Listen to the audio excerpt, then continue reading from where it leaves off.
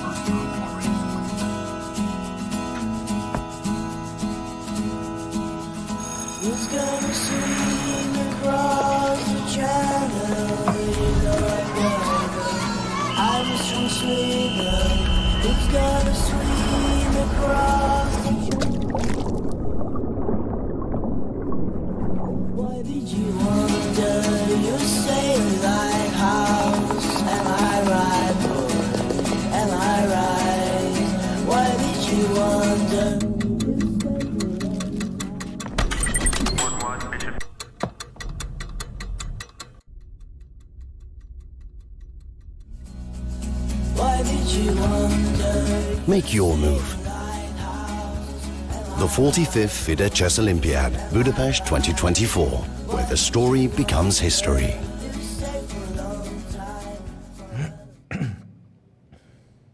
Hello, greetings everyone. Good day from Tbilisi, Georgia. We are at the FIDE Women's Grand Prix 2024-2025. I am Women Grandmaster Keti Tsatsalashvili. This is Grandmaster Valerie Gaprindashvili. Valerie, how are you today? Hello everybody. The feelings are excellent, and the expectation is that we have more decisive results in the tournament. As you know, yesterday we also had 4 draws and only one victory that Vaishali won against Sarah Hadem, if I remember it correctly. Yes? That was an amazing game by Vaishali. She scored her first victory. The players are getting now into the playing venue. Before that, they have to go through the scannings. We do have the fair play measurements at this tournament as any other FIDE tournaments. Now let's sneak into the playing venue and observe the tables. Maybe we have some of the players already early arrivals. Some of the players like also to have a bit of chat. And also we need to take a look at the pairings and to check out what we have for the round 4. The pairings will be shown on the screen shortly. And meanwhile, I want just to remind our viewers that this is the road to the candidates. 2 players, the winners of the Grand Prix series, will actually have the right to play at the candidates tournament. Valerie, which is the game, the matchup which calls your attention? Nice view. We like Yeah, it. maybe the board 5. Muzychuk, Anna, Dzagnidze, Nana. I think that will be a great fight. So for this moment, we have the same leaders, right? We have Bibisara with 2 points out of 3, and Tsolakidou Stavroula with 2 points also. The others has 1.5 point, and only one player, Sarah Hadem, with half a point. She lost yesterday against Vaishali.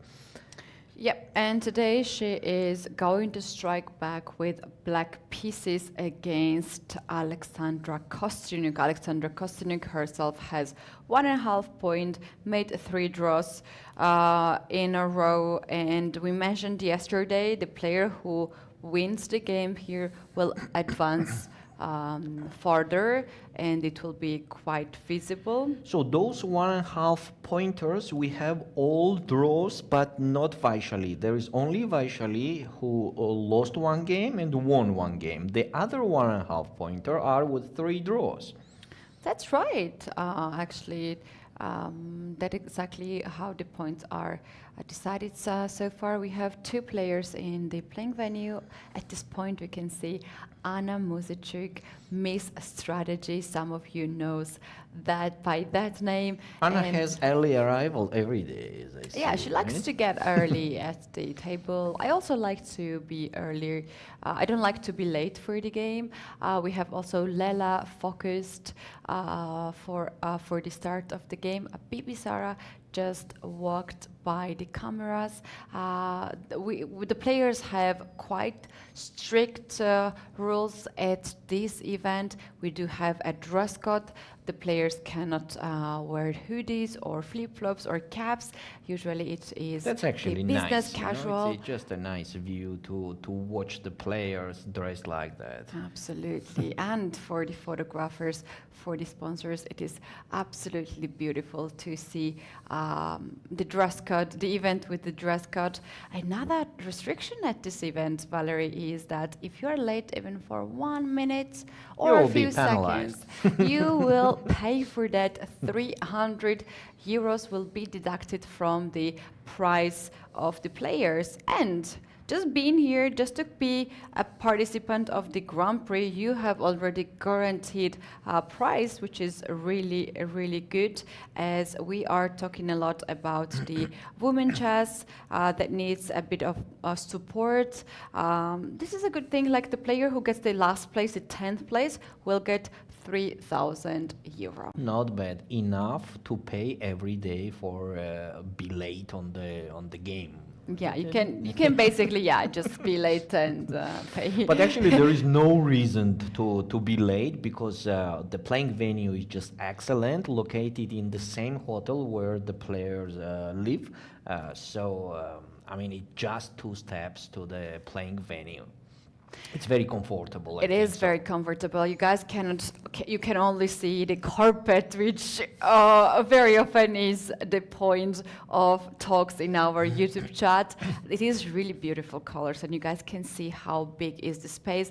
On the other side of the playing venue are the chairs, and we have actually spectators chess players, chess coaches. We have some kids coming and Just the observing visitors also. the players, and we have the visitors from the hotel as well. I just had a quick meeting with a person who is resting here in Tbilisi, have just holidays, and he asked me what I was doing here, just the elevator ride, and I said like I'm here for the chess, and he was like, "You play chess?" I was like, "No, I don't, but you can come and Not see now. the players."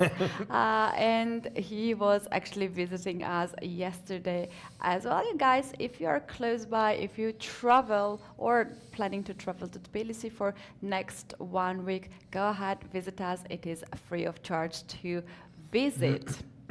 So today we have round number 4, and there is one round left until the rest day. The rest day will be the day after tomorrow, where the Georgian Chess Federation and the FIDE is planning a great event, by the way, in Tbilisi, in the same hotel, same place. So that will be very nice to participate there. Yep, we are also joining the 100 years of the anniversary of FIDE with Georgian chess history and all this rich culture that we have. Of course, we have to be part of this celebration that gonna happen in 2 days. And you guys, before we start the game, which is just 2 minutes away, go ahead, let us know who do you support. I already see one comment in our YouTube chat, go Stavroula Tsolakidou. So we know that Stavroula has a supporter in the chat. So let us know who do you think is going to win this tournament. Who is your favorite as well? That's her first time in Grand Prix series, right? That's For right. Stavroula. For Stavroula, that's her first time. Although She's showing up excellent performance. Let's see. Today will be quite tough game against Mariya Muzychuk with the black colors. Mariya Yep, in her seems today interview, very focused. she's very focused.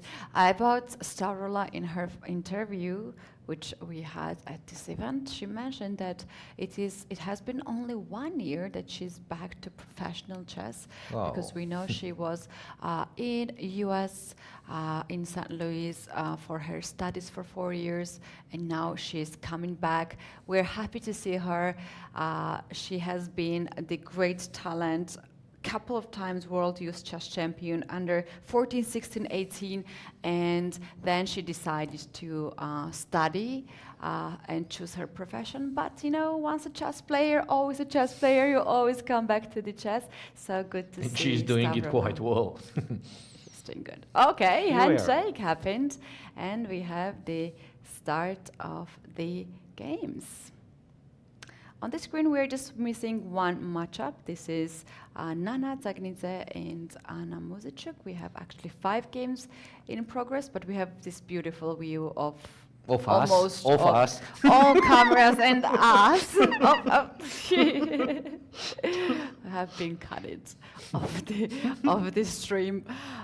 Anyways, we have d4, c4, and knight f6. This is Alina Kashlinskaya against Bibisara Assaubayeva. All these girls are just stars, not only in Yes, their all of them. countries, but in the world. That's how they qualified to these tournaments. This feud, like I think first 2 moves, first 1 and 2 moves are a bit slow because Yes. players have tons of options to choose. And here we have a Queen's Gambit, Lela Javakhishvili and Vaishali. They played Queen's Gambit. I don't have the moves yet. I hope it will be soon there. Right, knight c3 has been jumped. Vaishali blitzing out. After bishop Valerie, g5, the standard Queen's Gambit. we had Vaishali here in the studio, and earlier we were talking that she likes to blitz out the moves, and then she pauses. So I asked that question. What was the answer? So the answer is that she's well prepared for the tournament, but when her opponent deviates from her preparation, that's exactly when she takes time and thinks That's a lot. logical. Yes, that's why she converted a lot of time. She also mentioned that she's often struggling on time So she has to play most of the games in time pressure, but So it is she's- what it is, as she She's saving said. it when she has the chance of it. Yeah. And here we have King's Indian, Alina Kashlinskaya against Bibisara Assaubayeva. Bibisara decided to play the King's Indian, and it is a e4 line with white in the King's Indian. Quite basic line with the bishop e2 later, yes. Yeah. And we have the moves here already arrived on the first board. Kosteniuk Alexandra against Sarasadat. We have Scotch here, yes. Scotch defense. e5 is the main move here. Let's see what Alexandra will decide to play here. Actually, e5 is the main move. Second board, Javakhishvili Lela against Vaishali. So we have Queen's Gambit. After bishop g5, it will be like a very common position on the board. Yeah, we can do bishop g5 right away, or we can first take the pawn Yes, on also d5 and then play definitely. bishop g5 or bishop to f4. You can do that to set Lela up. is deciding what to do in this moment. Yeah. This is where you are just guiding your position, your next moves. She just needs to figure it out at this point what is her plan, and she goes with Knight F3. knight to f3, Also another possible, of course. very common move. Next game, Muzychuk Mariya against Tsolakidou Stavroula. Here we have Sicilian with h3, g4. This is quite interesting structure. And knight fd7 was the last move. It seems Stavroula is well prepared against this opening. Next board, Kashlinskaya Alina against Assaubayeva Bibisara. We already talked about that. We have the King's Indian with the bishop e2 line. And Muzychuk, Anna, Dzagnidze, Nana. I think you don't like this opening because, I mean, exchanging variation of the French, he takes d5, he takes d5, that's giving me more chances to win again in our competition. I already gave up on that, actually. I already gave up. Okay, so no hopes for it. we can forget about it. Yes, we can Okay. forget about it. Nothing happens. So the best option here for black could be knight f6 and the basic move, but of course there are a lot of different moves. There are knight e7, there are c5. So let's see what Nana will choose. Let's get back to the first board here. Kosteniuk Alexandra in this position played bishop d3. She did not go on e5 line. And after d5, also very common position from the Scotch opening, which is mostly with a mutual play. And here we have bishop g5 in Lela's game also. The Carlsbad system we're having on the board with a mutual play also, maybe slightly better for white abstractly. And we have very interesting move, Keti, in Kashlinskaya Alina and Assaubayeva Bibisara's game. We have h4 Ooh. with 1 hour 33 minutes on the clock for Alina. Definitely it is a preparation. Oh wow, I like to see h4, g4, h5, g5, whatever. Who doesn't like that? Yes. That gives us the At the same chance time, to it have seems fun. like it was unexpected for Bibisara as she started thinking about that. Usually when she has a move, she is not delaying to do it.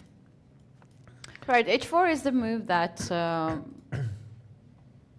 can cause some problems if you are not careful, because this structure bishop e2, h4 is actually just Actually, the straight guideline attack into comes, h5. right? h5, then take bishop h6, queen develops, and then a long castle. Maybe the best reaction here for black will be to play c5, as the white has to decide the question connected to the d4 pawn, and maybe d5 is the best. and then even e6. So this is a simple logic. As the opponent is attacking you on the side, you have to do something in the center. That's the best option, actually, like in the old books. So maybe it is the best that the black can do. Yeah. Actually, we can just follow with this line now. Just quickly take a look. What can happen here with black? How black can hit up this position? So after h4, c5, attacking in the center is always such a nice idea when the opponent attacks on the flank. d5 and e6, you mentioned about this move. So now in this position after h5, black will ignore this attack and will play rook to e8 first. And let's say h takes g, h takes g. Here in this position, after knight to f3, a development, then black can actually take the pawn on d5, forcing a knight f3 here, forcing white to take with the e-pawn, and black can go right away with b5. Yes, that's quite a logical and interesting line. I think here black, instead of knight f3, also could consider the move like f3 to support their pawn range and to have a chance on d5 to take with the c-pawn. Right. That also makes sense. Let's see, that will be the interesting game. Already it's for sure. It will be quite complicated game, as Alina decided to be very active from the beginning. Now let's see if Bibisara reacts correctly and will start her game in the center. Also, we have very interesting position, Muzychuk Mariya, Tsolakidou Stavroula, where today you see Mariya is very active from the beginning. g4 and g5. Now it seems like she will play h4 also to support that pawn. Yeah, knight f2 d7 actually is a mysterious move if you don't play this opening, because you could also do bishop to e7 and wait g5 to happen. It's interesting what is this small nuance here for black, and why this has been played. But players usually like to surprise the opponents with That's true. With moves like that. But knight d7 is has already played many What about times. bishop e3 here? This interesting move. Why the black could not capture on g5? There is a very interesting tactic. Knight takes e6. Wow, that's nice. Huh? I like it. That's actually nice. And if black captures, then queen h5 check, and technically the position is just winning. Love it. So maybe bishop e3. I'm wrong with h4. h4 is not so necessary. Bishop e3 is also possible. But no, she already played h4. Mariya played h4 and bishop b7. This is what happened in the game.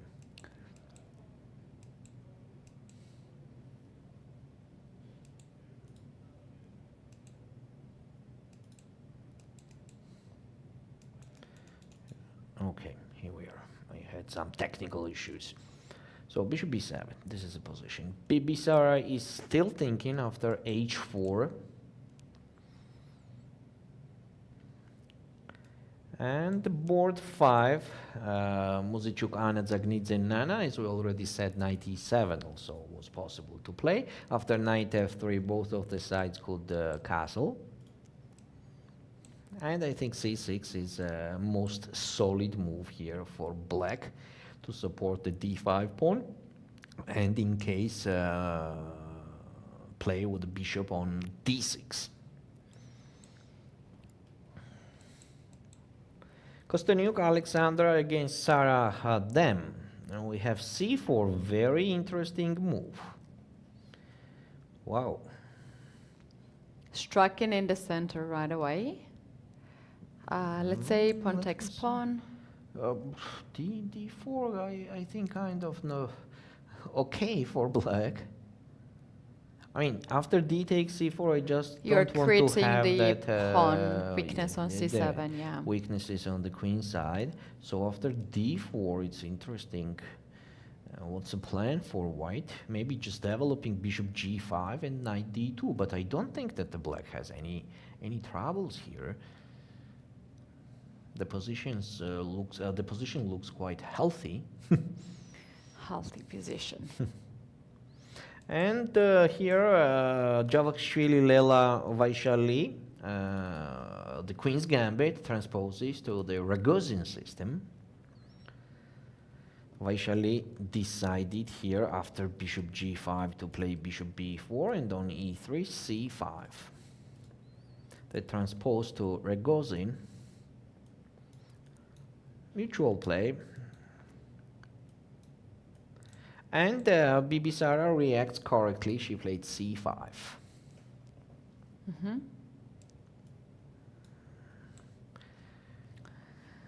I wonder what is next move of Alina. She has actually 32 minutes. She was blitzing out until this point, and we can see that she has already made a move, and this is d5. What we are considering actually, and now e6. Wait, is there already 10 minutes difference on the clock? Yes, we have. Oh, wow. And this look again.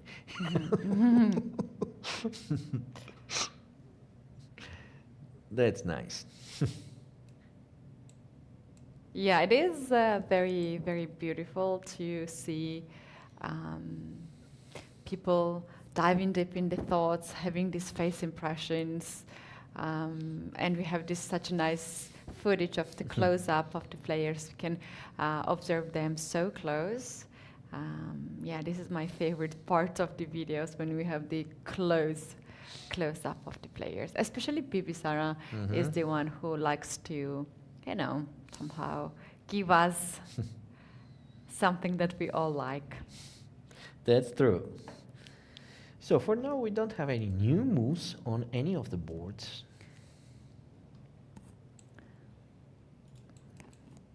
Sarah Hadem is thinking after c4. We're suggesting to play d4 here for black.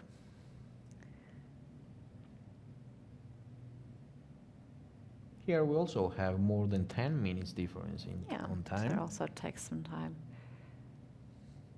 Sarah needs to recover because she has half a point. Yeah, right? half a so point. A little bit slow start. Some points. Yes, she needs some but points. that actually happens if you don't play for a long time. But this is a good warm-up for the Olympiad, where she will be the lead board of the Spanish team for the first time. She will represent Spain, as she has actually switched her federation recently. But knowing Sarah, she is actually capable to quickly recover from the loss. 23 is her peak rating, and she's actually the world vice champion in Blitz and Rapid in 2018. I remember this time. She was new for me, new player, very young player, and she won the bronze medal both in the Rapid and Blitz. Wow. I was commentating her games, and it was very, very nice. And she won the prize as the best female chess player by the accumulated points. So she got another prize with that, and I was like, wow, go girl. It was so nice to see her getting that victory. And talking about double victories, we have also Bibisara, who became the Blitz World Chess Champion, not once, but twice, and she did that at the age of 17, which is actually another direction that the chess is getting so young. At this age of 17, you can actually become the world champion in Blitz. So we have some moves. Kashlinskaya, Alina against Assaubayeva, Bibisara. Bibisara decided to capture on d5 straight away without rook e8. Alina answered with capturing from e4 to d5, and on there are some more moves that I am missing on my screen. It was rook e8, h6, bishop h8, and bishop g5. Seems like a main line here. and both of them are doing these moves quite quickly. The engine also evaluates those moves as the best ones.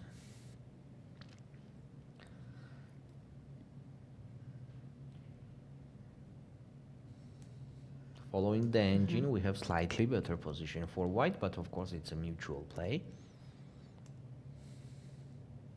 It depends how well you are prepared. We had some of the players already here in our studio, and they are mentioning about the preparation.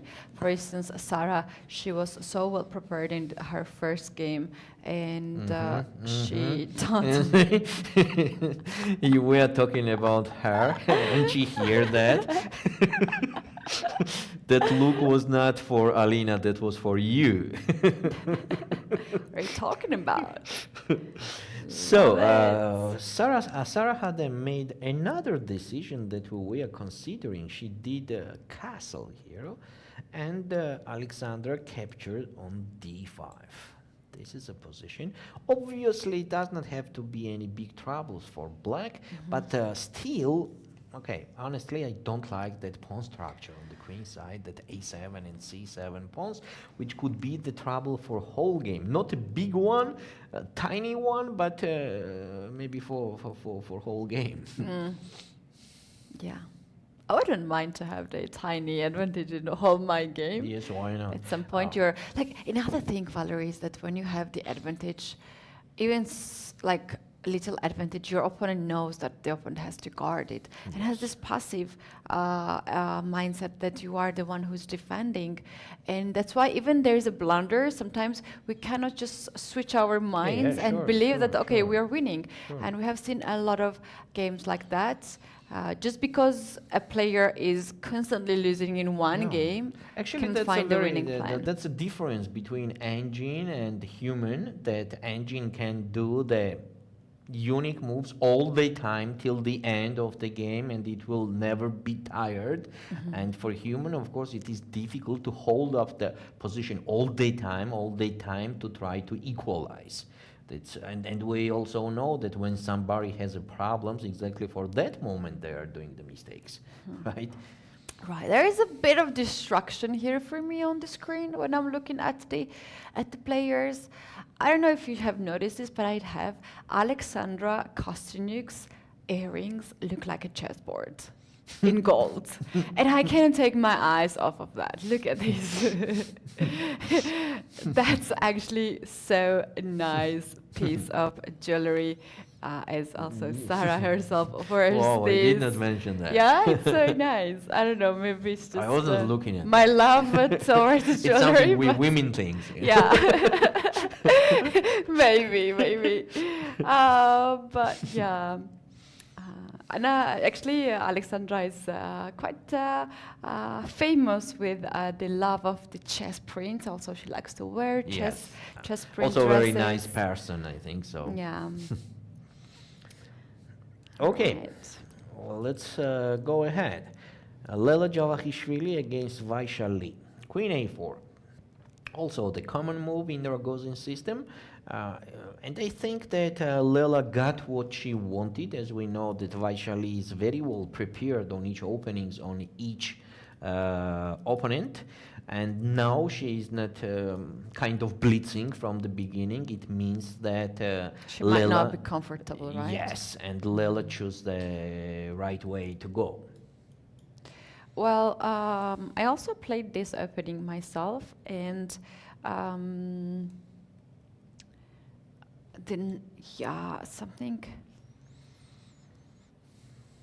There's a lot of threats here for black, and black has to just figure it out how to deal with that. For Maybe instance, castle. Bishop. The castle would change a lot. Castle seems, to me, it seems most obvious. As keeping the king in the center for a long time is not the best option, and she did it. She did it right away, castle.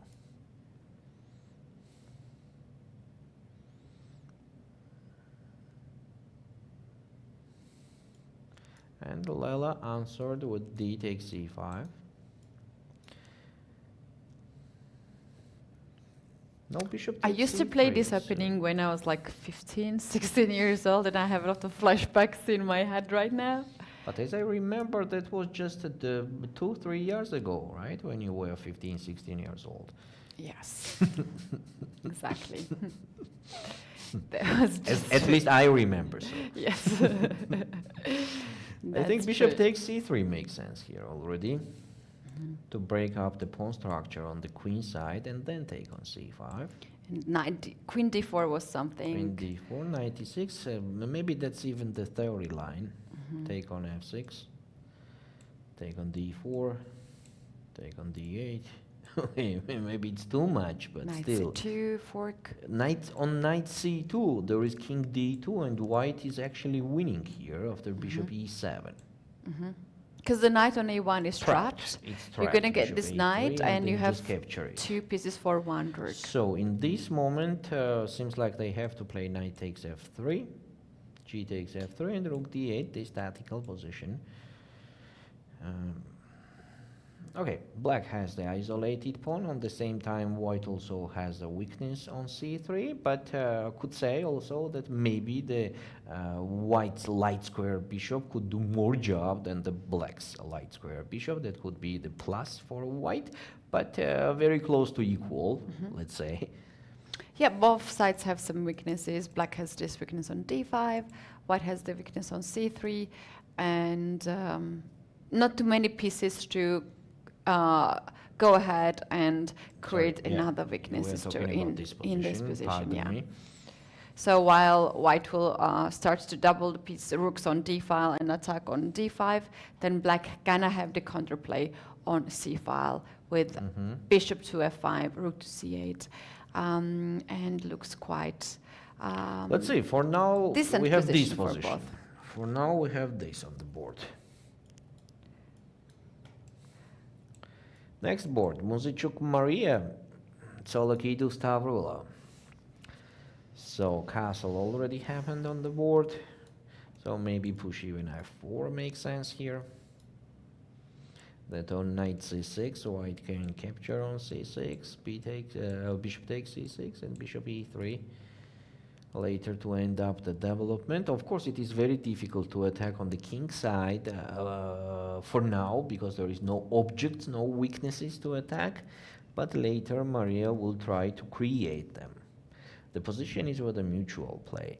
Kashlinskaya Alina against Bibisara Assaubayeva. Here we have a6, the last move. I like this position from the start after I saw h4 because this is double-edged position. Game. Yes, it is. Yes, it is. And usually King's Indian, either white wins or black wins. There are some exceptions of draw as well, but yes, it is. Okay, I still remember our competition. I have to work on myself to forget it. because you're not forgetting, like I already gave up on it. I wanted to say that it is a very interesting fact to consider that which side the white king should castle. I think that long side will not be safe, as a6, b5, there will be the counterplay all the time. On the king side, it's also kind of not so comfortable, and as the pawn is on h6, so maybe that's a excellent place for king to stay on f1 even straight away here. I like king f1. It's kind of not on the open file, on the side, a bit safer than e-file. You need the rook there. You don't want to castle on the short side because first of all, it takes time. You need to develop your knight. And also, you already start to push the pawn on And h6. I will tell you one interesting idea. This is rook h4, rook f4. I like Look it. at this. How nice is it? I think love it's it. nice, yeah? We can use the rook on f4. Look at this, that the black could not attack that rook ever. And On top of that, you can always increase the pin with bishop d3, queen f3 additionally. Sure, and sure. King on why f1 not to is stress out the knight on f6? It's an excellent place. Okay. But Alina just took the moment right now, so a6 might be something that she's surprised. But the moves like a6 are so natural here. a4 is also possible. Of course, a4 is just a standard move, but after king f1, I think that I don't need that a4. So what's the point of a4? The point of a4 is to stop b5, right? It's clear. So after king f1, I think that I'm stopping that anyway, because if black plays b5, then take, take, and take. By the way, they still could sacrifice that pawn, right? Bishop a6. I just start thinking about that. Why not? You know, that's the typical sacrificing of the pawn. Well, that makes sense. That makes sense. So maybe a4 is more solid, and don't be. I mean, king f1 we can do later also after a4, if we want so. Yeah, it is. I think it's good to control the queen side as well and not allowed to play b5, because in that position, what we saw, black is quite active. Black has a lot of ideas there and here. So I would also go with a4 in that case. Oh, we do have a question. Yeah, we just have a question in our chat. It is true that we have this 15 minutes delay relationship with our chat, but we can still answer to the questions. The question is if the same player is going to play the second leg in October. So the Grand Prix itself, the series itself, is different than others.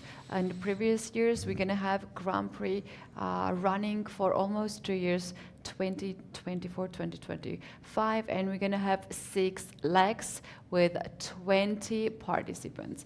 All these 20 participants, they can choose only three Grand Prix, and that makes it the next Grand Prix will be actually just other players. Yes, actually we have 20 women participants in this Grand Prix series. In total, there are 20. So all this information, you guys can check it out on the website of the Grand Prix, which is actually womengrandprix.fide.com, and you can see the lineup of all the legs that is ahead of us, and also some brief information about the participants to have a picture how they have qualified to the FIDE Women's Grand Prix. Okay, it's have been a long time. We didn't review the game Muzychuk and Dzagnidze Nana. So we stopped in this moment after knight e7 in the game was knight f3, the regular move. Bishop g4, also obvious, castle. And knight bc6, h3, bishop h5, a3. I have a question there. Where?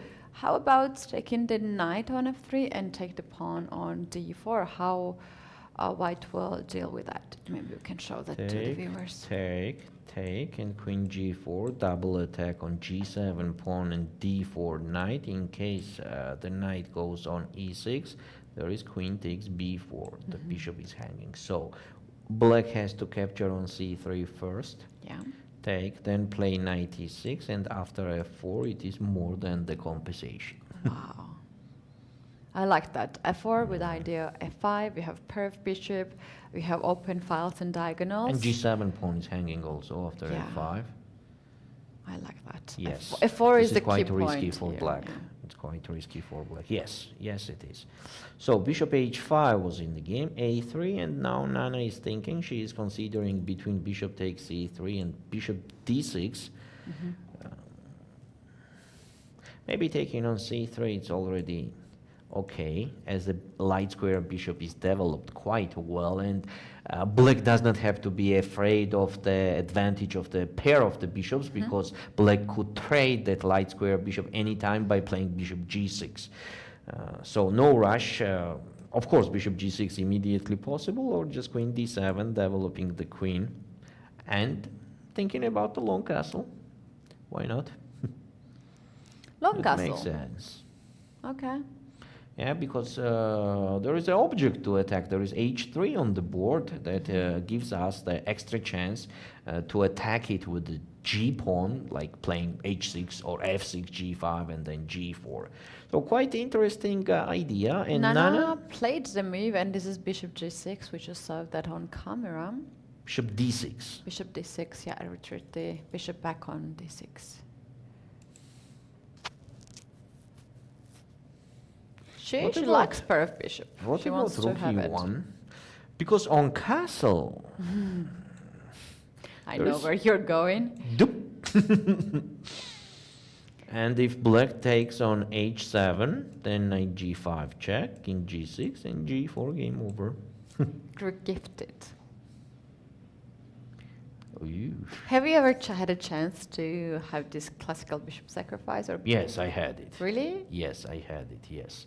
Yes, I had it. And also, you know, all the time when I was, okay, as everybody doing the puzzles, different tactical puzzles, watching very nice ideas there of sacrificing and so on, I was wondering all the time that in my game also happened the thing like that, that I will sacrifice the piece, for example. And once in my life it happened that I sacrificed 3 pieces. And I was happy. Wow. I was Nice. happy of it. Wow. I actually never had the chance, but my opponent had a chance. And I saw it. And you avoid it, I hope. No, I No? saw it when I already made the move, and I was Oh. playing against a grandmaster, quite strong opponent. And when I saw it, I was like, I knew it was game over for me, and I couldn't imagine she didn't saw it. So in that case, it was so classical setup, like nothing different. Like sometimes we have some exceptions. And then she started to think, and after 5 minutes of thinking, I knew she could not see. Oh. She missed it, and then I started to get back in the game. She thought about. Did you say 15 it after the game? Yes. Yeah. So I told her I survived in that game, and yeah, she couldn't believe it. She couldn't believe it. Keti, I worry about black in this position, because after rook e1, knight takes d5 is hanging. So, what to suggest? I don't know. 95 is a threat. Yeah. Knight d5 is hanging. So, for example, knight takes d4 makes no big sense because there will be g4, knight takes f3, queen takes f3, bishop g6, and knight takes d5. It's quite annoying position for black because after castle there is bishop g5. Oh yeah, that's a terrible pin on e7. Shall we F6 go with the same makes line no sense. of taking the knight on f3 and taking the pawn? Is there any difference now? You mean here? Yeah. So, for example, take, and here is even the, yes, there is a difference, but good for white. Queen takes d5, and b7 pawn is also hanging. So on castle, for example, there is just queen takes b7. And it's just a pawn. Just a pawn up with a pair of the bishops on the board. Shall we play knight c6 instead, the castle? It's pinned. You mean Knight this? to d2. I could say it, but I thought it was obvious. It's pinned. That was a very good mention. That's a king there. Yeah, that's the king. We're very stacked with black. Oh, I love Very this stacked. position with Yeah, white. no, You no. can I you mean- can play so comfortable with And the king open is files, tucked in the bishops center, there. huh? Yeah, that's gonna be tough. What is Nana's idea? I wonder if Anna just I think plays she rook e1. she did not see that bishop takes h7. I mean, she missed that. I think so. Maybe I'm wrong. So, okay, one more time, let's check that castle. What's going on? Bishop takes h7, and engine says that the best move is king h8. What? Of king h8 is the best move. That's not a good option. Oh, Nana is leaving the board. Do you think she sees that and she just wants to Shows?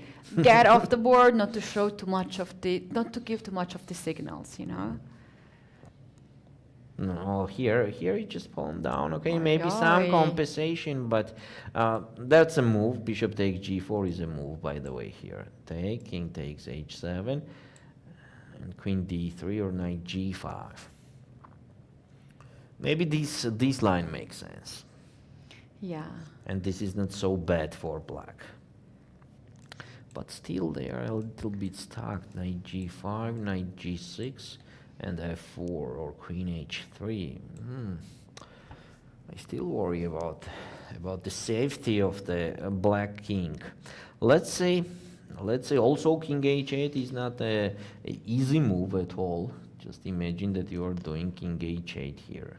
So the point is that if the white just goes back with the bishop on d3, then just knight takes d4. And now this g4 does not make any sense, because just capture on f3, capture and bishop g6. Now everything is okay for black. It's just absolutely okay. I wish I could read Anna's face impressions. Because if you see these lines, you already might just feel that you are better, very close to have big advantage. But yeah, she's really good at poker face, not showing too much emotions. Do you think, is there any chance that she knows that she has to play king h8 here and she knows this position? No. The thing is that if rook e1 happens right now, maybe she will not castle. Then what to do? d5 pawn. I mean, how to survive the d5 pawn? King Just d7? King d7. Oh my god. Actually, Nakamura style. Oh, it's even worse. Oh no. It's checkmate after knight c5. Just a checkmate. Oh no. Yeah, king It d7 seems like was forced. a joke. Keti, it seems like forced that. King f8? King f8. Then just what's next? By itself, it's already like not so mobile position of the king and the rook on h8. The white could just continue with knight b5 and grab that bishop anyway, and then just continue developing. You know, I like white's position. There are a lot of resources. Yeah, you know, I'll tell you my biggest dream what is in chess, which is a bit ridiculous, but like, I'll tell you one thing. As a commentator, I would love to have person, like a third person in the studio, who observes the body language of the players and the face impression. And also, I would love to have these detectors. When you can see how the blood is increasing the blood pressure, so you can just feel how the player is feeling, and can also see. But that takes a lot of time to study the player as well, because a lot of players have their own ways to impress. Like, for instance, we have Jan Nepomniachtchi, who likes to show so much impression, and he can misguide you. Yeah, and Hikaru Nakamura as well. Anna is making the move, and this is rook to e1. She just made this move. That was quite obvious. Yeah, very natural move. There's a king in the center, and rook e1 seems to be the natural move. Let's review another board. So king f1, here we are. Kashlinskaya, Alina played king f1. So what we suggest for Bibisara is b5 for sure. Oh, she already, no, she didn't do it. She is thinking, so we're suggesting b5 to sacrifice the pawn there and then play bishop a6. This is a position we already considered. Here, Muzychuk Mariya against Tsolakidou Stavroula. We have bishop e3 and knight c6. That's also the moves that we considered with the mutual play on the board. Javakhishvili, Lela, Vaishali. Actually, that's exactly the position that we considered and we are looking for. And Kosteniuk, Alexandra, Sarasadat, where the position goes to absolutely equal step by step, I think so. Yeah, because that's not much resources for white to create the troubles after trading those dark square bishops. The bishop on b7 is located quite well. Also, there is some ideas, for example, that somehow to put the bishop on d5 and support it with a pawn from c6, and they will be the best friends, very well-known best friends. Wait, Valerie, is there a move here, queen to c2? Attacking both of the pawns. Here is h6, and in case of take on c7, that b2 pawn is also hanging after bishop d5. There is a trouble connected to the b2 pawn. It seems like b3 is the best option. Isn't black having extra or white having extra pawn here? But they have the straight initiative. Now bishop takes g2 is hanging. And they have some troubles. As bishop takes g2 is hanging, so seems like queen g3 has to be done, because in case of rook a d1, for example, there will be bishop f3, very annoying move for white. Yeah, I don't like that Yes, move. Wait, let's analyze it. What happens after taking it? If they take on f3, right? Yes. Take on d3 and queen g6 check. That's a nasty move. Bishop f3. Yes. And, okay, here queen g3 seems the best move. And just a5. It's very close to draw.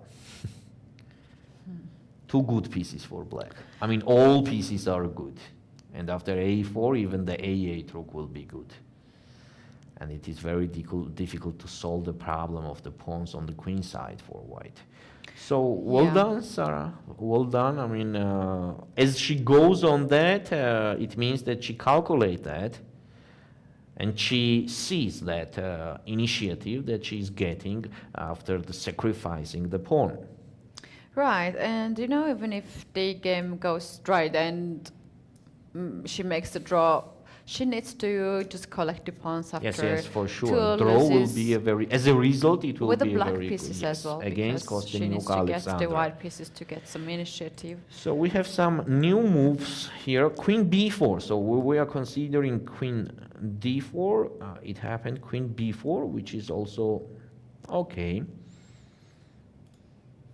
So b6 seems most obvious here for Vaishali. There's another move of knight c to e4, hitting the bishop on g5, and white has to give that bishop, and right? Like if you play bishop f4, for instance, there's knight g4, funny looking move, and going after f2 pawn. yes, and the pawn is hanging. But this is not the end, because like after bishop knight g4, there's bishop e2. And the engine sounds like big deal if you take on f2. Just castle, ignore it. Castle. The knight is hanging. When you get the knight back, completely engine style. there goes c4 and you are fine. Oh my God. Oh, just imagine at the board if you can just consider the things like that correctly and just go on that position. It will be amazing.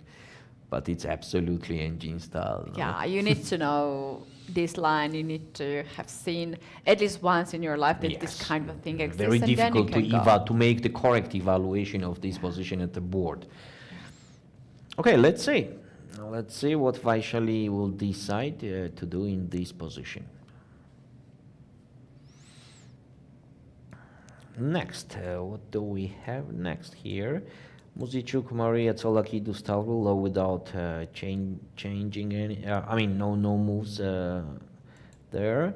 Kashlinskaya, Alina against Bibisara. Also, Bibisara is thinking after King F1. And Rook E1 in Nana's game with black against Muzychuk, Anna. So Nana is thinking here, and Mariya did the move, capture on c6. This is a move that we were also considering, that nothing much is changing in the position. It's a mutual play. Black has quite a solid position because there is no object to attack on the king side for now. And from other side, black can start their game on the queen side. Yeah, seems like just the start of the classical Sicilian setup, where we're gonna have the interesting game. Yes. I think white can actually just castle on the short side, or Also, just do yes. queen d2 and long castle in this position as well. Meanwhile, I think most of the games just got slowed down. I really Yes, the wonder, openings are over. I will really wonder that what can happen. What will be Nana's choice? We saw her with in a deep thoughts with hands on the hat, and she needs to find here a proper move right now. I think she will take a lot of time here because it's not an easy choice to make. Difficult here. position, Too yes. many things are hanging right now for her. So let's now take a short break at this point, and you guys, you're gonna see the interviews that our press officer is taking, and we also gonna see the feedbacks from each game from our players. So let's take a look at that, and we'll be back right after the interview. See you soon.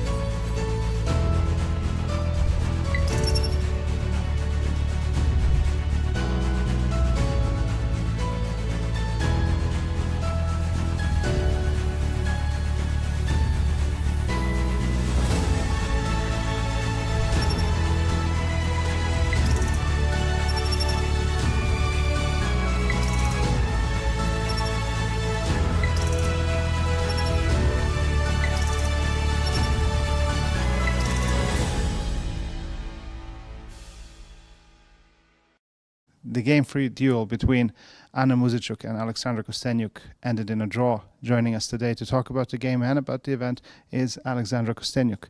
This matchup was dubbed as the duel between two chess queens. How did you find the game? Well, I'm not sure about the duels of the chess queens. I'm not sure where it comes from. Okay. From the audience watching the game. Okay. But officially, I'm the only chess queen, so just must say it because of the copyright issues. Anyway, it was a complicated game, and I'm not sure whether my plan with Longside Castle was really like worth a try, because it looked pretty risky. I was hoping that my counterplay would be enough, but I think Anna found a very nice plan with knight f5, and well, I was not sure about my position, like almost till the very end.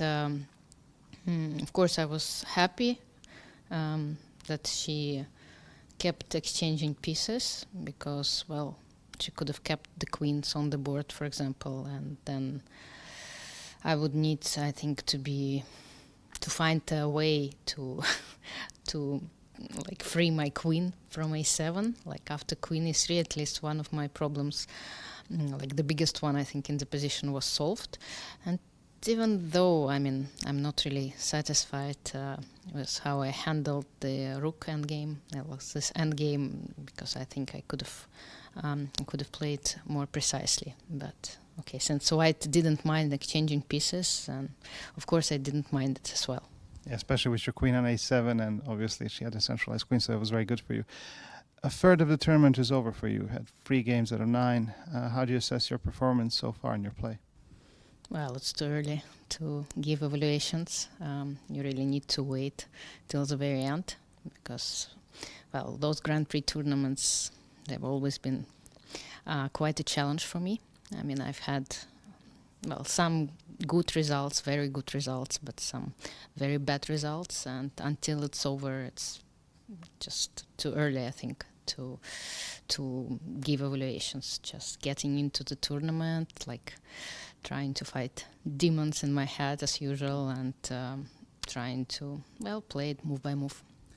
And when it comes to the Women's Grand Prix, what do you make of the event? Obviously, they've changed the format now from 4 to 6 tournaments. They also changed the prize funds. What's your comment on the whole thing? Well, more tournaments better for women's chess. In general, it's also like decreased the number of rounds, which is good for me, from 11 to 9. Well, the older you get, like more appreciate you possibilities to play less because, well, I mean, energy level is not the same, concentration level decreases, so like it's a good adjustment for me, and yeah, overall, I think like more participants, which is it's also great because nowadays, I mean, we have a lot of young players who are mostly underrated, and for them to give a chance to compete in such strong tournaments, I think is a great deal. I'm sure you're going to say it doesn't matter for you, but in general, do you prefer more to play against seasoned players or against these younger players who are coming up and bring a lot of surprises? Well, of course, I'm prefer to play against people whom I've had like a lot of games, and I know their style. I know their like strong and weak points.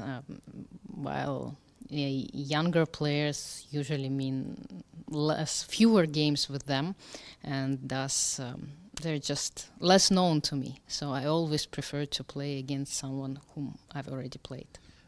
Yesterday you had this game against Vaishali where you were struggling in that position and she just went for move repetition. It was quite a surprise for the audience and everyone watching. Could you tell us how you felt about that game? Well, I got a very promising position in the opening, so promising that I thought that I would just, open it up and completely destroy Black's position, and I opted for a wrong plan. And when I realized that it's kind of already getting dangerous because of her A-pawn, it was not too late, but I spent a lot of time and I wasn't able to find a way to neutralize her plan with the A-pawn advance, and then I blundered knight takes e5. Well, in these moments, of course, I felt already that the game was not going my way, and I was just hoping that in time pressure, she wouldn't dare to continue because, okay, she sacrificed some material, and when you look at the engine evaluation, it's easy, but in the game, it's not so clear, right? Because, yes, initiative is very strong, you can feel it, but on the other hand, you're playing a piece down, and whether your initiative is worth of this sacrifice piece or not, it's a decision. It's quite a difficult decision to take on with seconds on your clock, and all this risk involved. So she decided to play it safe, probably because of the fact that she didn't like her position a lot after the opening, and this feeling, that also kind of she felt relieved in a way that she has now like a good position, but she just didn't have enough time probably to comprehend how good it is. And finally, we're here in Georgia, which is one of the biggest chess nations in the world, especially very important in women's chess. How do you feel about playing here? Well, of course, Georgia is a special country for women's chess, and I think in the Russian-speaking community, still, if you ask a question, who is the most, the best chess player in the world, women's chess player in the history, you would most likely hear two names, Gaprindashvili and Dzagnidze, I think still. So, of course, it's a very special country with many strong players, women's players, and a lot of support for women's chess, a lot of respect for women's chess. So of course, it's a very special feeling to come here and to see those heroes that inspired, generations, and those experienced players and young players who are trying to reach the same heights. So it's a pleasure, and also I love Georgian cuisine, so it's everything I just when I talk, I love it. So I'm looking forward to having a good Georgian, dinner on the before my free day and during the free day as well. Well, we hope all goes well for you. Thank you so much for your time. You're welcome. Waves are off. His clock is ticking. How will he respond to Icar's first move while ready to win?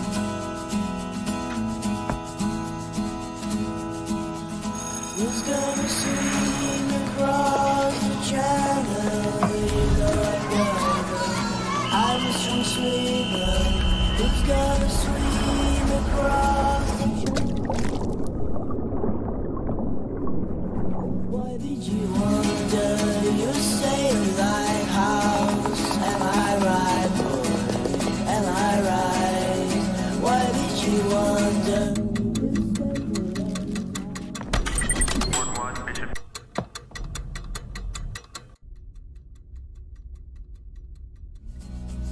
Why did you wonder? Make your move. The 45th FIDE Chess Olympiad, Budapest 2024, where the story becomes history. Welcome back, everyone. This is FIDE Women's Grand Prix in Tbilisi, Georgia, and we are in the round 4. Just started an hour ago in the studio, Keti and Valerie. We have all the games progress, but Yes. today it looks like the players are already warmed up and they are ready for the To make some decisive results finally.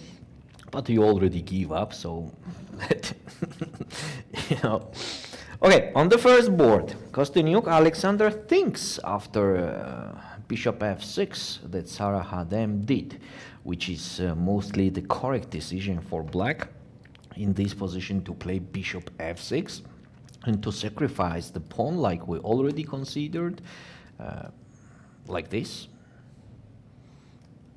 b2 pawn is hanging, and then rook fd8. Here black has a clear compensation for the pawn. Alexandra is thinking she already spent around 14 minutes or so, as I see. Lela Javakhishvili is still thinking after b6, so we already considered this position, and Mariya Muzychuk played f4, another active move, so she's on the mood to attack. That's easy to see. About the castle will be the good question, where to castle. Maybe don't castle at all. In this case, maybe just don't castle at all. What we can suggest for black, maybe activate the knight from d7 to go on c4, as it is a typical idea for Sicilian defense. Knight b6, later to put that knight on c4 will be great. I like that idea, and also if somewhere black tries to strike in the center with d5, then imagine king queen on e1 will struggle a lot with several checks by the rook, by the bishop, and so on, so on. So I like this idea. Let's take a look at the engine's line that's suggesting b3, rook c8, h5, and on bishop a8, h6. That's something crazy, right? And taking on d4 is like too risky because of bishop d4, such a crazy thing. Not queen d4, but no, bishop d4. Wow. Why not queen d4? Ah, okay, it's a checkmate anyway, this way. There then will be rook takes e3. Yeah. But in after bishop d4, when you get this rook, whatever you want, like say even g3 with the tempo, white goes with pawn takes g7, attacking the rook, and rook you just takes take h7 or queen h5 is hanging. Both of them is hanging. Yes. So on h6 it says that the best option for black is to play g6, and on queen d4 reacts with a very strong e5. F takes e5, bishop takes g5. What a game, huh? What a game. Fantastic. And long castle and d3. Wow, that's absolutely crazy. Everything is hanging. Yeah, if you take queen b6, then queen b6, you'll drop the queen there. White cannot recapture it back because of the pin. Yes, so white has to capture on e5, attacking the checkmate on g7, and after bishop takes e3, then it is just king b2, game over. So they should not take on e3, they have to play bishop f6. Oh my gosh, I have a headache. Rook d8 and bishop takes e5 with the mutual chances. That's absolutely crazy, but you know, I will not be surprised if Mariya will go on these lines. And we started this with Knight b6. Knight b6 and b3. b3. And well, white has to play this h5, h6. Otherwise, what else? Yeah, well, this is actually, I don't know about this h5, h6 and this crazy line, but even after rook to c8, you can play queen d2 first. After queen d2, and, you know what, I just think that the white has to attack. That's the point. Otherwise, queen d2 is also the move, of course. And black will just continue simply with queen c7. But to create the trouble, it's just necessary to attack. And actually, that's Mariya's style, and so why not? Let's say, first of all, it's not a fact that Stavroula will play knight b6 here. There is a5 also interesting move, which is not less than knight b6. Just b4 is coming. Maybe here it's already time to do the short castle and somehow to reorganize your pieces like knight e2. Wow, what position we predicted this. Sicilian can go really wild. Yes, and, actually, that's a correct word. Yeah. Wild. Let's get, yeah. Bibisara, she did bishop a6. She did b5, so she's doing quite well. Just imagine, Keti, that's not an easy decision at the board at all. You know, from here with engine, everything is very simple. Yeah, but there at the board, to sacrifice that pawn actually for nothing is kind of difficult, but it's, you know, the best option for black to play this way, to go this way. So white could do knight g2 here to develop. No. She goes with bishop takes the bishop. Alina captured bishop on a6. Knight takes the bishop is the move we can expect in here. Seems like that, yes. Knight takes knight can a6. get on b4, knight can get back and on again c7. This thing. Rook h4. I still like white's position. I still like white's position. Well, now the issue is the knight on f6. Like after rook f4 and queen f3, the knight is hanging, and white might just win this piece. So. And on the same time, rook h4 by itself, it stays on the good place. I mean, rook is developed. I wonder if black should take the bishop, retreat the bishop back with the rook, and to just put keep the knight on d7. d7. Yeah.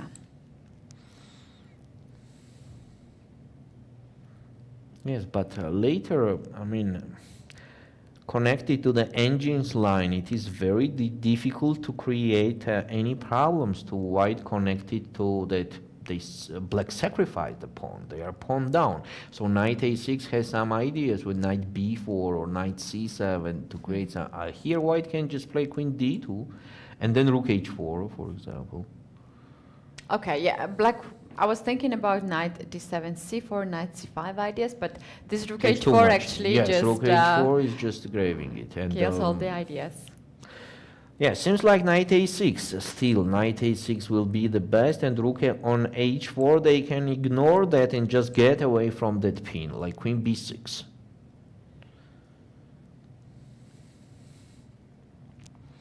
And on knight g2.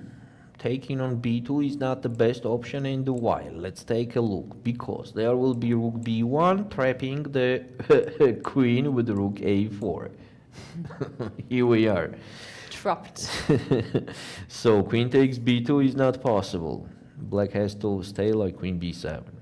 And Bibisara goes with knight to a6.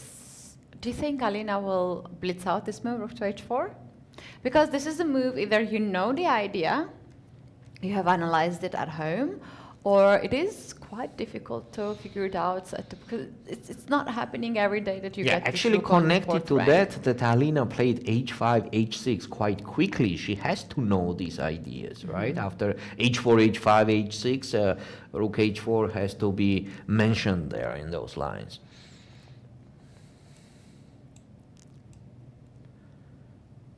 All right, let's get back to the Nana game is of still thinking. Anna and Nana. You were right here that you said that Nana will take a time here.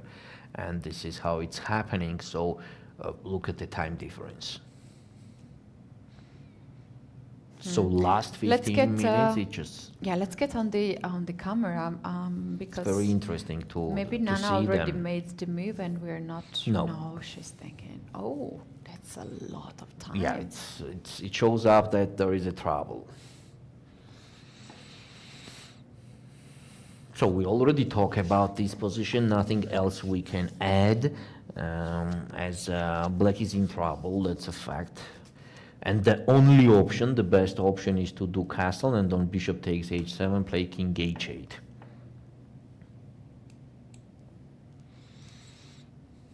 That strange move, which is very difficult to find out at the board. Well, it's actually like when you get the bishop back on d3, then the knight is The knight takes d4, yes. And all these things connected to g4 does not make any trouble to black. They can even take with the pawn here, and they have the excellent position. Beautiful position for black. All these dark squares are weakened. Black can even think to set up some batteries, c6, Yes. bishop c7, queen d6, or hit up the pressure on f2 pawn. What is the correct move instead to play for white? On king h8, you Yes. mean? On king h8, there is g4. And bishop takes g4. Oh. This is what Nana has to find. What about just to take the bishop? And yes, still white's position is preferable, you know, knight g5 and the queen h3. Look at this. I mean, the black is still on pressure. But that's the best option. That's the best option for black. But still, you see that the troubles are there. Queen h7 is unstoppable. So rook e8, queen h7, check king f8. It is so difficult to go on that at the board. You know? How to watch the queen on h7 and feel okay. You need to give the proper evaluation in this position. Which is Very very often, difficult. very often the reason that myself I lose the game is that the not proper evaluation. I think I'm lost here, but actually I'm just worst, which is huge difference between those two meanings. Nana diving deep into these lines, she has to make decision, and this is the best decision for her. Let's get back to the game of Lela Javakhishvili and Vaishali R. We do have some more moves here. After queen to b4, your suggestion of b6 happened on the board, and bishop e2, we have rook to e8, and after castle, black went for h6. Bishop keeps the pin on this diagonal, and bishop to h4 has been played here. Is there rook e4 for black? That's a move. That's And then possible. bishop g4. That's possible. Queen b2 and bishop g4. By the way, Engine says bishop a6 here also as an interesting move to trade those light square bishops, but bishop g4 seems more aggressive. Yeah, this is a mutual play. Black has quite good pieces. Let's see. Okay, on the first board, Kosteniuk, Alexandra played that queen c2 that we are considering, and now it is Sarah Hadam's turn to play h6, and then bishop d5 after taking on c7 to go on that line to feel that there is a compensation for sure, which is not an easy thing also. Yeah, in case if black goes here, queen to c6, maybe we can show this to our viewers, offering an exchange and hitting on Pawn is g2. just, again, losing the pawn. I mean, Just here, take yeah, here, just take and then take the take queen on and just c6, go back. And there's another way too. You can also just take the queen on c6 And and then play rook rook to c1, c1. yes. So Actually, what else could we consider here for black more than h6? The pawn is hanging. Another pawn is also hanging, so it seems like h6 is a kind of only move. Or maybe g6. This is what she is considering. Could be.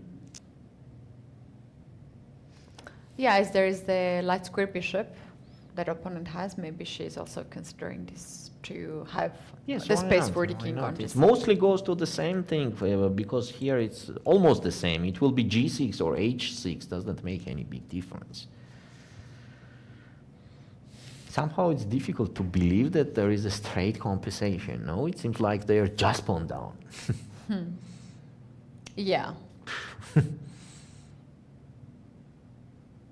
But move by move, it shows that it's a compensation. Okay, b3 has to be done, otherwise that pawn is hanging. Rook a b1 is impossible because of bishop takes a2. What's the point? Putting the f rook on b1, okay, it's at least not beautiful. Looks really odd. Yeah, anyway, rook d8, what's the, and bishop f1, play like that? I mean, why not? We keep everything alive, extra pawn. Yes, but the second rank will be the problem here.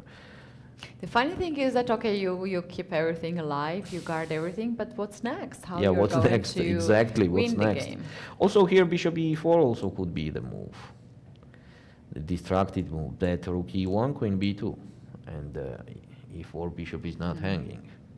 So everything is equal. Yeah, it seems like b3 is forced.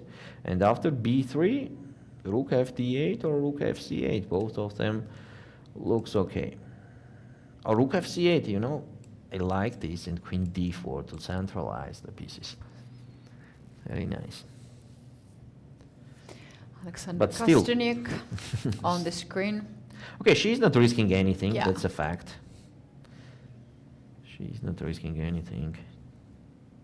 Rook f d8 seems more solid. And then a5, I mean, that's the best way to go to trade the pawns on the queen side and somehow eat that pawn, that extra pawn that the white has.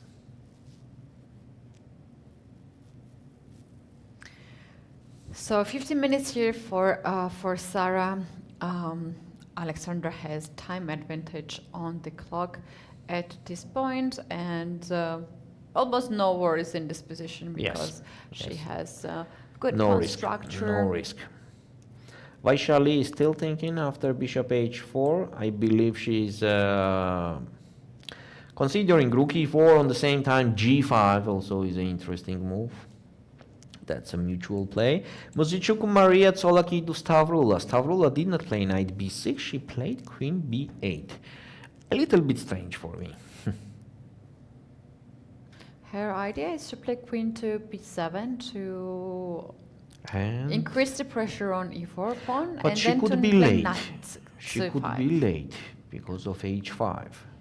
The straight attack. In case of queen b7, oh, knight d5. I'm thinking about rook to f d8 instead of queen to. Yes, here it's very strong, knight d5. Oh, wow. It's very strong. Oh, wow. For the next two moves, the knight is untouchable for sure. Yeah, typical idea of knight d5, Yeah. knight f5. In Sicilian, they usually are so dangerous, so dangerous. Yeah. So yeah, it's a little bit difficult to. Maybe she just played queen to b8 to free the square for the rook, and rook d8 here. For rook d8, for example, rook Yeah. d8. And after h6 to play g6 and Queen d4 bishop is very f6. unpleasant. Bishop f8. Bishop f8. Engine says just castle. And play f5 next, probably. Yeah. Queen b8, do you know what I feel? That the queen b8 is kind of time wasting, and it was necessary to push immediately, like a5. I see the point, yeah. Ooh, Nana made the move and she captured knight to d4. We want to see this game. C. And after g4. Oh. It's a huge trouble for black here. It will be very pity game if she will lose like that. You know, it's move number 11 and already decisive. Okay, maybe not decisive, but very big advantage for white. Queen takes f3, bishop g6, and knight takes d5. Oh, What? what is that? A g4, yeah, g4, bishop g6. And wait a sec. Wait a sec. Yes. All those moves has done. Yes, but not bishop takes g6. It's not the best move here. I mean, knight d5 was better. In this position, knight d5 was much better. Well, you don't necessarily need to play bishop g6 in at this point, right? Your pieces are not hanging. I'm Okay, surprised. the point Anna is played that this. if black captures on d3 here by themselves, then after knight e7, I mean, I'm not taking on d3, I'm taking on e7. And after bishop e7, I still don't take that, and I play bishop g5. And on f6, I still don't capture it. And Maybe it's too much. Don't take in. Wow, actually, worse that. So castle, rook takes d3, f takes g5, and rook takes d8. That's pin. Oh, they're playing very fast now. We can see Nana's time is 35 minutes. She has to speed up because this is the move 11. As So Anna captured on mentioned. g6. Pawn takes g6. Okay. Knight d5 is on the board, and Nana castled very fast. Is there bishop g5? Oh, There is just pawn. I There is just pawn. blundered the.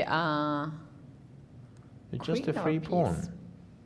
I mean, Anna can just capture the pawn. Just be pawn up. And what you were saying here? Yeah, after castle, if I play bishop to g5 to pin the knight, there's actually. This? It's nothing, actually. There's nothing, yeah. Yeah, there's Bishop h2 is a strong move. Yeah, and queen and takes queen takes. d5. Yeah. And black is not losing the pawn. But here, that's happening in the game. After knight e7, okay. It's very unpleasant when on the move number 15, the best dream you have somehow to survive in the very tough position. So what does it mean? It means that bishop d6 here was not a good move, which is almost innermost to think about that bishop d at the board. I mean at the board, that bishop d6 could be the bad move. It's very difficult. It's a very natural move. For Bishop me, d6 seems bishop very takes c3 is. natural. Bishop takes c3 is not so natural because. As bishop d6. Yeah, because you're keeping the bishops. You don't want to give up the pair of bishop, and Yeah. it's difficult to see all this. But it's rook concrete. G4, You see, sorry, it's g4 ideas. Yeah. No, it's concrete. Yeah, chess is concrete. And more, we have to say that here Anna has a much better move, knight takes d5 instead of taking on g6, that on castle now, then bishop g5. And the difference is that on bishop h2, king takes h2, queen takes d5, and just queen f4. And that knight is in trouble. There is no f6, yes, because of bishop c4. The knight is in trouble, Knight and c6. in case of knight c6, just bishop c4, and black is kind of stacked. Pair of the bishops are very strong. So queen d6, just c3. And then problem with the c7 pawn. But of course we can understand Anna also, she saw that she is winning the pawn, and actually why not? Why not? Finding there some threads that makes more sense is also very difficult at the board. So that's why Anna decided just clearly to win the pawn, right? G6, h takes g6, knight d5, castle, and she's thinking. What is she thinking about? What else? I mean, it's just a free pawn. Just take and take. Technically, if the position is winning, technically, just pawn up. some counterplay connected to F5. Let's take a look. Take on E7, take on E7. Queen takes B7, rook B8, queen takes on A7 also is an option. On queen F3, for example, F5, just consider if there is a initiative for black. I just don't understand. Because there's G4 created the weakness on the king side, so... But what's next, you know, if I just ignore? And when the black takes on G4, white takes with queen. Yeah. What is the engine says here is just ignore it with B3. Just simply B3. To free the bishop to move Yes. away, but B3 is not very natural move. It's not. It's not. Let's see. Initiative is always dangerous, always, because initiative creates the problems, and as we already mentioned multiple times, when somebody has a problems for that moment, the chances to do the mistakes is very high. Yeah, very important game for both of Anna and Nana. They have 1.5 points, made 3 draws. So far we have seen Nana having a very good position, chances to win, advantages, but she is coming up with the draws. On the other hand, we have Anna, who made a draw in the first round, and in the second round she was actually also with a draw against Her Kashlinskaya. Anna, the sister. Yeah, the first round her yes. sister, then Kashlinskaya, Kashlinskaya. yes. You And know then what, Kosteniuk. Keti? I don't want to believe that, but it seems like Sarasadat missed Queen C2 move. Yes, because she's taking more than 15 minutes in this position. Mm-hmm. And also, we have to mention that she is not having a very good start of the tournament, and could be that she kind of blundered Queen C2. Because it does not seem she was ready for that when she was doing Bishop F6. Because now she's taking a lot of time to More deal than with it. 15 minutes. She has 39 minutes on the clock. Very often, she has this H6 move, she has this G6 move. There's also H5. I like this move too. Yes, but you know, 15 minutes is too much to consider that. Yeah. You got my point, right? Yeah, yeah. That when you are playing Bishop F6, you are kind of ready to sacrifice, and then later you will just quickly choose you play G6 or H6. But when you are spending more than 15 minutes on that, it means that maybe you missed. And also we have to mention, and as I told, already said, that she's not having the good start of the tournament, and could be that she missed the things like that. Okay. Looking at this game, I also wonder and worry about my time management, because very often it happens to me too. I'm not making the move, and then it's difficult to make the move, you know? Especially when you have to give up something. If you are winning something, it's easy to make your next move. Unfortunately, Alina did not play Rook H4. She played Queen F3 here. And Knight B4. Definitely Knight B4. Oh, Rook H4 was such a lovely move. Ooh, Knight B4 with the idea to play Knight C2 and Knight D4. Because Yes. Knight on D4 is dangerous. Yes. Now the things become complicated. Rook H4 was, yes, yeah, it was much stronger, we have to say that.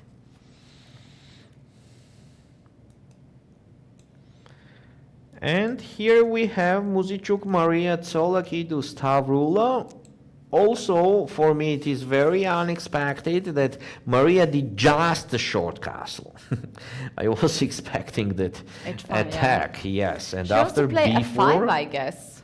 after B4, now everything is okay with Queen B8. Now everything is just okay with the Queen B8. It's just a mutual play. Yes, and it happened in the game. A takes B4, Queen takes B4. It's a mutual game. Queen D2, Mariya played. Seems like Stavroula will play a5 or rook fc8, both of them is okay.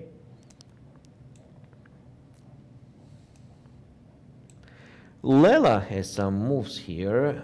Vaishali on bishop h4 played knight e4, oh sorry, rook e4, then queen b2, and bishop a6. Very close to equal, you know. Black is solving the problem with the light square bishop.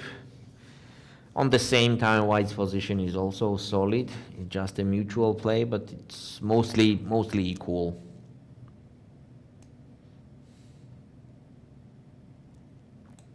Yeah, well, the time will. And here you are. I felt that she would go with h5. Yeah. Here you are. I like it more. Yes, to be why honest. not? Yeah. I agree. I like it more because when you're sacrificing a pawn, you need you are not. You have getting back, initiative, you need so why get not the to be initiative. active, right? Yeah. With the idea, it's h5. What's the reasoning of this? To play h4 and h3 to create some more. In case you need it, why Yeah. not? Yeah. It's going to the end game soon, so the pawn on h5 is much better than on h6. Nice move. Nice move. I like this move. Yeah. I like this move more than I like g6 yes. or like Agree. h6 is fine, Agree, but I agree. like definitely more I than agree. g6. The 20 minutes cost that move, you know, that she did h5. Oh man, I have to work on my time management too, because when you're on the table in the game, you don't feel You this don't time. feel it, You yeah. just don't feel the time. You're looking at the clock, but it doesn't really gives you. You don't much have of to the miss that information. moment when it actually goes to the sleeping mode, you know? When you are taking too much time, that from the side, when somebody watch you, it's like you are in the sleeping mode already. But no, they are like the thing is the process is that you are going through again and again in the same version. I always tell to my students, see one line, give the evaluation, don't go back. But it is so easy to say. Yes. Especially when there is important game. On words, tough everything to- is easy, you know, Yeah. compared to the job to do. Yeah, it is. So, we have actually a funny situation in this tournament. We have two players with the exact same rating points. Really? Do you want to give a wild guess who they might be? Don't look at my notes. I have no idea. So we have Alexandra Kosteniuk with a rating of 2488, and we have exactly 2488 Vaishali. Wow. Yeah. Similar rating. That's not happening every day. Yeah. Okay, now it's time for Alexandra to think. Lela Vaishali, the same position. Muzychuk Mariya, same position. Kashlinskaya Alina, same position. And Anna did the move. Anna She captured the captured pawn. on e7. Oof, I would be worried of the time if I was Nana And in this capture on position. this. But you know what's the good thing? She is a really good speed player. Yes, For her, she's- it's not a problem to have low time. Wait a sec, what she played? Bishop f6? Yeah. Is that the correct direction for the bishop? Because just c3. Yeah. Queen d3. Isn't there queen e4? Let's take a look. The engine here says queen takes c7. Another point. No way. To give up the h3 pawn? That's crazy. So You now cannot queen do that. g2. It's not well. I thought you wanted to play queen e3. Queen g2.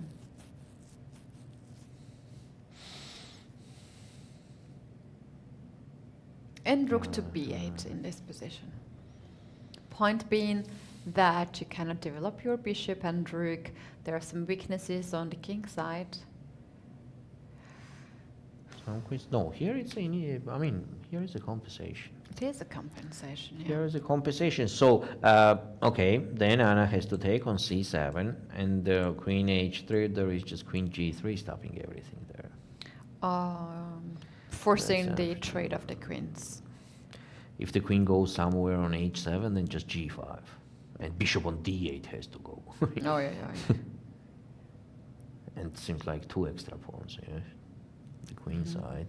Yep, meanwhile, we don't need to switch the board, but meanwhile, on the top video, we can see that Alexandra captured the pawn on c7, and it is again Sarah. Sarah and Nana, both of them with black pieces, having pawn down, position, and also looking for 35 minutes. Looking they for have the a lot of initiative. similarities in these 2 boards, yeah.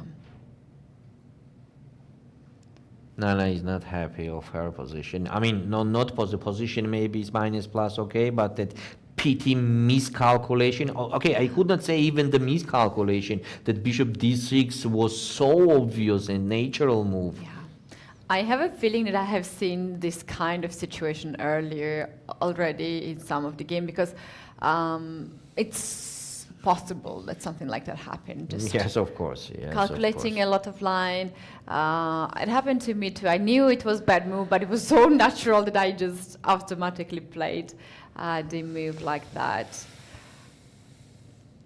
Now it's Anna's time to make sure that she is putting the pieces.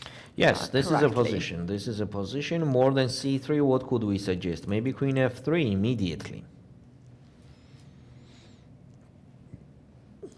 Queen f3 is also quite decent move. Rook And then b8. to play c3 anyway, because you c3, don't want to play rook to e8. b1. Here is some compensation, that's for sure. Black pieces became active.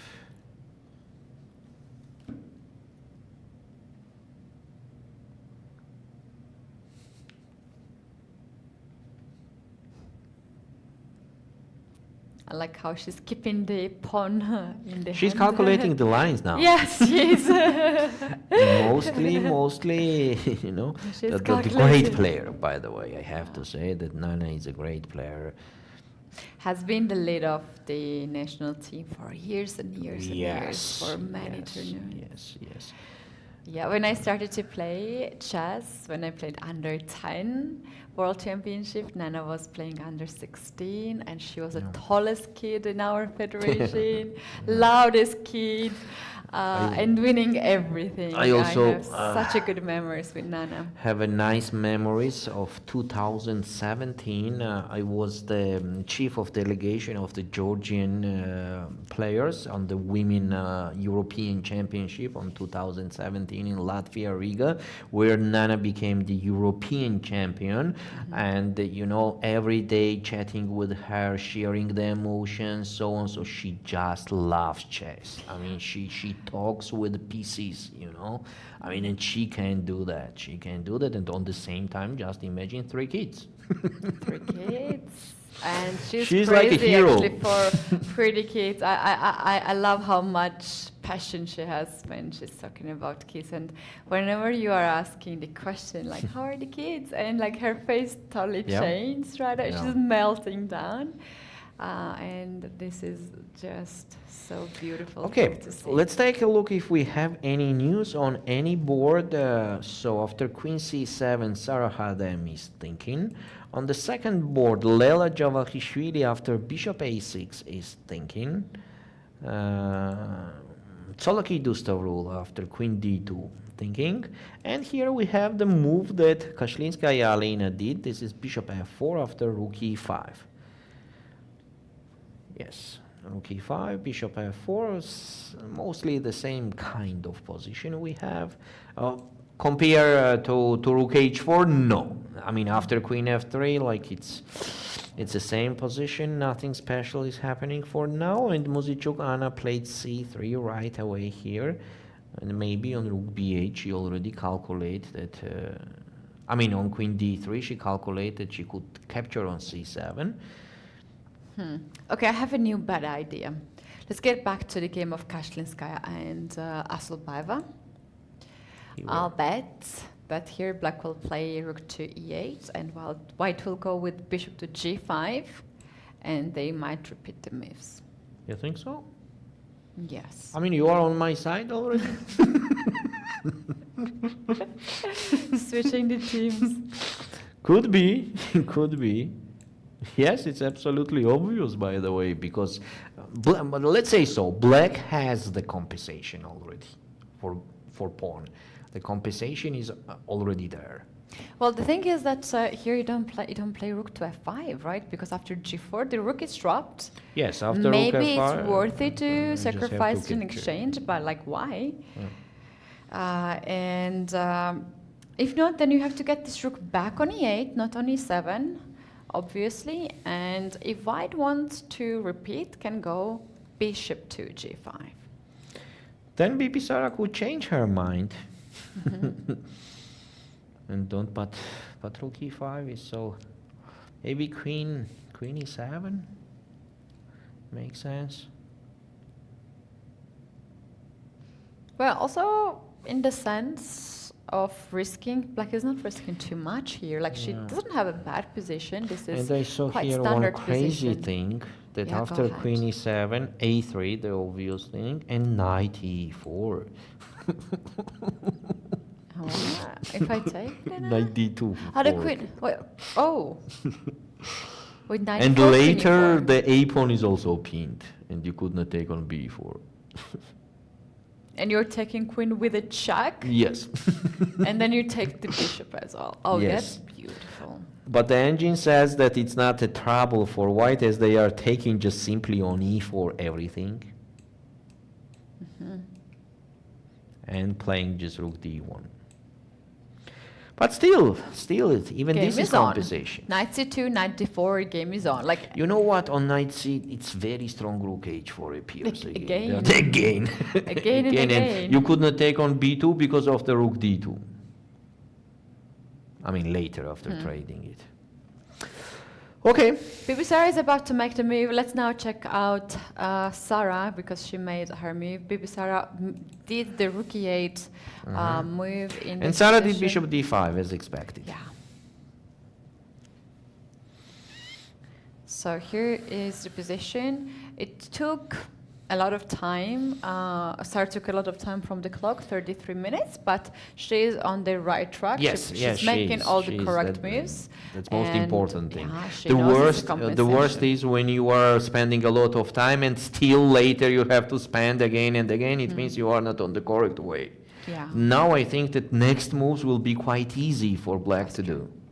All right, you guys, we're gonna have now another interview for you. You're gonna see another player and their thoughts about the tournament and their play, and we'll be back shortly in about 5 to 7 minutes. See you there.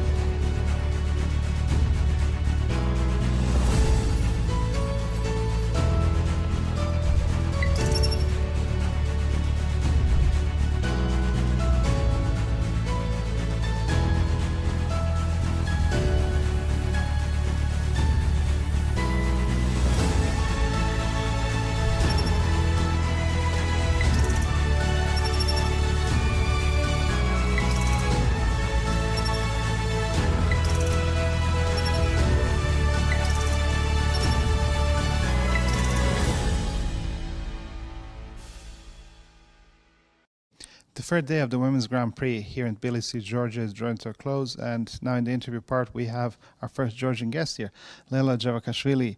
You just drew your game against your Greek opponent. Tell us about today's game. Well, it was a quite interesting game with a somehow weird opening system, but I know that this exists and some know-how, this A3 and then G3. I think I mixed up some lines in this opening, but I was thinking, and I didn't find any good options for white. Why not to play again bishop a6, knight c5? Maybe there is something, I don't know. But after I get a normal position, I think it's equal position, but then my opponent started to make a few mistakes, like a4. Then I guess I won a pawn, but there was one defense, knight c7. It seems a little bit passive, but probably it was best option, because then I was trying to make some pressure, but it was not enough at the end. Yesterday was round 2. Was the game where you had a great chance to win, and it didn't work out well. Tell us what went wrong. And first of all, how do you feel about the whole game? Well, I was feeling good, but somehow, yeah, I got a position which is for me like what I like, to have extra pawn, a better position, much more time, and yeah, it's nothing was hanging, and it was very easy position. Then I somehow started to calculating how to make this mated, position. Maybe I don't know why I started to calculate all these things, because I had a very easy game, just elementary to centralize the king and then slowly improving the position. But yeah, it happened, and then I started to play. I didn't find any mate, and then I started to play really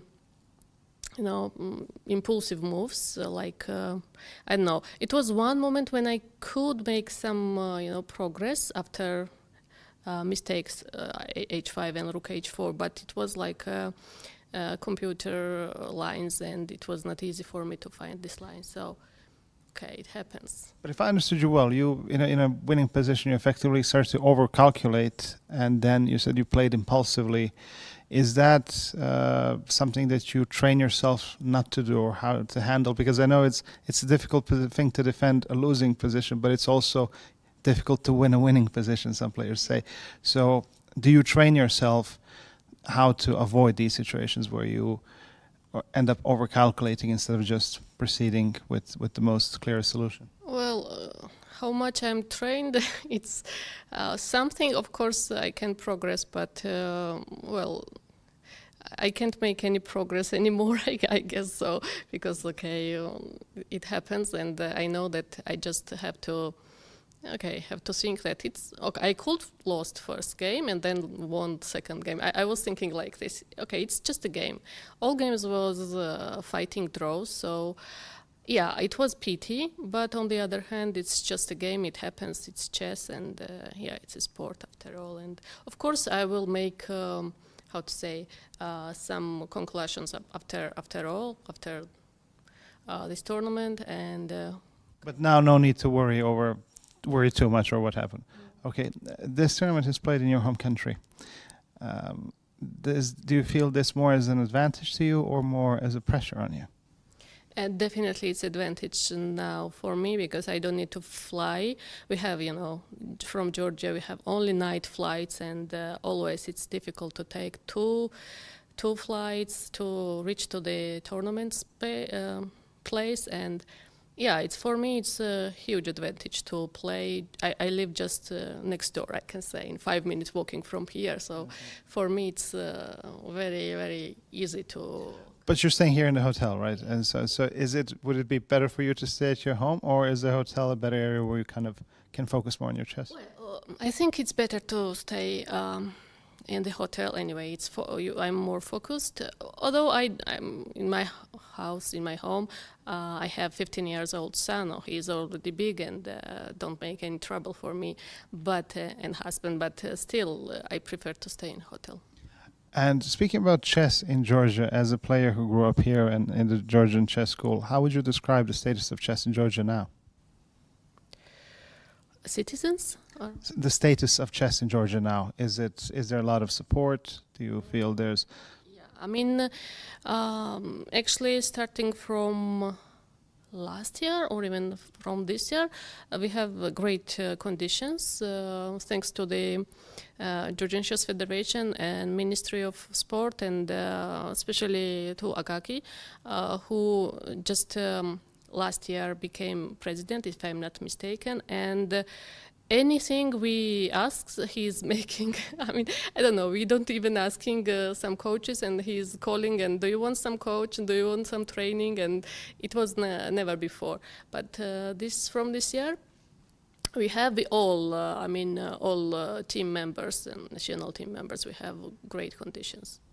And finally, the first third of the tournament is finished here for you. There are a few more games going on now in this final round. How do you feel about the rest of the tournament, the other 6 games that are approaching? Well, I'm looking forward for some more fighting games. Perfect. Thank you very much, and wish you the best of luck. Thank you.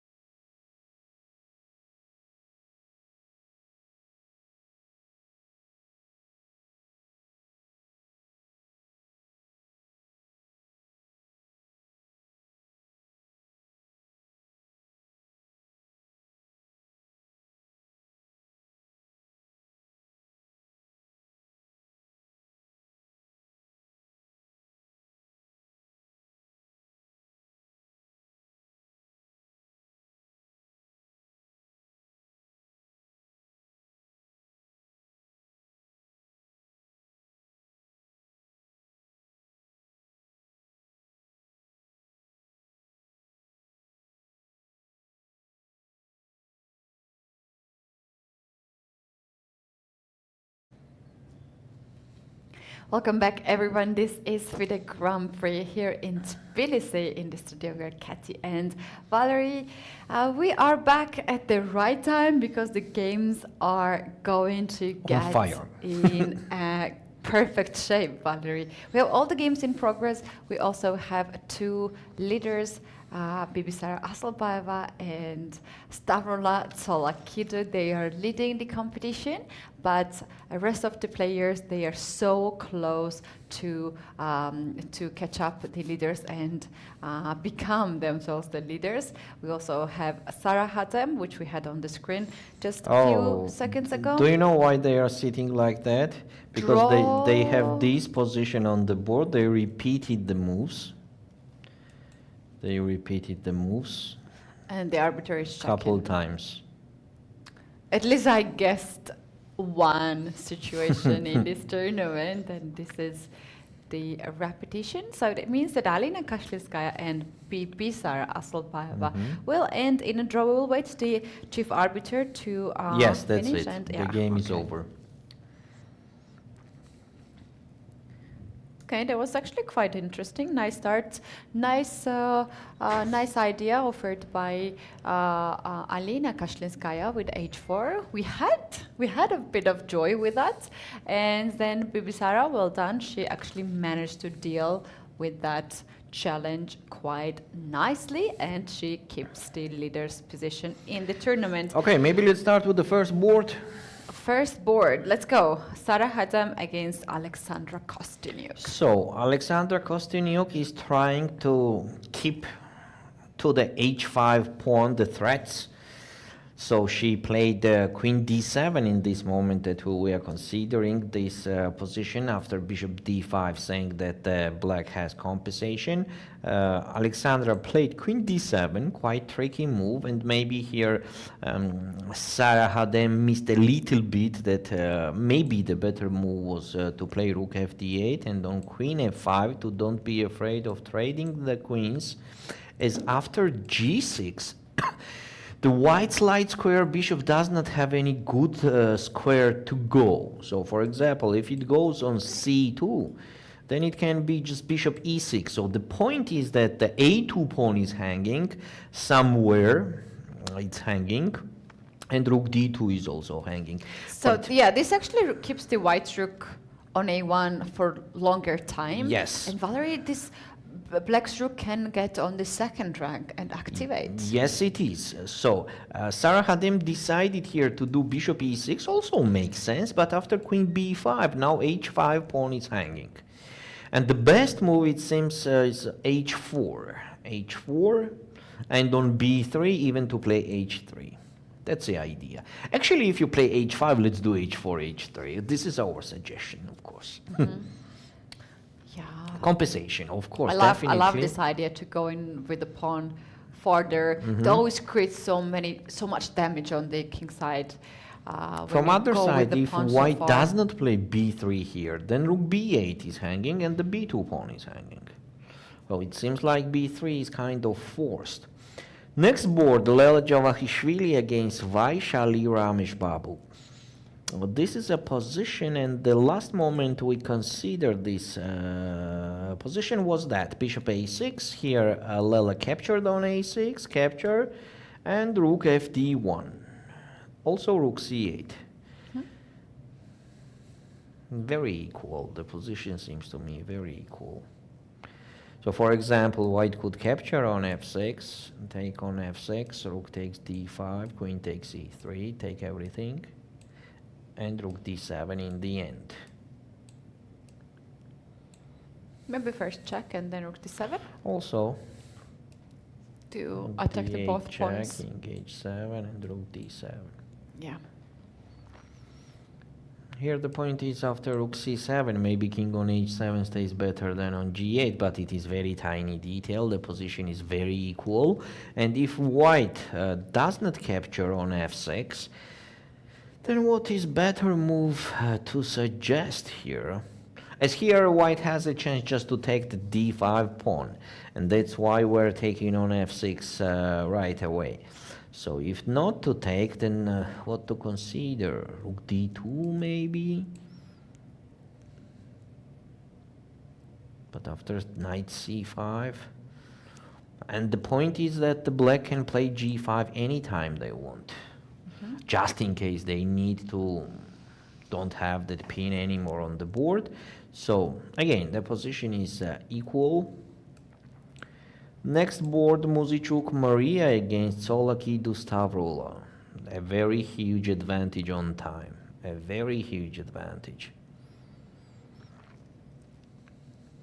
Yeah, that will be the tough game for Stavroula. A5 is kind of, I mean, it was also necessary, maybe is not the correct word, but it was good to do A5. It is good to do now. I mean, it is kind of has to be done, that A5. But let's see. Okay, on the next board we already have a draw. We talk about that. And Muzychuk Anna against Dzagnidze Nana. Dzagnidze Nana decided to play A5 here, where Anna answered with Queen C6. I like this idea of A5, A4 to just fix To the block, pawn yeah. in this weird type of shape, because if you manage to do that safely with black, then white cannot create the passed pawn on the queen side. That's And when correct. you have an extra pawn, of course you want to create the passed pawn in the end game. So I think Nana Yeah, is that going makes towards sense. that direction. But again, we have to mention that that's the extra pawn. Yes. Also, we have to mention that Queen D3 does not work here at all because of G5. And the bishop is in trouble. Bishop D8 does not make any big sense because the rook is hanging. So if black plays rook A6 first, then it will be Queen E4 and white is trading the queens. So that's why Queen D3 does not work anymore. So most obvious move seems Rook B8. Rook B8, To keep hitting the pressure pawn on on B2, B2 pawn. keeping the bishop on C1. The time pressure is there for Nana. 18 moves has been played only, so she has to speed up at some point. Yeah, she has to. That Rook B1 is okay for white because on Queen D3 just simply Bishop E3 is possible. And Queen C2 could not create the pressure there because of Rook C1, and on the same time don't forget that the pawn on C7 is hanging. So for example Queen E2, then just B4. And here we are, the rooks are on the correct place. Yeah, that's what actually black wants to avoid, to Yes. have B4 safely played here. That's why she wants to play A4. Valerie, is that a move to play A4 right away instead of rook to B8? In this knight moment? here, not. Oh, she already played the rook on B8, Yeah, right? she did not. No, Okay, she that's- didn't. I was actually thinking in here. So A4, Bishop F4 is very unpleasant move. And the problems with C7 pawn, and on the same time Rook A D1 is coming with tempo. Yeah, and the thing is that when you push A4, this is already a weakness on its Yes, own, and it you have to needs- keep the rook on yes. the A file to guard the weakness. So still Rook B8 seems the best. Rook B8, for example, Rook B1 and Rook B6. Like this. Forcing white to go on F3, otherwise C3 pawn was hanging as the pawn is pinned on B2. And after Queen F3, here maybe Rook E8 to trade that active rook that the white has. Here could be some compensation for black. 20 minutes actually on the clock. We have the clock, live clock on the view, and we have a bit of delayed digital board. I don't know why we have actually such a big delay. It is like 12 minutes delay. But you Yeah, guys, that's a we little will bit strange. update you the time as well, and we're gonna just make sure that And she it's gonna did be Rook fixed. B8. Okay, let's take a look at a similar position as you mentioned. Sarah Hadem with the black against. Oh, that's 15 minutes on the clock for Sarah Hadem. And it will be very nice if we see on the screen. Yes, here we are, and she's still thinking. So here we don't have so big delay, you see? So only that board, Nana Dzagnidze's board was with a huge delay. Here Sarah has less than 15 minutes. And she has to make the important decision to push h4. Time pressure. It's move number 18 still. I mean, for black, it's move number 18 to do.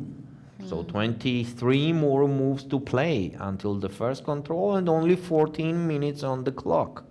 Right. I wonder what is the thoughts that Sara is going through right now, because the pawn is hanging. H4 is natural move. Yes. You want to play H3. Is that Maybe she's thinking something? rook b8. Rook b8. To, Yeah, that's to what I give. wanted. To But give no, it. you can, like, when you take H5, there's Checkmate. checkmate. Yeah. So maybe g6. Rook b8, queen h5, and g6. But then queen a5 and a7 pawn will be hanging. Oh, there's a funny line. Let's take a look at this. Rook f to b8. Queen h5. Rook to b2. Queen to h7. Bad move, not necessarily to play. Oh, there's a check. Oh, we're a8 winning the rook is hanging in the end. Damn, and the rook f2 makes no sense because there is no Threat. in threats. Yeah. By the way, this is also a possible option the for G6 black to here. play g6 here and then take on b2. That's okay. That's actually okay. Still, the black has the active pieces, so maybe this is what she could not decide which pawn to give, h5 pawn to give, or just push that h5 pawn ahead. Lela is also thinking after rook c8. I think she has more than the 1 hour, so but I think here will be some delay of the time also. I don't think that she has 1 hour here, Keti. Yeah. Oh, here we have the new time on the clock. Suddenly it became to 35 minutes. But still, it's enough time. It's, of course, enough time. And yes, she captured on f6, and she captured on d5. I think that's a correct decision in this position. Otherwise, those knights could be very strong later.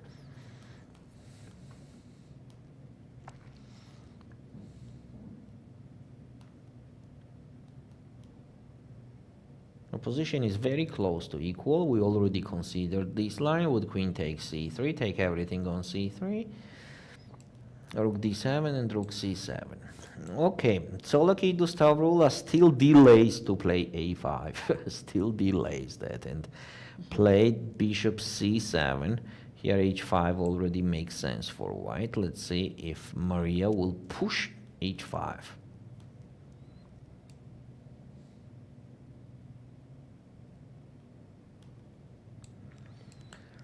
Mariya Muzychuk is thinking after rook b8.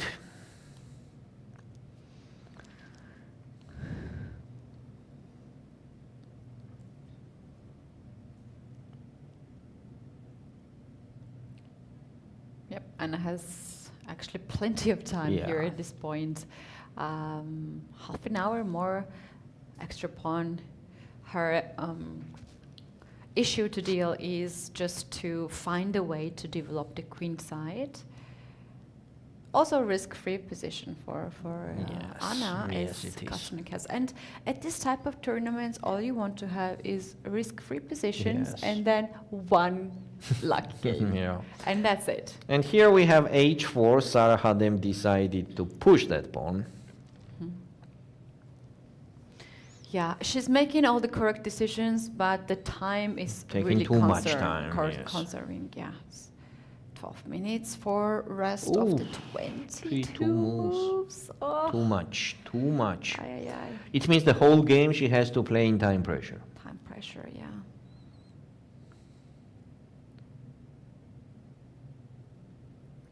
That opens the road to the opponent. Either to Alexandra can use her almost 1 hour on the clock into thoughts, and she can also blitz out her next moves. It depends. Like her game is much Sara easier. Hadem has to sit there all the time. Yes, she cannot leave. I had a struggle to leave the board because of less time. basically no time on the clock. In Abu Dhabi festival, it was like freezing cold for me because of the AC. I was just freezing. I had all the coats and scarves and everything on me, but it's still cold, you know, when you're sitting for hours and hours in the same place. And only thing that was making me warm was a warm tea. So during the game, I was getting like 5, 6. But while time travel, you couldn't have even that. Oh, you could see me running on my high heels with a coffee tea. You could see that. And I saw like there was the arbiter, which I know from my childhood. He was like basically just like supporting me, like go faster, faster. Run faster. Yes.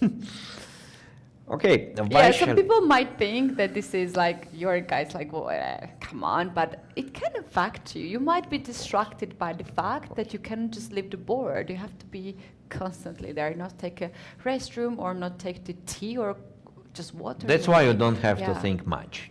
Yeah. One of the reasons. That's true. Here Vaishali is thinking after rook takes d5, thinking about what? What else she has more than taking on c3? Maybe she's considering to take with the rook, but after rook a d1, I don't think it is the best option to take on c3 with the rook. Not a big fan of the fact that you leave the back rank not protected. Well, we have queens and the rooks on the board. It's better to trade it. But still, the position is very, very close to equal. I mean, completely equal. And here we have Mariya, that she played h5, that we were suggesting. Typical move with the idea to play g6 or h6, oh, we have anything. the moves there, right? So what happened? The pawn is already on h6. So what the black did on h5? Knight c5. They did knight c5. And h6. It seems to me that Mariya is taking the advantage. Step by step, step by step. Can we see what happens after knight takes c4 in this position? Knight takes e4, just knight takes e4, bishop takes e4. Queen takes d2 makes no sense because of knight takes d2. And here just c3 is winning the game. Oh, wow. Look at this. And queen b2, queen d4 is so strong move in this position. We have seen many lines with queen d4 just ending the game. Yeah. So on queen b7, just queen d4, checkmate threat, and on the same time bishop is hanging. Could be that Stavroula missed that. Could be. As she played knight c5, she was expecting to capture on e4. That's for sure. After h6, she can't do that, and still a5 is the best. What's the deal with this pawn a5? Still a5 is the best to push. Like, I have to now honest, e4 is hanging. I have to be honest. I don't understand what is the deal with a5 in this position. When your king is almost checkmated there alone, and you play the a5 here. Now, for example, if white captures on g7, then a4. I see the engine bar even drops down. Maybe By even giving the taking on advantage g7. to black. a4, so a5, a4. I mean, if for white it is h5, h6, for black it is just a5, a4. To open up the position there, that the king will not be... Pieces, yes, to trade the pieces. And actually the pawn structure also, pay your attention, that the pawn on c2 later will be the only weakness on the board from both sides. Let's see if Stavroula will do. 23 minutes, what we have here on the Move actual number 21. board. We don't really see the bishop is too tall there on the board. But yeah, she's around 20 minutes. Well, let's go to Muzychuk Anna Dzagnidze Nana's game. Oh, Muzychuk Anna played a very strange a4. Very strange, you see?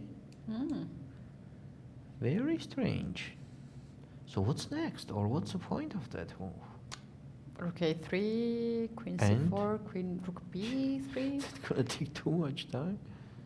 So after No, bishop. no, the thing is that she did not want her opponent to play A4, so she plays Yes, it herself. but still, it was not hanging. And she could just play Rook B1 with the idea to push B4, not A4. After A4, for example, engine says that there is no advantage for white at all. Bishop H4, super correct move for Nana. Like, well done, and now white has a problem with development.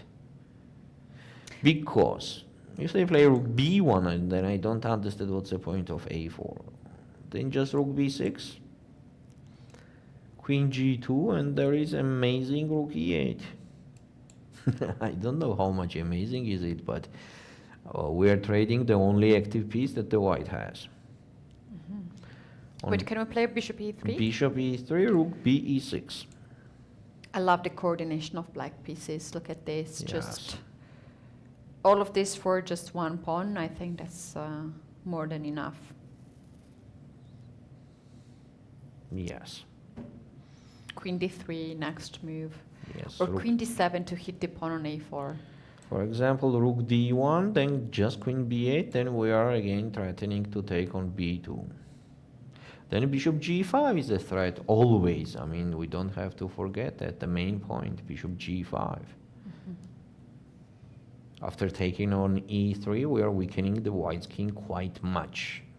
And it will be just impossible to imagine how to improve later with white to win the game. So, seems like A4 was not the best option, and Nana is using that by playing Bishop H4, a very good move. So let's see what Anna will decide to do in this position. Stavroula is still thinking after H6, so she just does not want to do A5, so she's against me.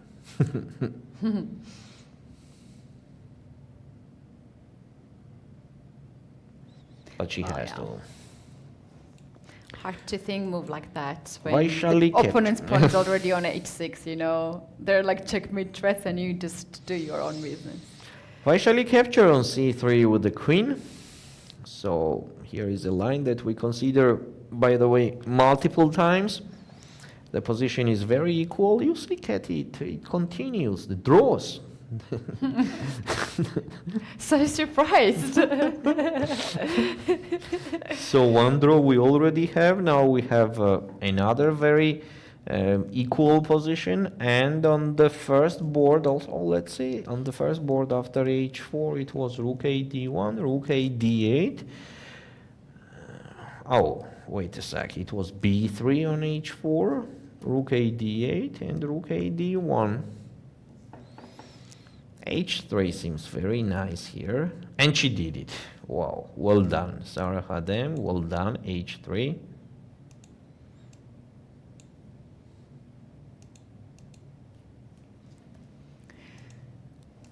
Yeah, indeed, she's doing a great job today, making almost the only moves here. Oh, and she stands up. Yeah, she stood up. She was sitting for so long. She stood up. Here is clear compensation. I mean, without even considering, you know, just Rook D4, Rook D8.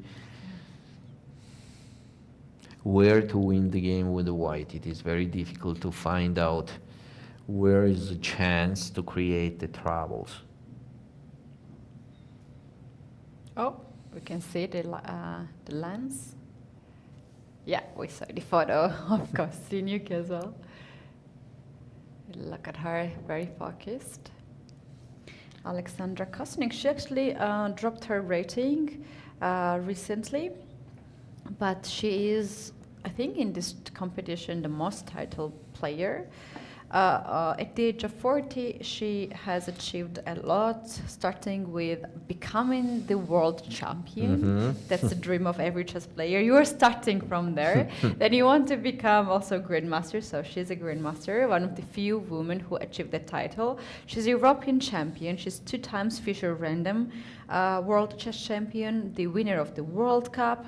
and the champion of the world in rapid, vice champion of world in blitz, and this continues all the way. She just changed her federation for 2 years. She's representing Switzerland, and yeah, she's actually has won one of the Grand Prix. I remember in Monaco, she won that one. Had a really tough start at the beginning, but then she was just unstoppable. She won all the games after that, and they won the whole competition. So, you know, even in this tournament, when it's a round-robin tournament, even if you start slowly, you can then still come back with several wins. Wins are so with several important wins. here. You're right. Yeah. Yeah. 1, 2. I think she won 3 games in a row, And that's it. And that's it. You are there. it, yeah. Okay, here Lela is thinking on Queen C3 or not. And she did the move, and I don't have it. Queen takes C3. Yes, she captured on C3. And I believe Vaishali also captured. Yes. Yeah, queens are off the board. You can see the rook on C3. And we have absolutely equal position on the board right now.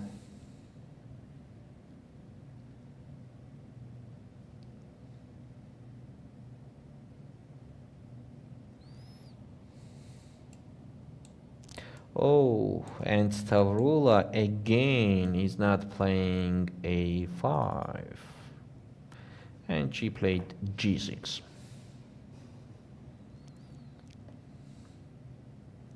Queen E1 is what Engine suggesting with the idea of Rook D4. That's a funny move. To kick the queen away. Yes. And then after knight e2, you can play queen c3, and whenever queen gets on this diagonal, that's going to be pretty much huge problems for Yes, you can. Okay, Mariya has an advantage here.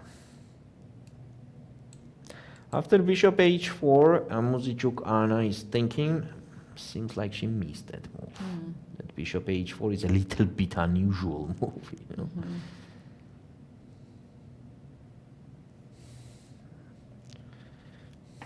Yeah, it is an unusual move. She has to deal now with this next moves of black, that is rook to b6, rook to e8, rook to f6. All this comes with the tempi. You can see Nana actually just walking in the playing venue. I think she feels that after a4, her position is much better than it was before a4.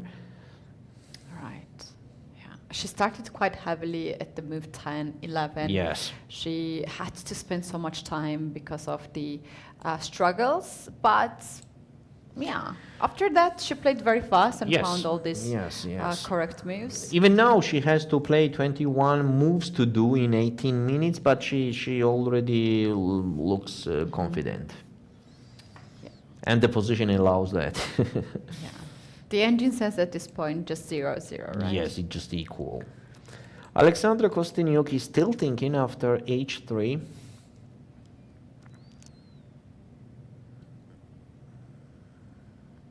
So the move is rook f1. That could, because after g3, there is just lovely. There is just F3. very clear thing. Yeah. So it means that the black will capture on g2 if they like so. But on the same time, they have no rush. So for example, on rook fe1, they can just simply play rook d4. Why not? On queen h5, we always have g6, and in case of queen f3, now there is rook f4 that appears, the new idea. And on queen e3, then take on g2. Alexandra played bishop e4. She played bishop e4. Offering the rook trade on d file, and she wants to get the bishop on g2 to protect the king side that way. And another difficult move to do at the board, this is just g6. Just to make safe your king, be okay with trading the rooks, even both of them, as the white king will not be safe and there will be the chance to do the unpleasant checks all the time. Yeah, shall we do something like queen to b2 instead? Instead of g6, queen b2. Oh, there is queen h5. And here g6, you have bishop g6. Yes, and on f5 there is queen takes h3. Or not. I'm wrong. I thought it was the move. Ah, rook d8 first, sorry. Rook d8 first and then f5 pawn is hanging. Oh my god, who needs h3 pawn when f5 is there? Take on f5, take on f5, take on g2 and just rook e1. Just rook e1. And the g2 pawn is now doing the white job. It is making that, yes, that king safe. Okay, Lela played knight d4 in the last position. Also possible. Why not?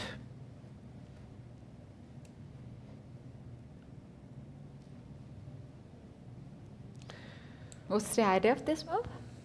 Of knight d4? Yeah. Knight b5, yeah.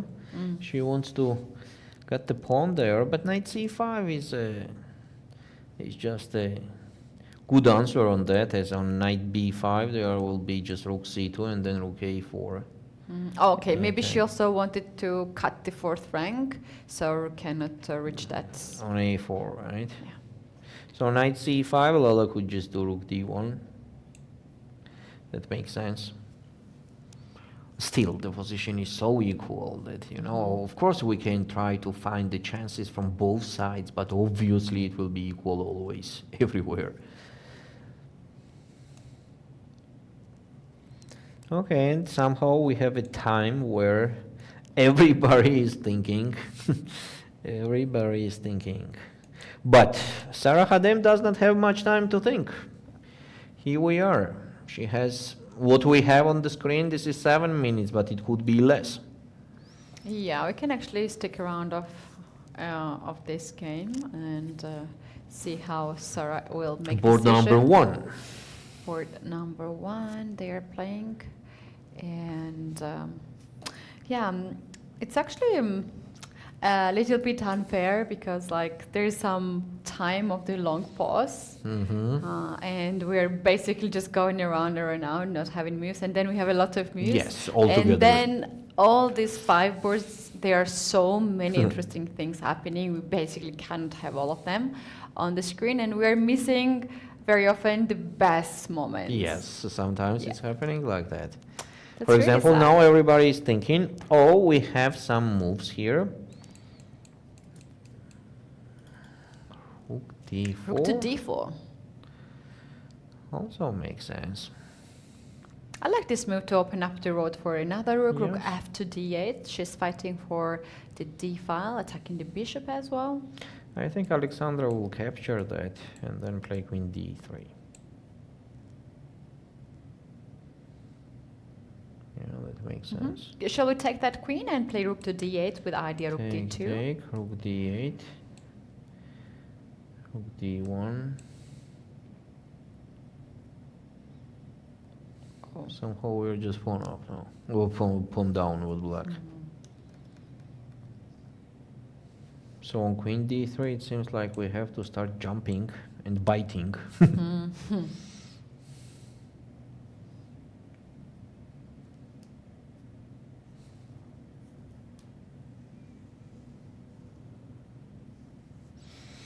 Okay, Sarah Khadem has enough compensation, but not enough time. That's the only problem for her right now. As the position is absolutely healthy, she has the compensation. And Mariya decided to play queen d4 to trade the queens. Offering a queen our trade. suggestion was queen e1, but she decided to play queen d4. That's a bit of quite surprising decision. When you're attacking to the king's side, you definitely want to have the queens on the board, but instead of that, she decides to go to the end game. What is your call about this decision?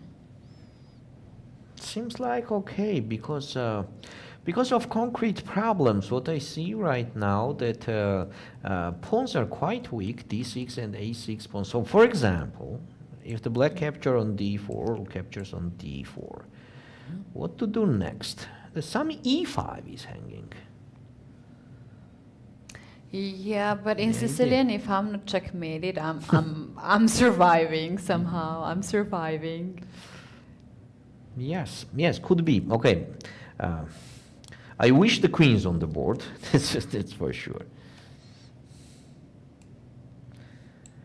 Yeah, my best Sicilian games are when my opponent is sacrificing pawn, another pawn, knight, then exchange, and then cannot convert it.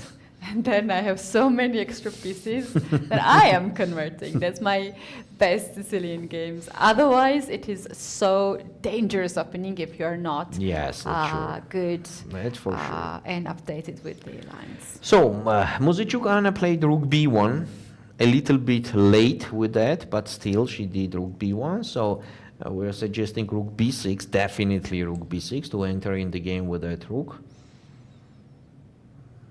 Wait, is there a move like bishop to f2 here? Instead king of rook f2, b6. queen to h4. You can play king e2, right? Because rook e8. And if king to f1, then... No, king e2 is okay. It's okay? That I have bishop e3. On rook e8, I have bishop e3. But it is a actually wild line here after king e2, rook b6, queen takes c7, then rook e8, bishop e3, and the rook takes e3. King takes e3, rook e6. King d4. King d4. Yeah, the actually, engine why is in not? a good shape today. Why not to go to the queen's endgame with the king in the center? You have an extra rook. So you Yeah, have the so most black of the has to pieces. capture on e1. Yeah. Otherwise, for example, queen f2 check does not make any sense because after king c4, king is just surviving there. So black has to capture on e1, capture, and that queen's endgame, after queen takes a5, white has a good chance to win the game.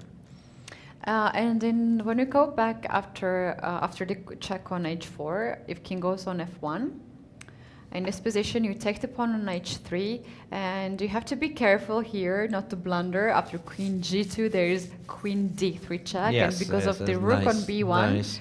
you're losing the game. Nice. We can show up maybe that.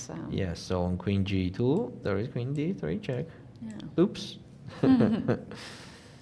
Bishop f2 is very tempting. Yes, it is. Yes, She's, it could be for done, sure, by the way. they are calculating these moves. Yes. But obviously, rook b6 seems like keeping the full compensation, and there is just a problem-free position for black. a4 was big miss, actually, for white. Yeah. Oh, Mariya captured with the bishop on d4 here. And after knight d7, she is thinking e5 is very strong, actually. Yes, it is very strong. It is kind of stacking the black too much. So, for example, if black captures on g2, then there is e takes d6. And then take on g2. And there is troubles on d file. Serious troubles. Also, the king is weak. So, it means that black has to play d5. But in that case, bishop on c6 is not the best piece. Then we can coordinate our pieces with white, like move with the bishop from d4 and put the knight on d4. But still, I love this position with the queens on the board. The queens on the board. Queens are missing. Yes. Okay. Engine They were says more that it dangerous. is kind of +1 for white, but okay. Lela Javakhishvili is thinking after knight c5, that position we already had on the board. Oh, she did the move. She played g3. Just to make sure that there is no back rank issues. That makes sense. g3 is a move. Maybe next move like king to g2, h4, just to play a little bit faster in this position. Yes, could be. Here, Kosteniuk Alexandra against Sarah Hadem. Kosteniuk capture on d4, Sarah capture on d4 back. And now Kosteniuk, Alexandra is thinking. So we are considering queen d3 move as if the bishop moves, where to move. For example, on f3. Then just rook d8. I mean, we're just ignoring it and leaving that pawn on h3 to keep the white king weak because of the back rank. Can white play queen to h5 instead of... Oh no, the bishop is hanging. Oh yeah. Yes, here bishop is hanging. Yeah. Okay, if not the time trouble, then I am kind of sure that Sara Khadem will survive in this position. But with time trouble, okay, we still don't know. I think she's very confident. She knows that her position has no issues anymore. She has this beautiful pawn on h3. And also, it's possible to use your opponent's time. Yeah, that's correct. This is really that's good. Correct. To use your opponent's time is one of the best thing to do. But it's a little bit difficult, you know, because as we already mentioned, she sit at the board too much and she has to continue sitting. Yeah, next to 18 moves. The whole game. Yeah. The whole game. Oy. That's indeed the tough thing to do, but it is. Oh, Nana bishop captured. f2! Nana captured. Bishop f2! Nana captured on f2. Oh, wow. Well done. Well done. Wow. Okay, okay. Wow. Okay, let's get Nana on the screen. Oh, and they already played king takes f2, queen h4. I really wanted to see Anna's reaction with that. For sure she was considering this move. Of course. For sure she is considering, but still, like, you don't know if your opponent will. So one take more it. time, what's going on king e2, rook b6 seems like the only move, queen takes c7, rook e8, bishop e3. What's going on in that queen's endgame? So take, rook e6. Valerie, can we play something different in that position instead of giving up the exchange? To play rook e6. Here? Rook b to e6 to hit the bishop on e3. Oh God. Amazing move. Oh And on God. queen h3, just queen f4. That is a tough move to play, but Yeah, let's see. if it's let's the see. only move, you're gonna find it. Let's see. Let's see what Anna will do. She has 33 minutes actually. Yeah, she in has this plenty position. of the time to think, and I think she will use it because that's a moment to use the time. What else she can do actually? I think next move will be very fast from Anna because you cannot play anything else but to take the king on f2, right? So she's thinking in this moment. Yes. No, there's a queen on. Yeah, queen h4. So there is actually no more moves than king e2. There's king to f1, and in But that case, it's a just draw. taking on h3 with the check. And then we can see that line maybe again, king to f1.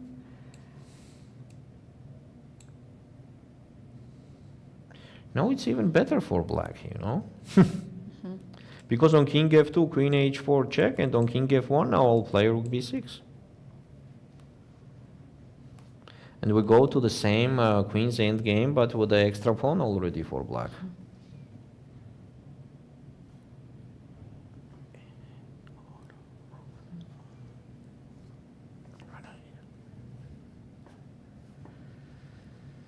That will be a long game, I think, in the queen's endgame. Queen's endgame. Let's see. But it's a little bit surprising for me, because what move to consider?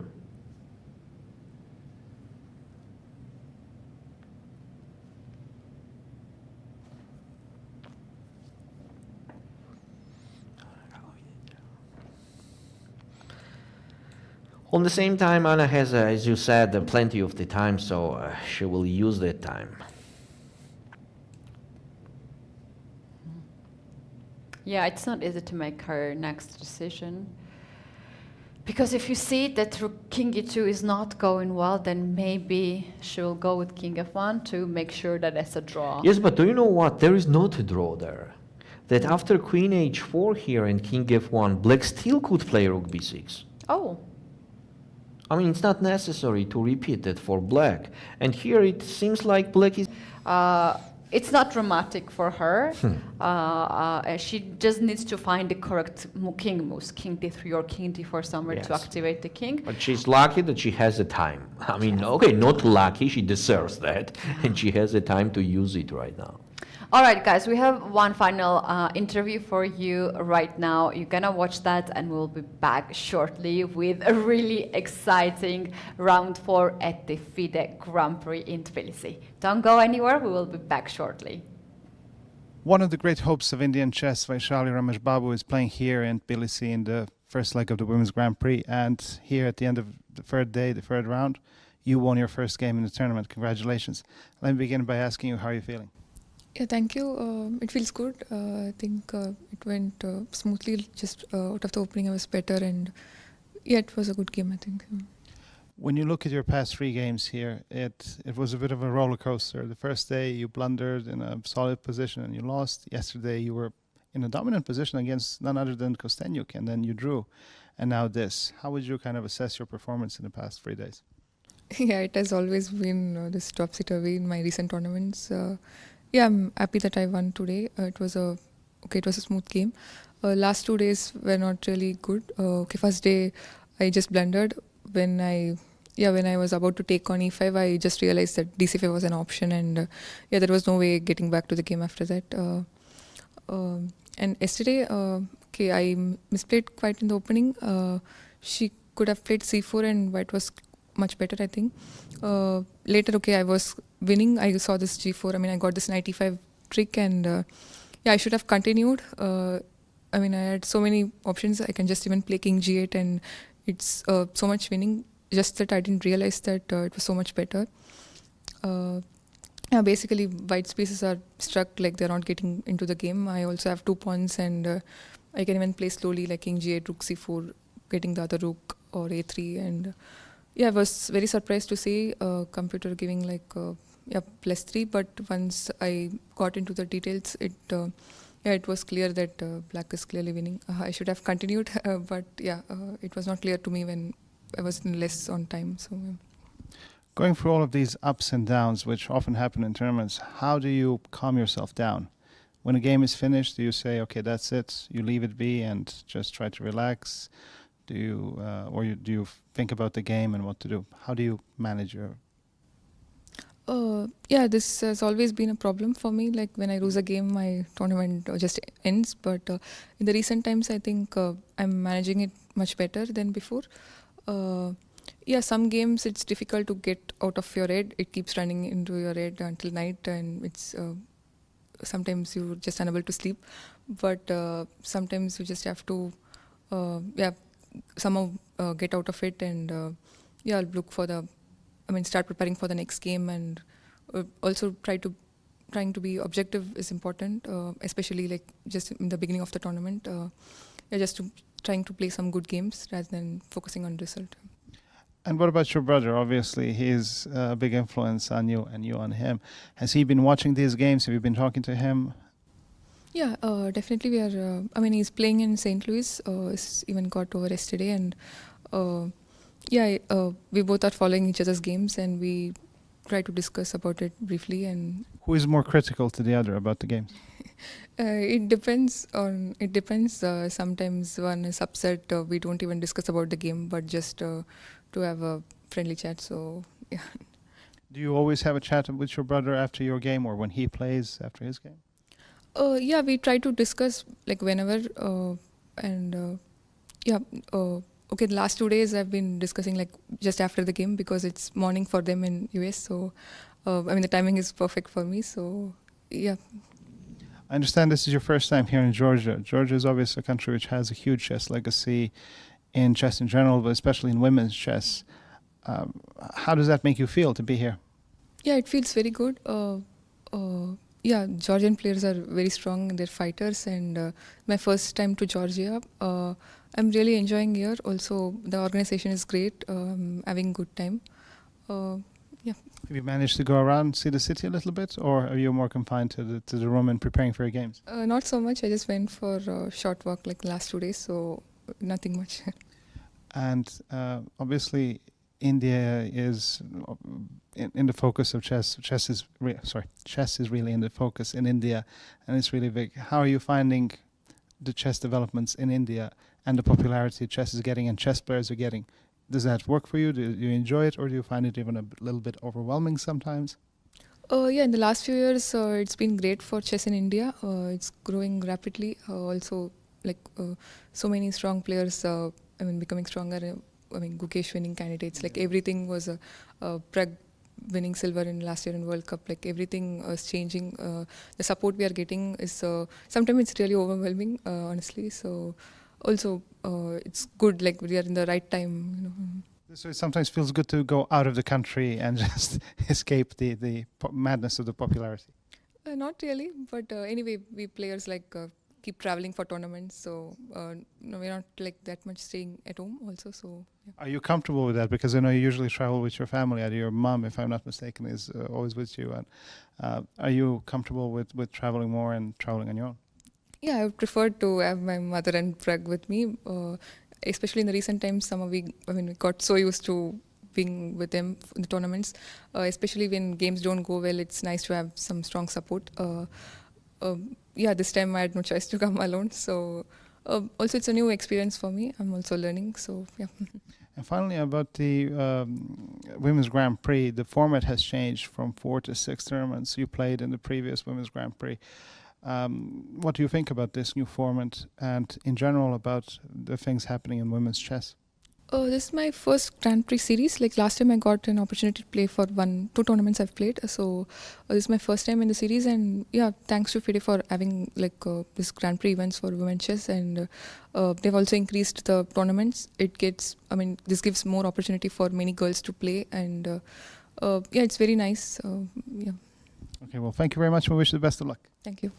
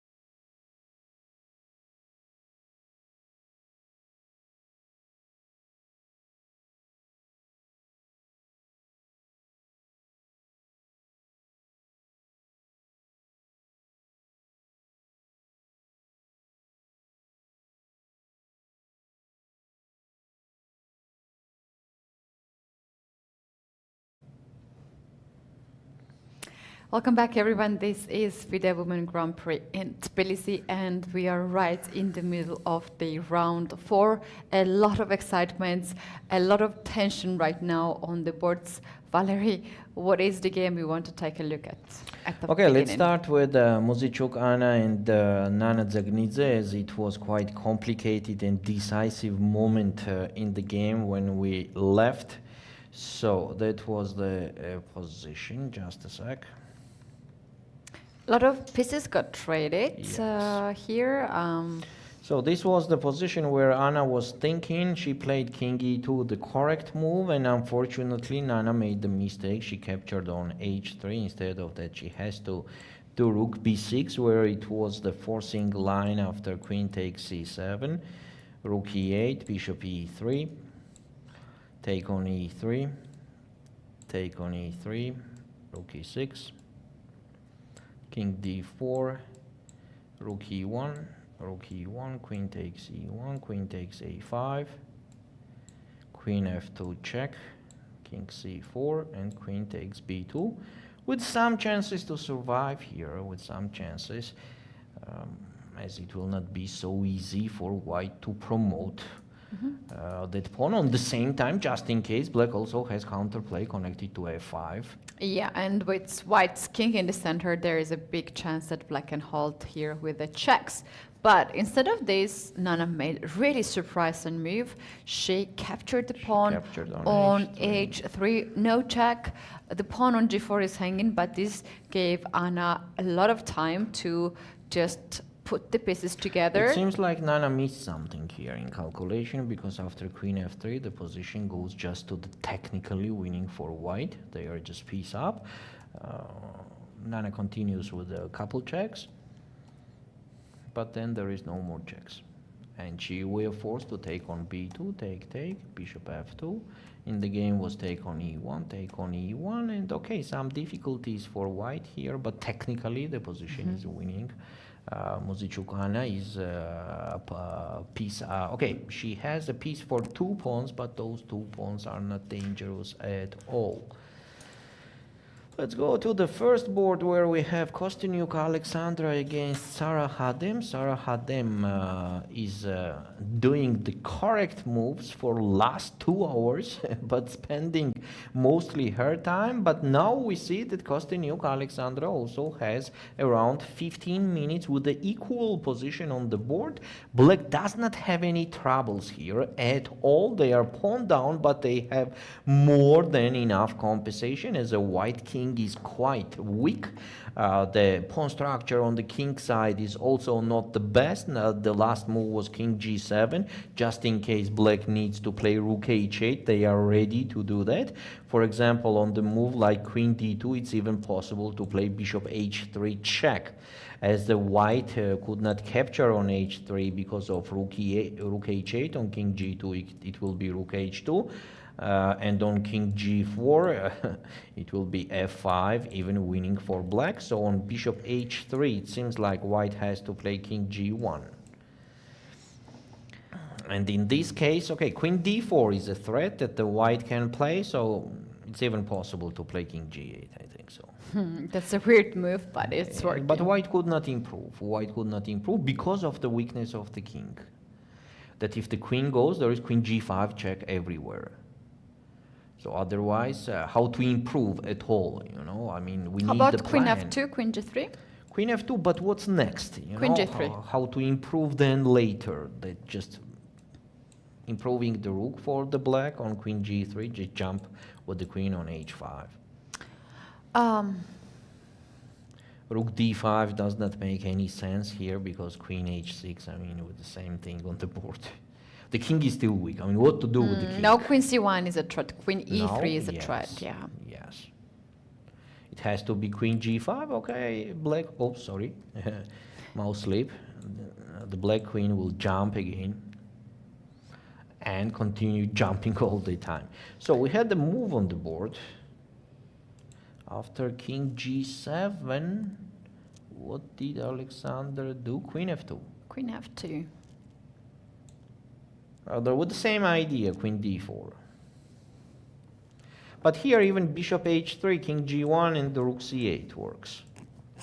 I mean, we are not afraid for black to trade the queens. Even the endgame, you see?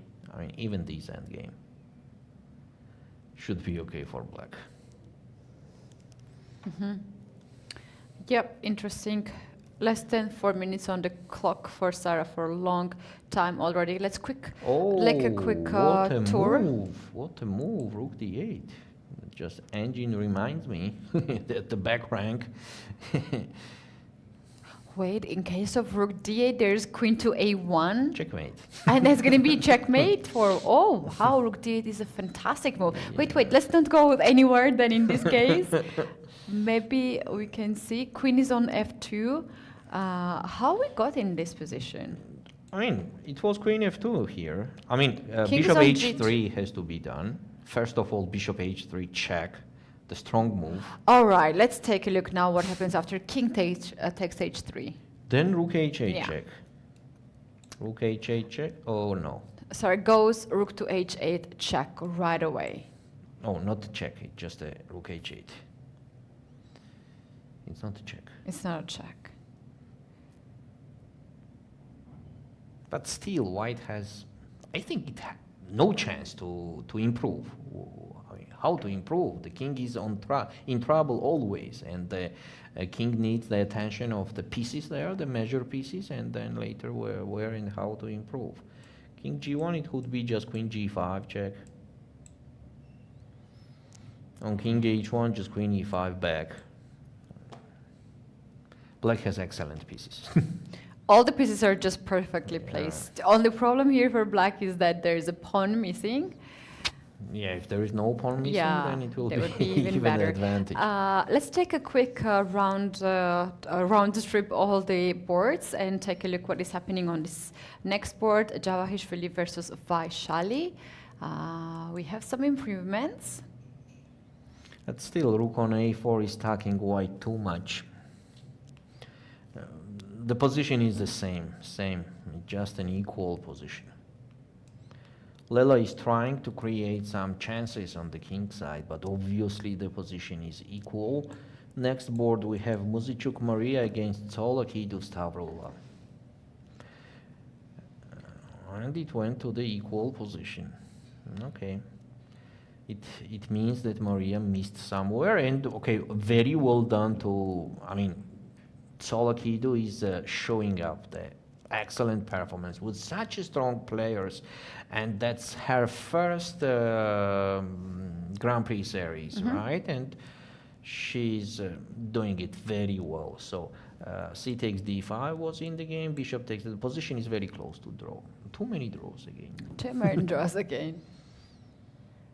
So white has to capture on d5, take, rook takes d5. e5 pawn is hanging, and the back rank is a problem, so that problem could be solved with king f8, and in case white capture on a5, it's just a simple draw, and rook b4.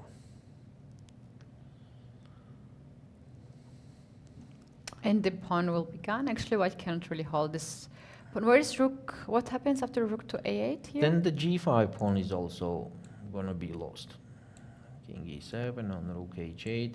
There rook takes f4. Even big advantage for black. You see, rook takes h7, and all pawns just going away. So it means that the white, instead of rook a8 check, they have to keep their king closer. Like maybe once a check, or even not a check, and king g2 immediately, rook f4, king g3, rook f5, and king g4, and just king e7. Now those rook a8s makes no big sense at all, because there will be f6. Yeah, it's just a draw. King f8, this is what Stavroula did. You see Stavroula did, I mean, I'm excited of her. With such a strong player, such stars she's doing, like on the Okay, I don't Yeah, want like- to say it on the same level. Maybe it's too loudly for now yet, but we have what we have. It's a fact. Yeah, she's quite decent. Next, Muzychuk Anna against Dzagnidze Nana. So Anna here is step by step improving her position. She's not missing techniques that we know. It's a very well-known fact. So, what to say? Surviving here with black will be like from the... Miracle. Yes, from the miracle. Yeah, well, black's hope here is the white's king, as it is exposed. Just an impossible target. Maybe just to find a way to go after the pawns. Okay, and on the first board, a5, what Sarah Hadem did is, last move is a5. Maybe it was not necessary, she could just stay with queen e5, just to don't change anything, just pushing the a5. I'm not sure, but still, it's okay.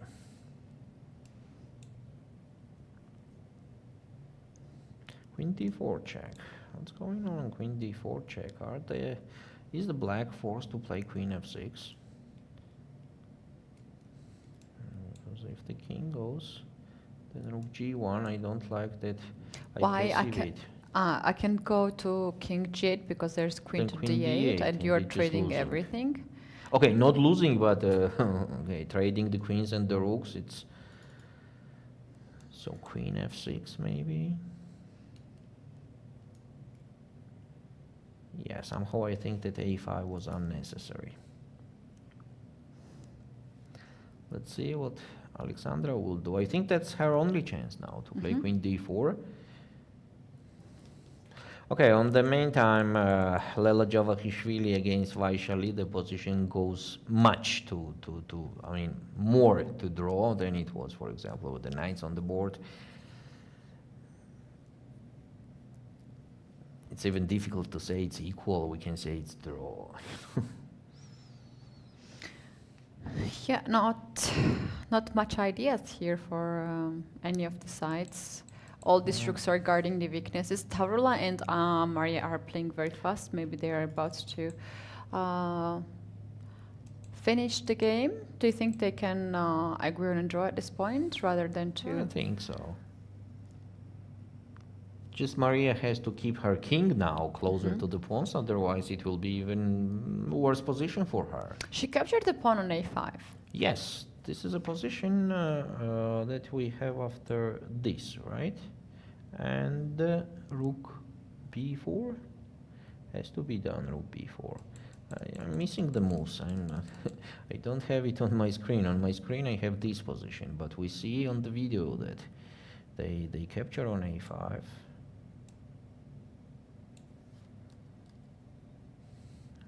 And rook b4. Rook yes. b4, yeah.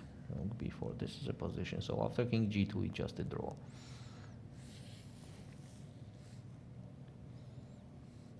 Draw here, draw there, draw. Is there a move e6 here in this position? e6. Yeah. Take on f4. Just ignore it. And then take on e6. Yeah. Okay, still it's a draw.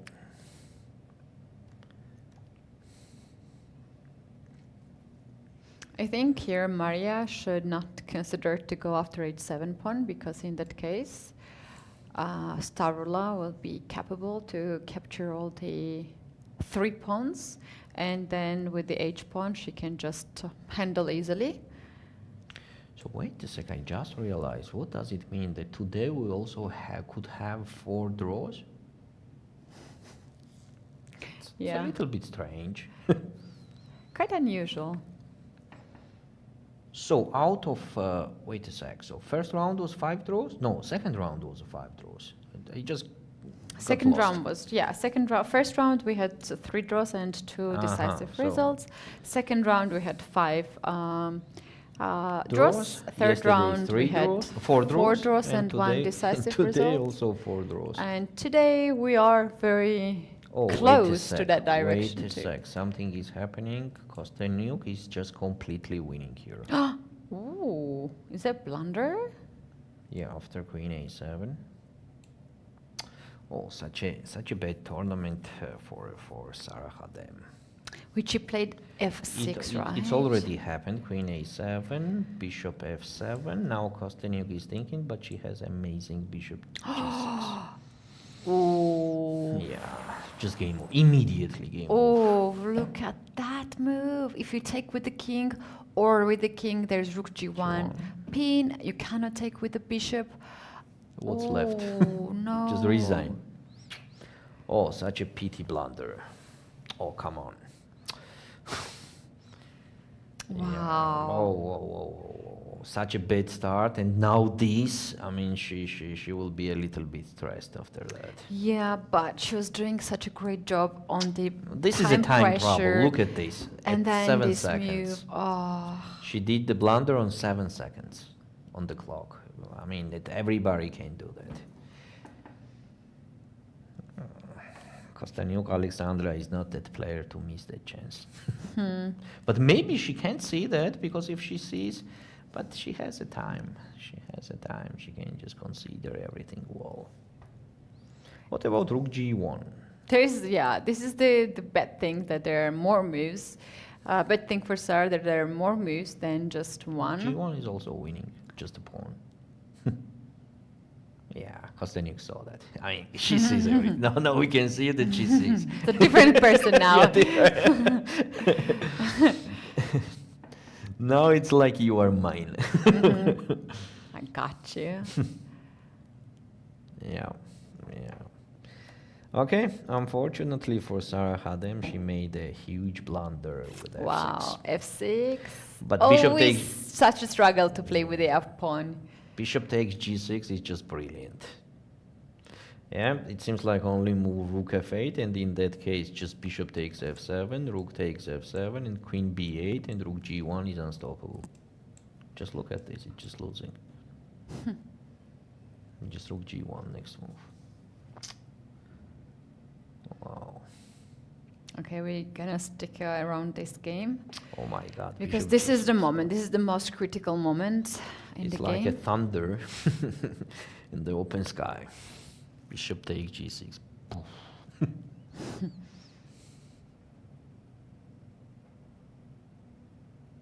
Yeah.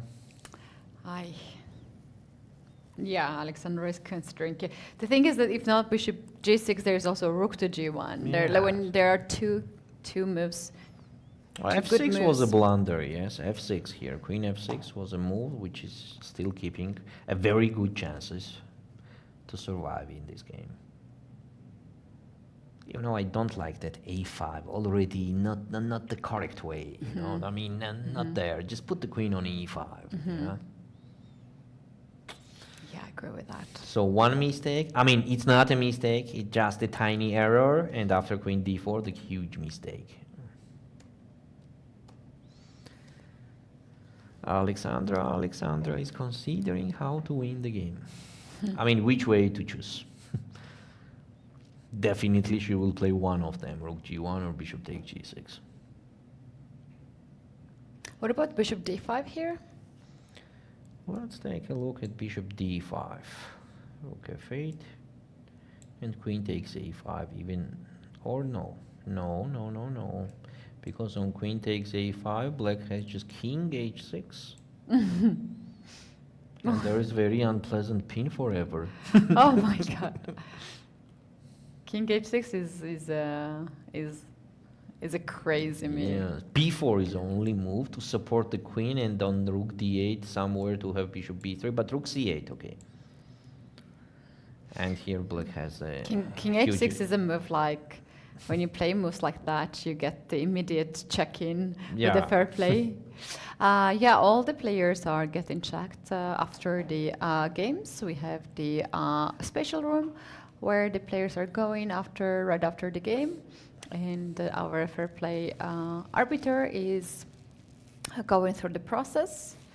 Sometimes all of them, sometimes most of them.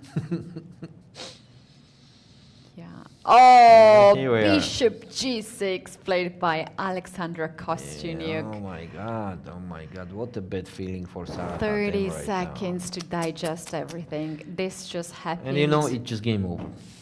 It is just game over. Bishop is hanging. You can't capture it back with the king.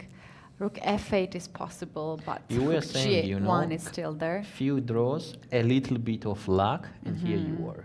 This is it. Yeah. Yeah. Oh, 4 seconds. 2. Oh no, she's gonna fly. Oh no. She Oh resigned. no. She Wow, resigned. what a painful game for Sarah Hadem, representing Spain. She played really nicely whole game.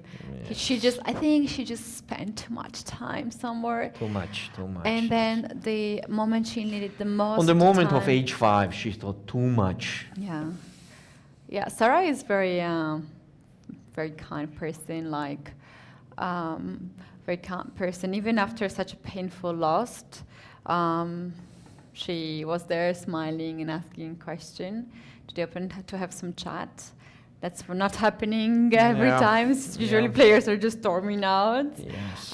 But she's Yes, really yeah, she nice seems person. very We nice wish person. her Oh, to here we recover have soon. another draw. Oh, actually, it's not like another draw. Today we're gonna have 3 draws and 2. I mean, okay, let's see.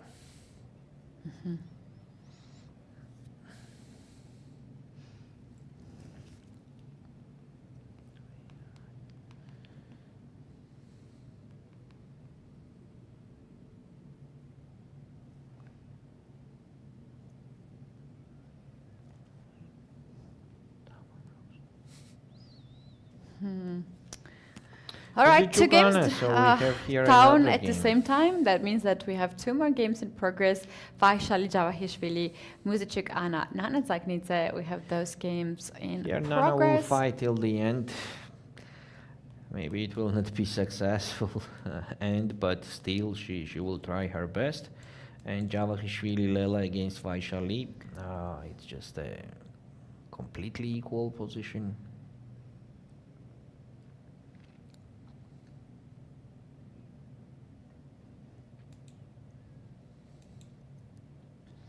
Yes, everything is actually super clear on these last 2 boards. Muzychuk Anna is having the decisive advantage with some technical things to do on the board to win the game. And Javakhishvili Lela against Vaishali, it's completely equal position. I think that here soon will be the agreement on draw. All right, we are going to take now a technical break to bring in the studio our next guest and the first guest for today to see the thoughts and insights of the game. And you guys will be back shortly.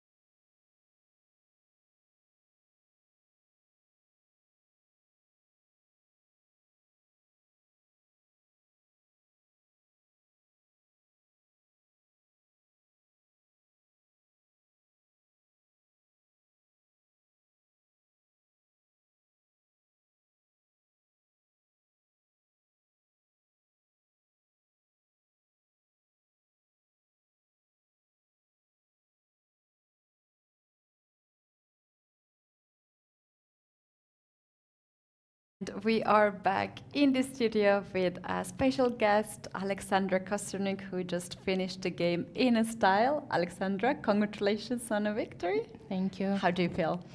Well, tired, but of course I cannot complain. Right, that was the final move. Bishop to g6 was such a fantastic end of the game. But before we go to there, just tell us what is your thought about this whole tournament, how it's going for you? Well, again, it's too early to say how it's going. I cannot complain, of course, after winning a game, but there's still quite a few games to go. So for the moment, as I said yesterday, I'm just trying to play, to take it day by day. Yeah, all right. Let's pull up the board on the screen and maybe we can just go through to the game and see the key points. And if you can share us the thinking process, what you had during the game. Well, last night I watched my husband playing tie break till 3 in the morning. He reached Armageddon and unfortunately wasn't able to win, so he made all the draws and got eliminated. And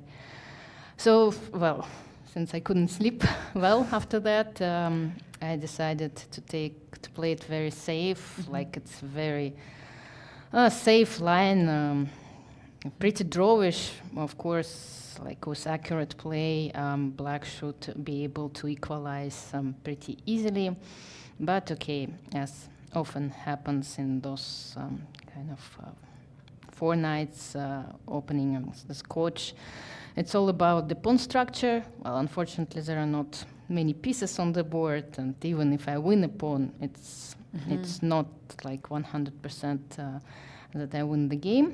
Well, there were some interesting moments. Okay, here I started to think on my own because I couldn't remember bishop f6, and for a while I got very excited. Luckily, not too excited because I thought that I'm winning like very nicely after bishop h7, then queen h5, king g8, and then rook d1. And the idea is that if she plays queen e7, her queen is kind of trapped. And if she goes away to c8, then I take on f6, and I play rook d3. And okay, bishop e4, rook h3, rook e8. I calculated some, Morphy like lines. I'll show you one line that I calculated and I liked a lot. Wow, this so is already so it's like exciting. Okay, queen d2 probably is it, but this one is also very cute, like almost. So yeah, and should be checkmate soon. And so I got really, really, really excited, and then I decided to like verify once again that I'm not missing anything. And luckily I did because I realized that here she has queen e8. And the game is over, basically, because after bishop takes f6, she has queen c6. And yes, that's too bad. I mean, that's a good calculation exercise, like evaluate bishop takes h7. And of course, I was very happy that I did not miss queen e8 because it could be costly. So yeah, I just realized that I can double attack those pawns. And again, it's never clear whether this extra pawn would be enough. Of course, h5, she did surprise me, but probably it's an interesting... Which move you were considering here from her side? Well, yeah, something like h6. But I didn't see how she can save the pawn. So for her, it's about like choosing the best possible option to give it up. But h5, I mean, it's an interesting plan with h4, h3. Of course, it weakens the king side and it gives me some extra possibilities. But okay, in the game, everything was like, okay, here I calculated like rook d8. Then my idea was queen f5. I think it was like relatively logical. Bishop e4.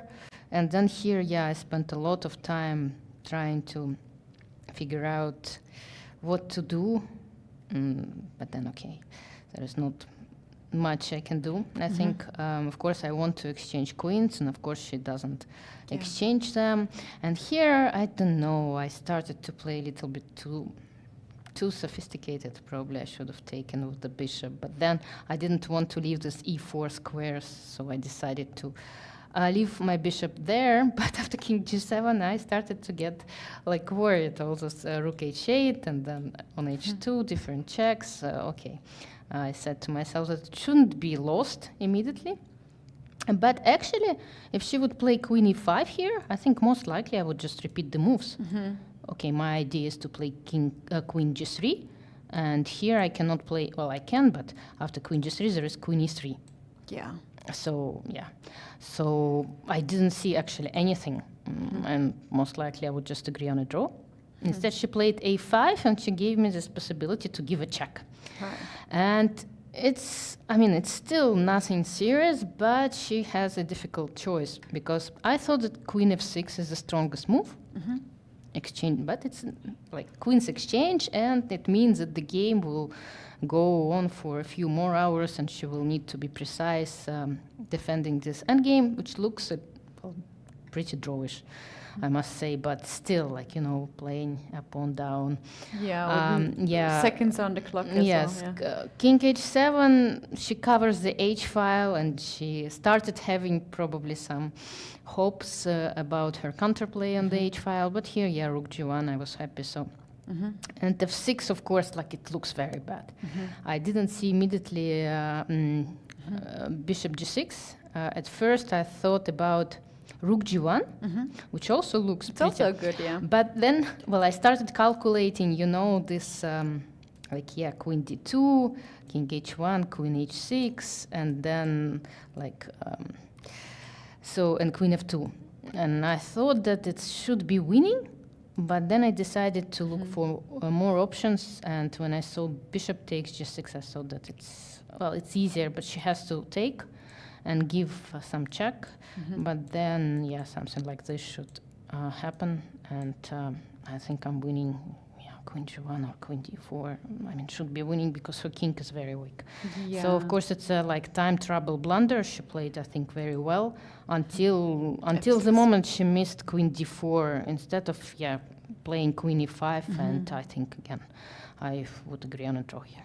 Wow, we actually were observing you on the face at this moment, because we were like, she is going to play bishop to g6, maybe rook to g1, and at some point we guessed that you saw it, because we could see how fast you were calculating, and you also just the body got changed. There was after bishop g6, she didn't even try to go with.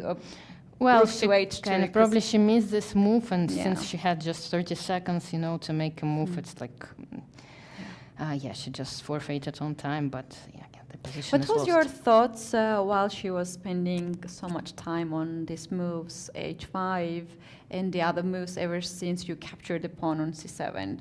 Did you consider this as somehow for you? When I was choosing this line, I was hoping that it would be like this. It's very close to equality, but again, like when you're not looking at the engine evaluation, when you're playing it on your own, without having analyzed it before at home, it's kind of unpleasant. It's always like this. You make one inaccuracy and you might be just lost.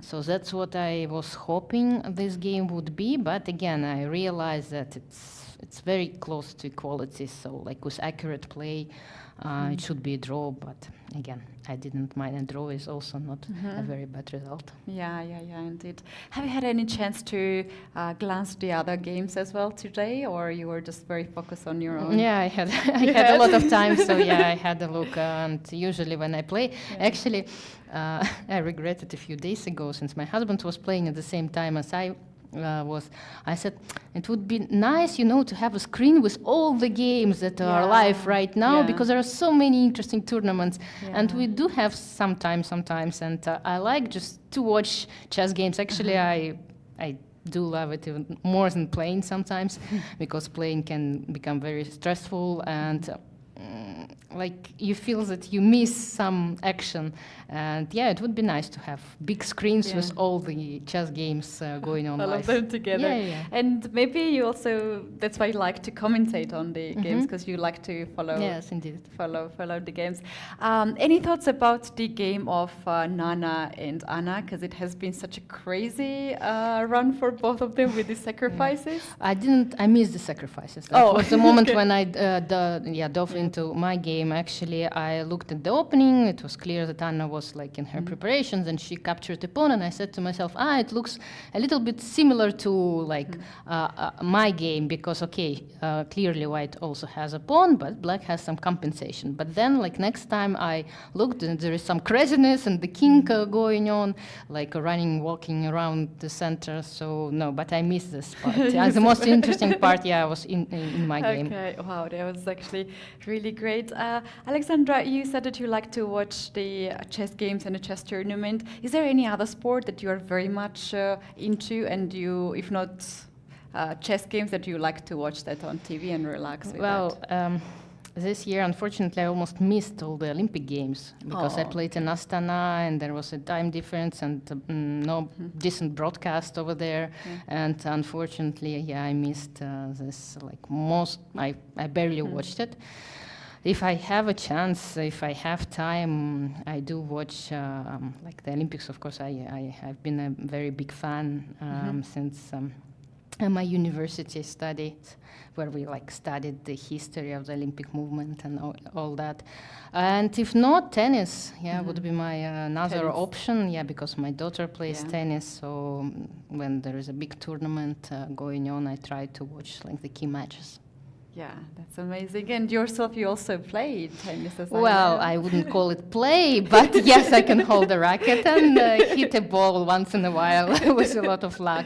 But I do enjoy watching not only the top tournament, but my daughter's tournaments as well. So for me, it's like the second half of my life right now. Amazing. Thank you so much for coming here and sharing your thoughts and the whole game. I wish you to have a good rest today. Thank you. Good luck for the remaining rounds. Thank you. You guys, we are taking a short technical break and coming back with the last two games.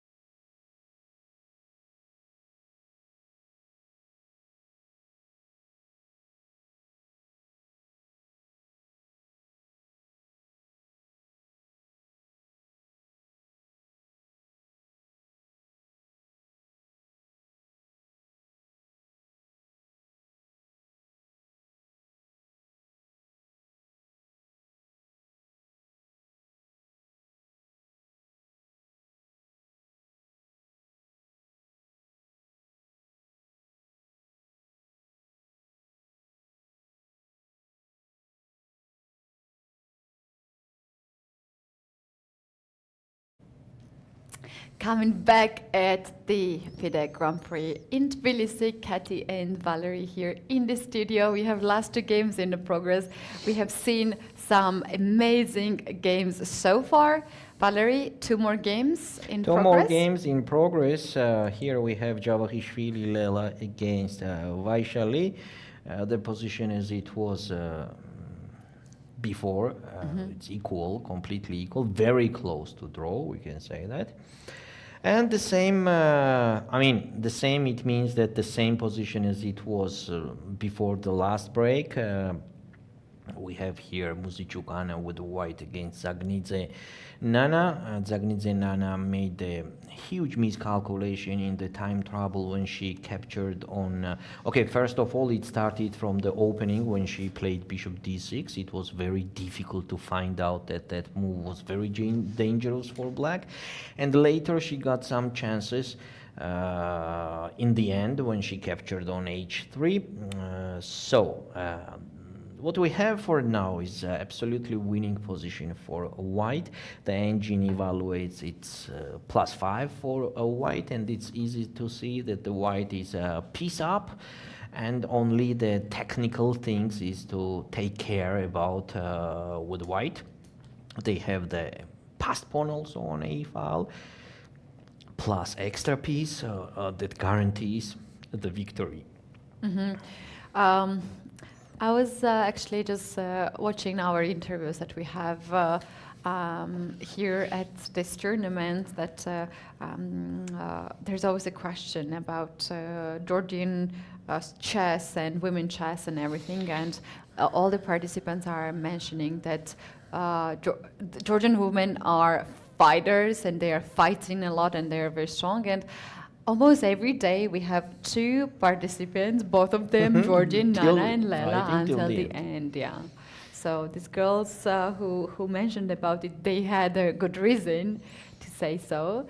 Nana on the screen, she must be very disappointed, because after the first blunder she made at the very beginning, that she fought so much. Yeah, she equalized the position, and then I think the decisive moment was here when Anna gave some chances, not some chances, actually good chances to black, and Nana here has the enough compensation for pawn. Maybe it was not necessary to capture on f2 at all, and maybe it was better to play rook b6.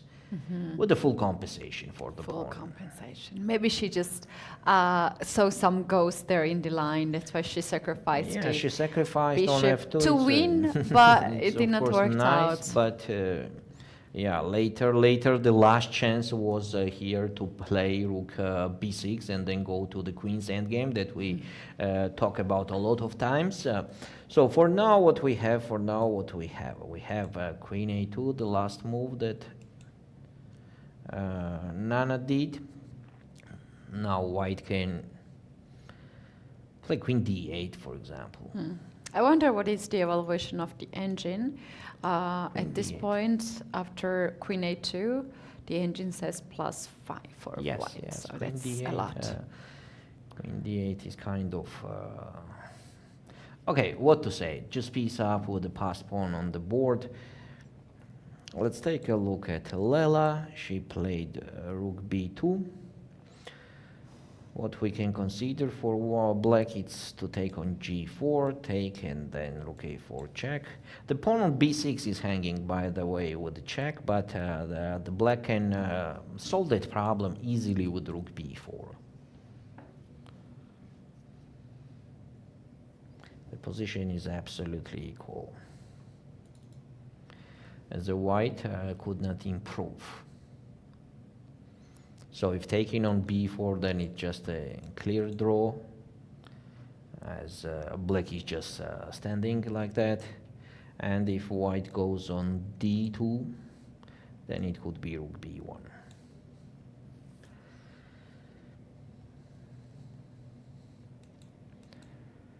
Let's go back to Anna's position against Nana. Anna is thinking she has enough time to take it, and she did king e3. Of course, here any move is possible. So nothing much is changing. As on queen e6 check, there will be queen e4.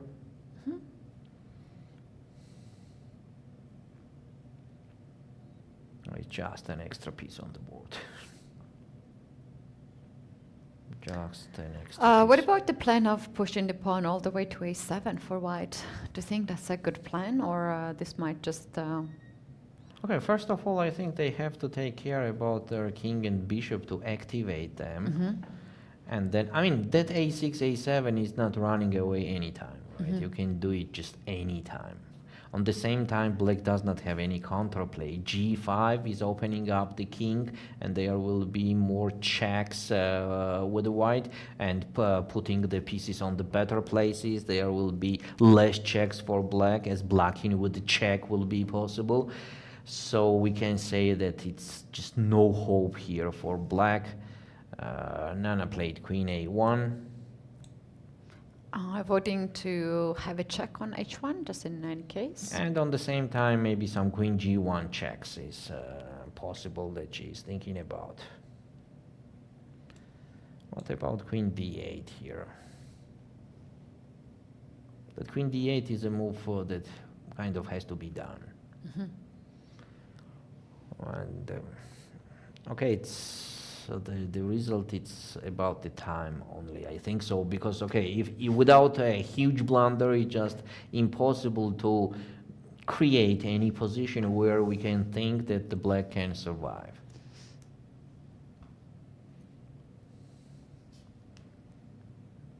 Yes, Nana feels sad, and of course we understand that. a6.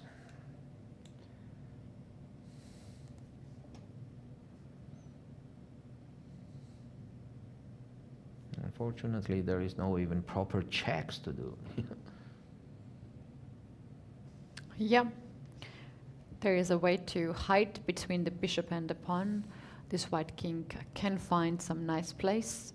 King d3, king c2, if black's queen goes on the king side. King g1 check, even king e2. I mean, just to don't play king e4 or king f3. Yeah. Any other. Okay, king f4 is also the blunder. So just king d3 is Just possible. going for that.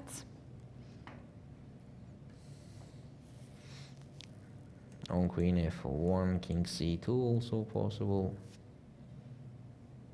And after queen to f5, king b2, and there is no more checks. Maybe yes, king b2.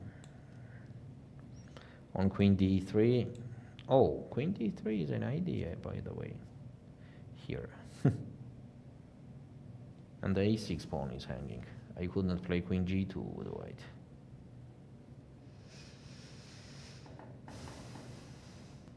Yeah, that's a little bit tricky. It's a little bit tricky. So we have this position.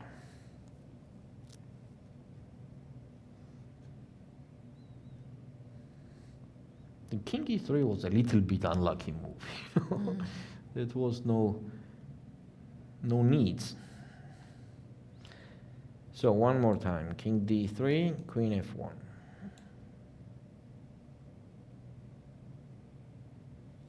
Now on king e3 it will be the same position. On king c2, queen f5. Maybe first king b2. Does it make any... I mean queen d3 anyway, yes. It seems like black could capture that a6 pawn here, you know? But unfortunately even that is... I mean, for example, queen h1 check, king g8.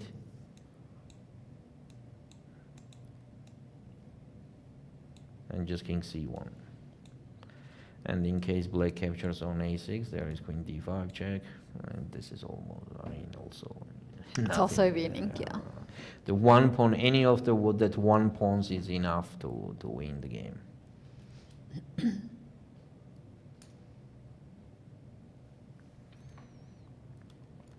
But still, king e3 and a6 seems like was unnecessary.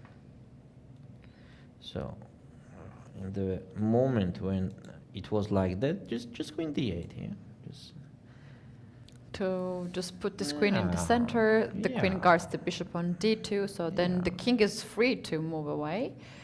King has no worse. So queen is guarding everything now. Yeah, the pawn on a5 is guarding. There's h4 check as well if you need. Yes.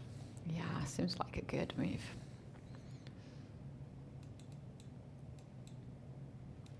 The other game we have The other game some happened moves. what was expecting, taking on g4. Now white has to take. King And g4 is on the board. we're suggesting rook a4, rook b4 for black. She goes for that, rook a4 check. Yeah.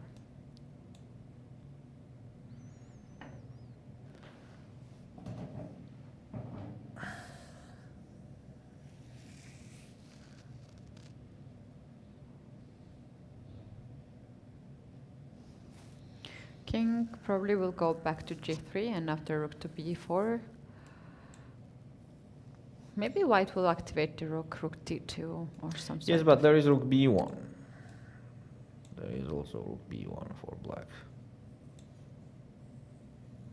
I mean, there is nothing to catch up, you know? I mean, there is no object to use.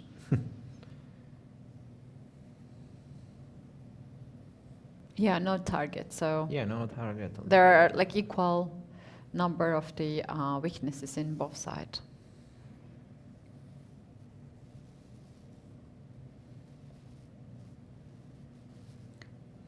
So Nana and Anna is doing quite fast the line that we are considering.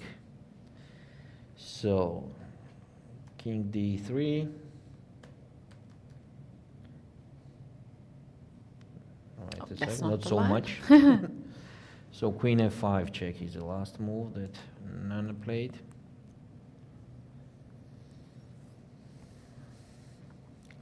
Obviously it will be king b2 there.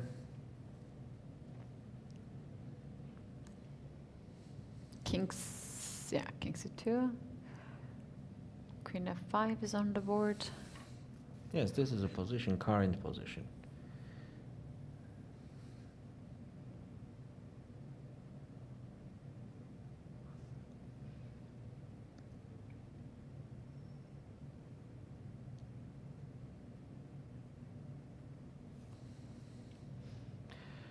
Vaishali decided to play king h5.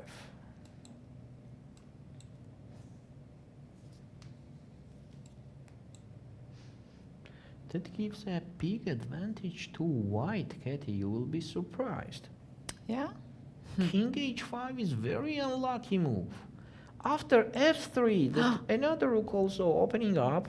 Ooh, some And checkmating here ideas. sounds- Yes, rook h2 check and then rook bh7. I mean, the king is in trouble. We know what then when the pair of the rooks are on the board, the safety of the king is quite important. It is absolutely different with only one rooks on the board. Yeah, 4 rooks. It's not Four the rooks game are over quite yet. tricky, yes. And king h5, yes, unlucky, very unlucky move. So the idea of Vaishali here is that if To white get takes away on from the b6, yes, there's no yes, check, she and was she wants to take counting on on a2. that. She Yeah. was counting on that it's not with a check and just take on a2 and it's simple draw. But I think she just missed on the 5th hour of playing. Everybody can do that, and she missed it and she played king h5. Yeah, this game has been equal for so long time. You cannot barely imagine that one move like that can drastically change the position. f3 is and the black is in a big trouble.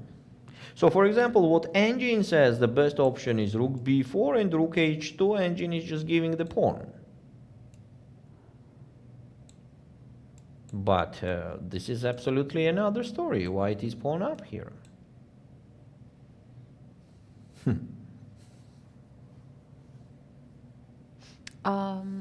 Yeah, the pawn endgame is not enough. b5 perhaps? Yeah, it's another story. Like black Yes, has it's to just start another story. game, Maybe yeah. still black could survive, but from the position where they have no problems at all, suddenly the problems appears. Also pay your attention that there is 7 minutes on the clock.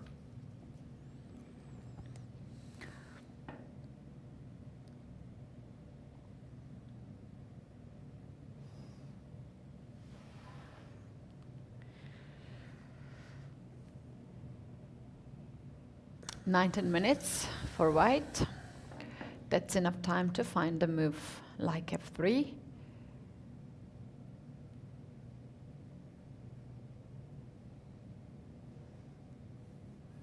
All right, what happens in case if black decides not to give the pawn? So after f3, black goes something like... That's also the question. Like what? Like what? Rook a3. Then it will be rook h7 check, king g6, and rook bh2, the checkmate ideas, disturbing the king. Yeah. And now e-pawn will be a very big strength and the power for white. On the same time, Anna Muzychuk is thinking after queen f5. So I feel like they became a little bit tired, you know. She played king b3. Oh, wait, wait a sec. That here something could happen, you know. I mean, Keti, that's something happening here. Queen b1 check now. Yeah. King c4, queen f1 check. And king could not, I mean, it has to take on c5 then and give the bishop on d2 after queen f2 check. Oof. Otherwise, it's just a check, check. Check, check, check. Oh No my king d5. God. That's going to be terrible blunder of the queen. Oh my God. Oh, wow. Some chances appears for Nana. Okay, obviously this endgame is also losing. The queen's endgame is losing, but it's another story again. Queen takes d2, and okay, queen h1 check, king g8, queen e4. Oh, but you have to find the move like that. You know, queen e4 is not easy to find. If I play a7 there, it's not winning? Instead of queen e4? Yeah. There has to be checks, I think so. Yeah, it's just checks all the wait, time. what happened, Vaishali and Javakhishvili? They agreed What to draw. happened? Oh, instead of f3, Lela went for the rook trade, and she actually just agreed on a draw. Oh, wow, she had a chance at the last second. Yeah. Yeah, as we mentioned, they have played this long game and has been so equal for all time. Somehow, you don't see these moments, right? Coming. Oh, wow. Yeah. I mentioned that they got tired, so tiredness plays a big role in chess. Yeah. You know, otherwise after f3, the black is in real trouble. You know? Just a trouble. It's another story that maybe it's still draw with the unique moves, only moves always, but... There's no risk here for white. Yeah, sure. So now we have only one game left after queen b1 check. Anna does not seem confident, you know. On each move, she's like missing on each move something because thinking so much. I mean, there is no more moves here. King a4 makes no sense, right? So there is just king c4 to do, but she's thinking. There's king a3, but then you check again. I mean, the same position. Yeah, and we saw here she wanted to play the move, but she took the hand back very fast.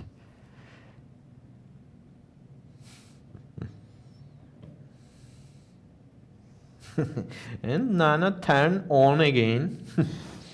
Back to the pose where she's fully focused. Yeah, king c4 has been played. Queen f1 check, that's correct. Now king has to take on c5. There is no more options. Queen f2 check has to be done.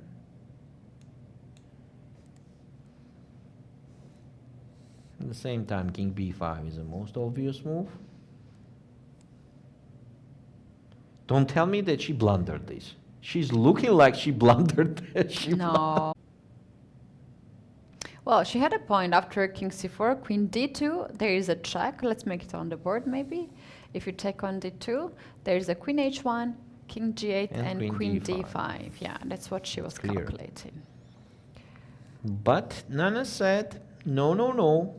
And king on b3. And now check again. Queen d1. King b4, you are forced to take. You can't give more checks now.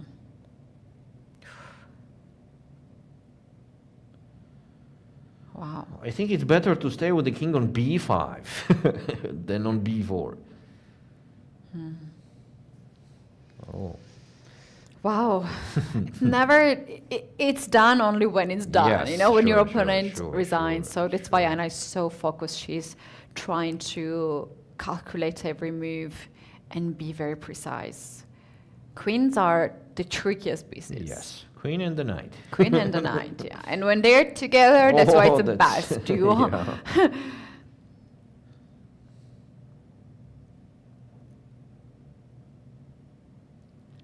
Anna down to 10 minutes. Yeah, to have a lot of material extra gives you the opportunity to make one or two inaccuracy. You're still Yes, winning. but now it's, you know, different atmosphere. Anna now needs a big effort to win this game.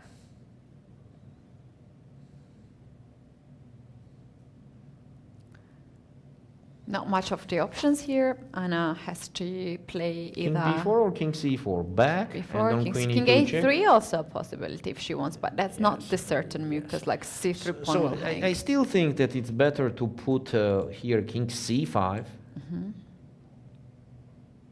like this, and on queen f2 check play king b5. What about queen f5? I'm not sure they have queen f5 check here, or it is still. It's still possible? Oh my god. No, because now king b4 and after queen b1. Is not it the same position? No, because in the end there is queen d5 cover. King c5. King c5, queen f5 again.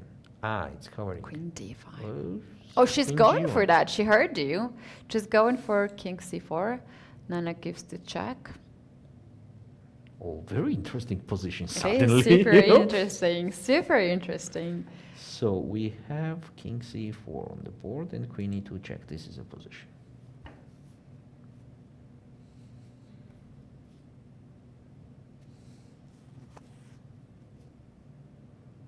King c5, queen f2 back.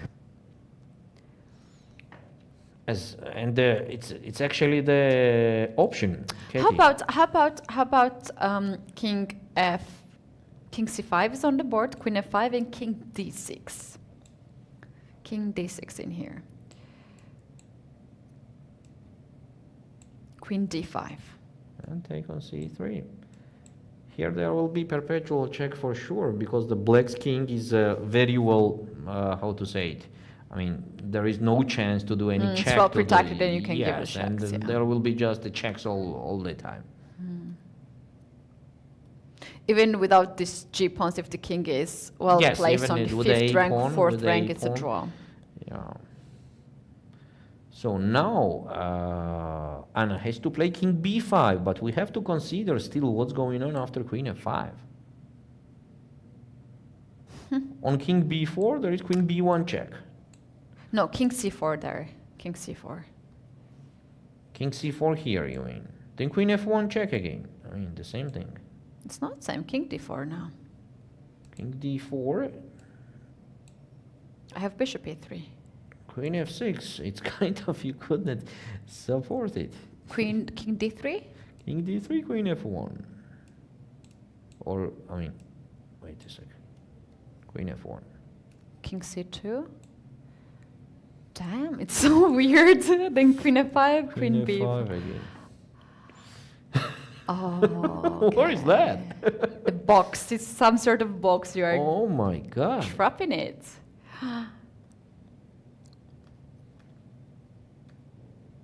So this is a position for now. Let's see what they will play. So Oh my king God. b5 is your suggestion, but still. So on king b5, Nana does not have to take on d2. That's the point. Yeah. And she's not taking so far, so... What a crazy position.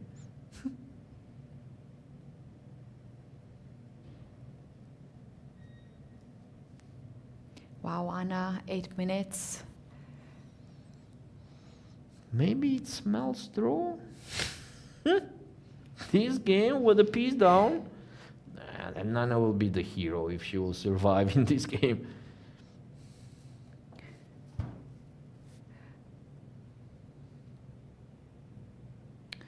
Wow, I know that this trick with the chess engine, if it gives you 4 lines, the same evaluation, it's a draw. Yes, yes. So it right is. now I have the access only two lines, and it says 6.10 both of them. Does that mean it's a draw, even by the engine? Actually, I'm not the expert of that, Oh but my I hear the same. God. Okay, the only thing here is that Nana does not have to take on d2. Yeah.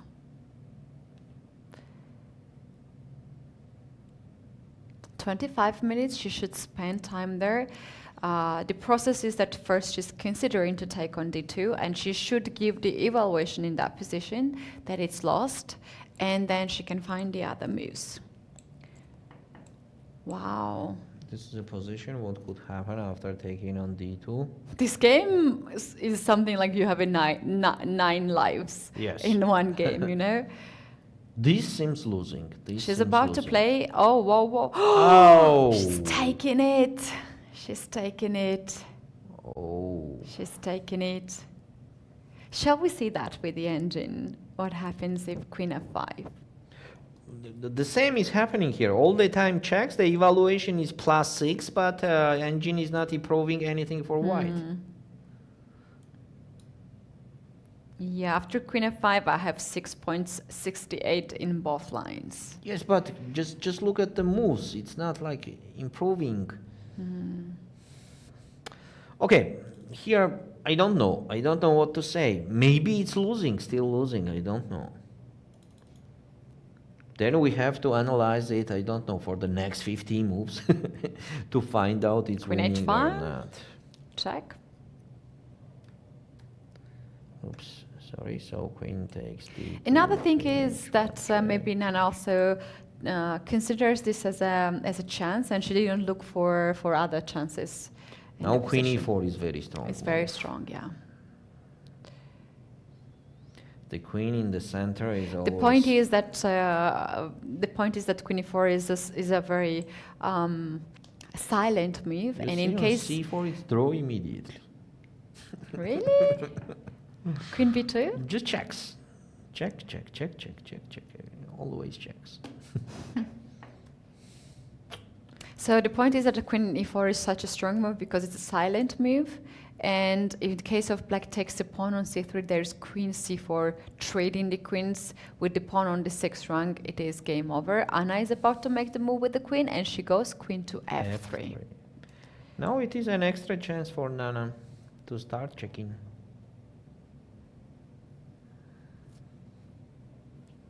Wow, what a roller coaster whole So game. for example, queen This b2 game check. is actually fantastic, Yes, starting it from the is. very beginning. These ideas of Yes, bishop it is. h7, Yes, it is. it's such a good game to study.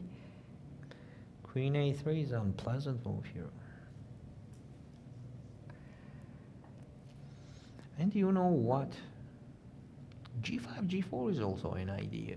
You think so? I would think that this is safe for me to have the structure. You Yes, would but go? for example, if you will not put the pieces like you want to push a pawn, and you just make safe your king somewhere in the center or on c6, then blacks are just pushing g5, g4. Because if I grab the pawn on c3, that's it, it's a draw. It's draw, yeah. White loses any of these pawns, it's going to be a draw. Wow. You see, everything happens.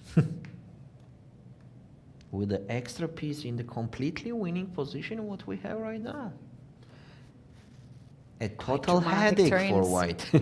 You guys let us know in the comment section on YouTube, who are you supporting? Anna or Nana? Tell us which team are you in? We might see it, but too late. Maybe this game is done in 15 minutes, but we are so curious to see that. Go ahead, let us know in the comment section.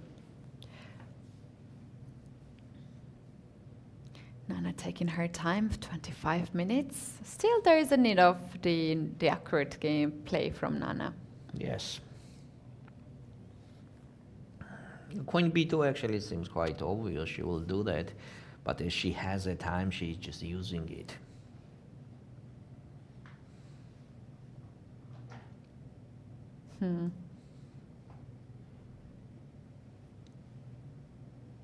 I can imagine what is happening in Anna's head right now.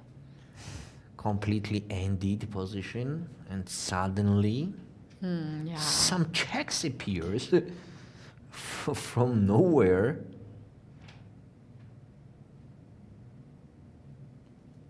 Yeah, another thing is that when you are in the game, you don't have this, you have these thoughts after the end, like, oh God, I missed this, that. And during the game, you're just into the board is it. absolutely different world. G5 right away? She is not scared of that?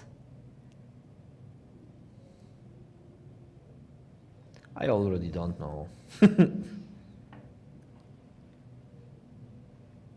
King c6 seems very oh my God, King c6 is very strong. Immediately, you know. There is no checks. Queen d5. Queen d5 is hanging and a7 is hanging. a7. What about a7 right away? There will be the checks, Queen d7, and the king could not hide. King b6, Queen d8. King c6 is very strong. King c6 now is actually winning the game. All right, let's see if Anna finds that move. Six minutes to go. She has a really comfortable time. It's not something that she is playing on a second. Maybe it's difficult to find on a second, but she has comfortable time. Let's see.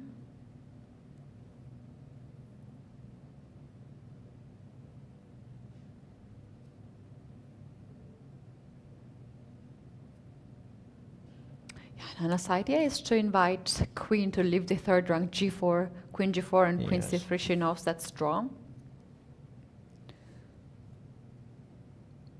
Yeah, king c6 is just like very strong move. You know, the engine shows me after king c6 checkmate in 37, so it means that it's winning. 37. Those lines. You should see checkmate in 37. Like, come on. You have enough time. Yeah, I mean, grandmaster, of course, you see the checkmate in 37. No, I mean that. I mean, it's not a draw like it was in those lines when it shows +6 in the different 3 lines, but could not improve. When it shows up. Oh my gosh. I thought she was going to the direction of the king. She goes with c4. Is that a move that engine hates, or it's fine? It's fine. It's fine. It's fine, but there is no checkmate in 37.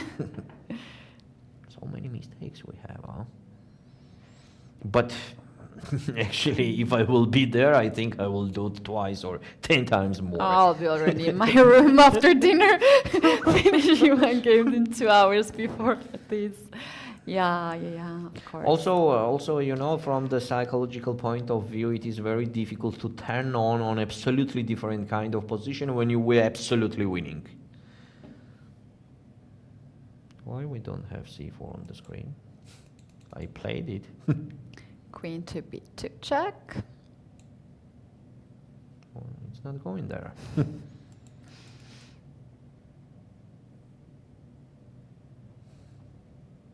Invisible moves.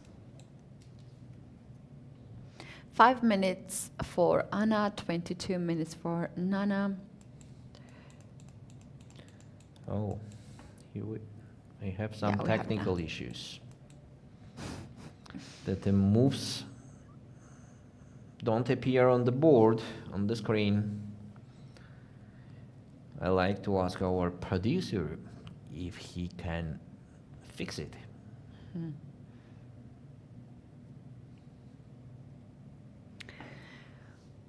Okay, check is on the board. You guys, we can actually focus on the. Oh, this is also frozen, I guess. Just focus on us then, because we're not frozen. We are not frozen. Yes, we're not frozen. Okay, today is actually, I think, the best day so far. We had so much dramas. Only this one game has been really crazy, starting from the very beginning. And I had such a nice position. Then Nana actually turned the table so beautifully. And now we have this queen endgame. Queen endgames are the longest games ever. And the endgames, that is like hard to study, because there's some theoretical endgames, but not there is that a rule. much. There is a rule. For example, I hear that there is a rule that if you have the queen in the center supported by the pawn, there will be no perpetual check ever. So I can see the move for black. What Nana played before queen d5. What did she do? You can see it. Maybe she did queen a2, right? Yeah, because the pawn is already on, still on g5. Yes. Queen a2. Queen has to be on makes a a2. chance. Yes, that's the most obvious move.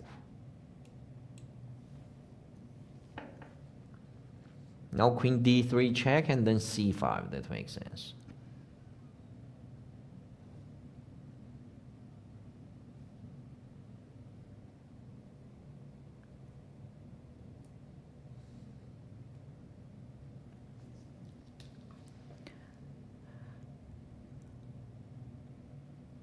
Yeah, the time is not the accurate on the screen. We have. I'm not sure we have that the close up. white is winning of Anna. anymore. We have the close up of Anna.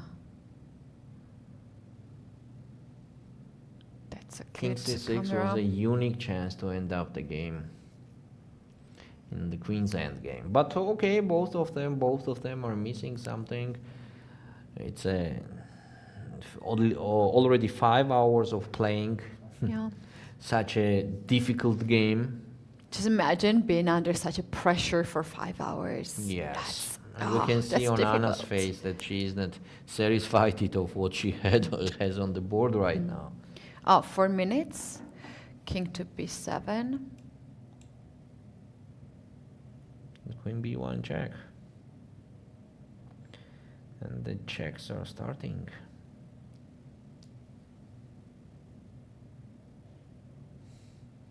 What happens after queen b1, king to a8?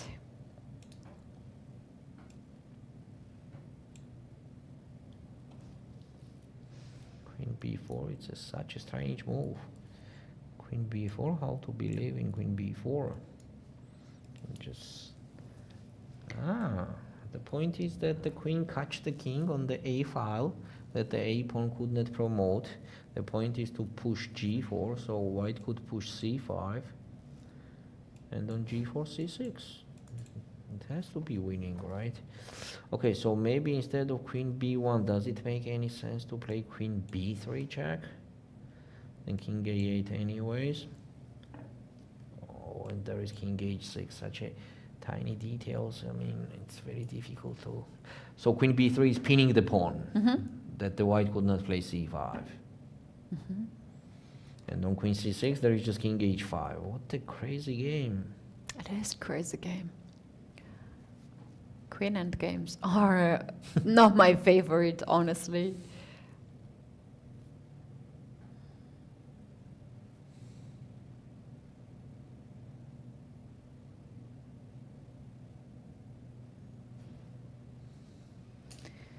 Anna on camera right now, fully focused, calculating all the moves. Nana as well, look at her focus. She's not even looking around, just directing the board.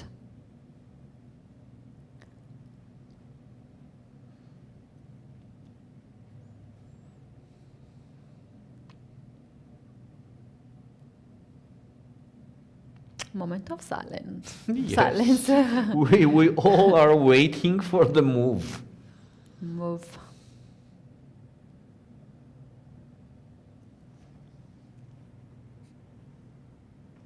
22 minutes to go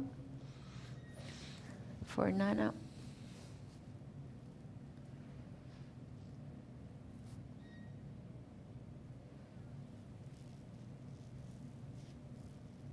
One last game in the huge playing venue. This is the one remaining game. We can see Anna shaking her leg, and look at the fist. Yes. Look at the fist she has.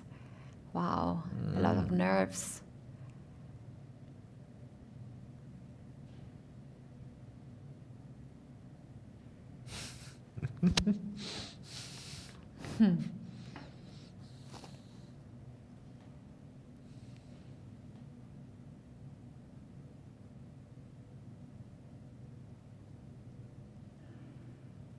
Wow.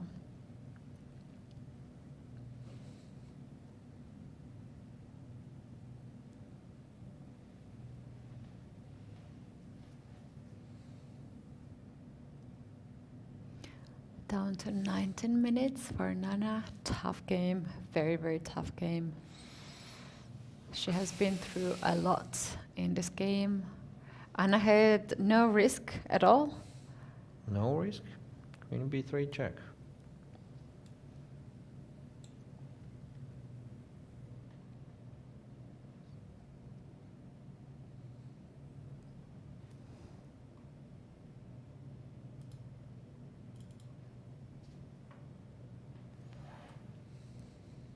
This is the most accurate check here to pin the pawn from on Yes. c4 so the pawn can't go farther. That is her idea here. What happens after king to c7?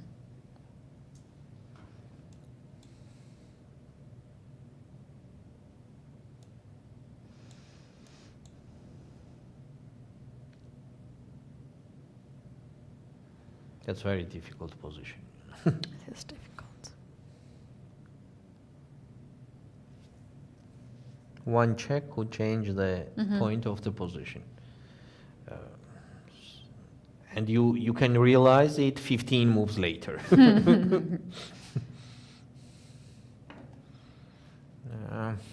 It's not That's why the you have best. to always trade the queens earlier. Just keep the rooks.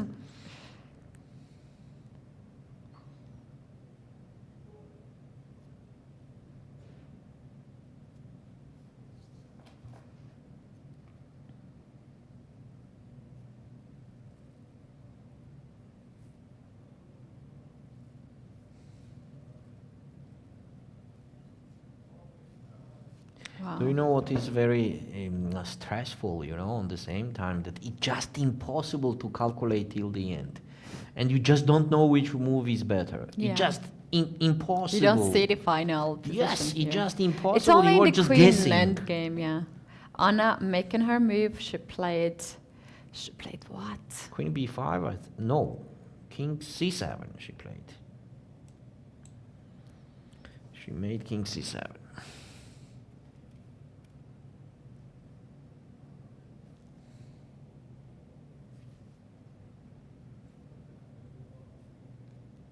Must be so stressful for the family members and seconds of these true. players to watch this live. That's true. Mostly for the jeez. coaches. Yeah, you have been there. You cannot do much. You see the engine happening, you hear this commentary, but you cannot do anything.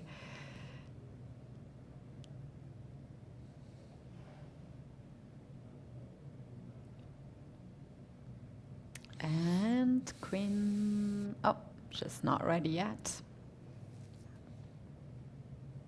She has to make a queen move, otherwise if she pushes the pawn, then white is also going to push the pawn on this 7th They can rank. even take that pawn, queen e4 check and Queen G4. h5. But a7 is immediately winning. Yeah. And just Just one move promoting. away from the There is promotion no check. score. There is no checks. No checks. Oh. Yeah, so Nana is thinking now where to put the queen. Queen a3 or queen a2, she's thinking about that, and she played queen a3. She Queen started A3. doing the all correct moves, And this is how it's happening always. When you are, from Anna's side, when you are giving the chances to the opponent, she will use it. Such a psychological advantage now, you know, that there was the same position but with the piece down. So the bishop just gone. Bishop is just gone. But then black had these checks, really naughty checks. That Anna created on her own. Yeah, that king e3 and pawn a6. That was no needs there. Anna on the move right now. Her time is ticking, but we mentioned earlier that there's no risk for her. She's getting 30 seconds for each move. Of course, queen d6 seems like the obvious move. She did it.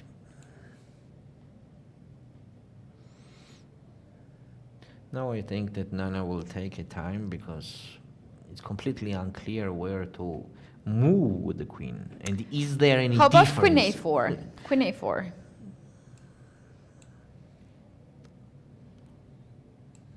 Seems like queen d3, king h6, and just c5. Yeah. And then c6.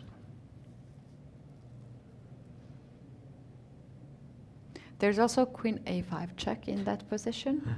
There is a very, very funny line that the engine is giving. So g4, c6, queen f4, queen d6, and they are promoting one more time the queen's going to the queen's endgame again. Another round a7 of queens. Oh my god. The queen. Oh wow. The engine is so confused. That's crazy. And it says that it's still winning, but I'm not sure about winning here. Yeah, because it's a c pawn, not the corner pawn, like the a pawn. Okay, if I am Anna, I don't wish to have this position after all of that. So, is there any move that happened after queen d6? Thinking, how about queen a5 check here? King b7. Yes, and then pushing a7. No more check, and Yes. that's it. So queen a4 is the move. Maybe that's the line Nana has to go. Queen a4 or queen a2, both of them seems like the same. Queen a5 was in the... What was in the game? Queen a5 was in the game. Yes, but after king b7, is not it game over? There is no checks and there is just a7. Yeah. This might be the final mistake in this position. Yes, it is. In this case. No more yes. check. Okay, there will be later some checks, but with the pawn on a7, it's just done. Yeah, because once there will be no check, and that's it. Oh, queen a5 is like a huge mistake. Well, it was tempting to give a check. Such a dramatic game. I know. Such a dramatic game. And how easy is to look at this from here. Yeah, How I know, simple is it?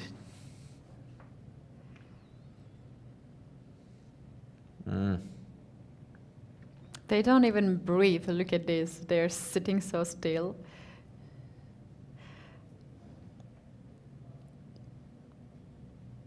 Not a miss something, yeah? With queen a5. Just a7 here.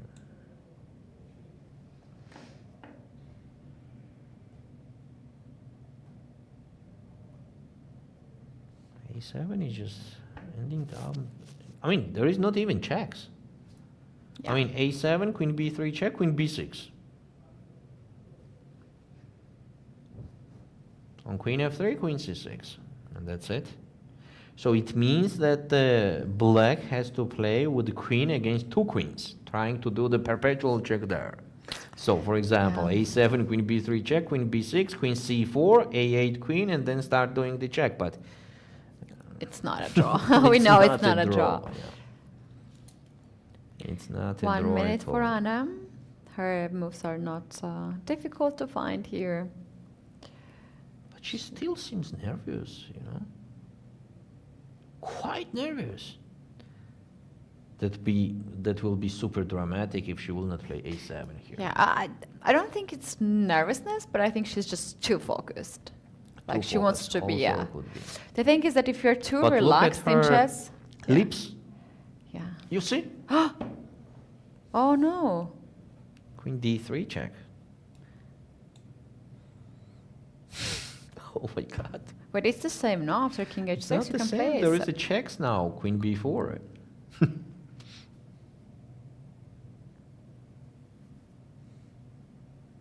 Wait, what?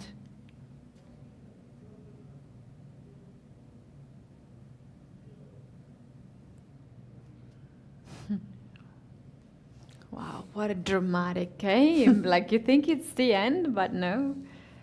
More dramas. Wait a sec, let me check this. a7. Queen b3 check, queen b6. Queen f3. No, queen f3 makes no sense because after queen c6 I'm hiding. Queen b3 and king c7. King c8 even.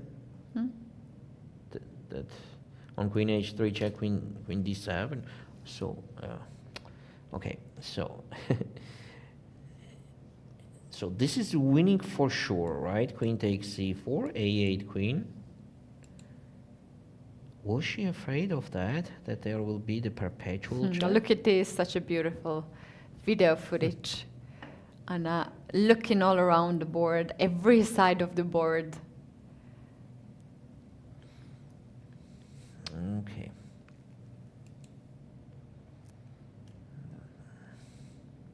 She's given a lot of checks. King h6, queen h3, king g6, queen e6. She got back this queen on the 6th rank. The arbiter brought another score sheet because it's moved almost 80. She's repeating the moves, not for making a draw, but to get more time. Nana plays really fast. I hate when my opponent makes the move right away and not writes the move down. This is so disrespectful. Yeah. I had that. We don't see that on the high level, but we have seen in some open tournaments, and that's very rude. Queen d3 check and c5. Now there is nothing more than this. Again, queen e6. How many time repetition is that? Draw?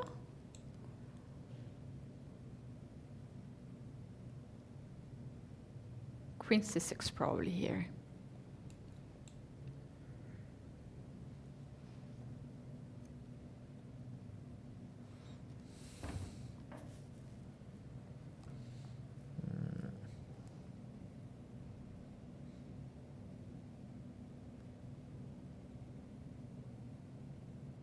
There is also c5 here, just to make sure that there will be no repetition.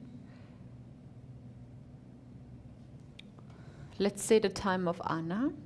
She is down to 1 minute. Oh, it's Anna's move. Yeah, we need to see the time of Anna.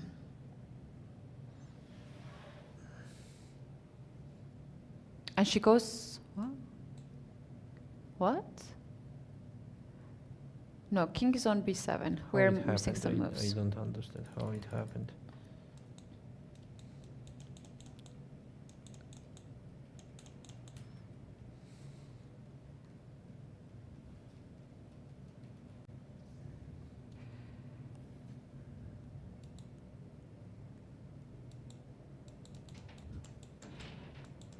Yes, I have some technical issues here.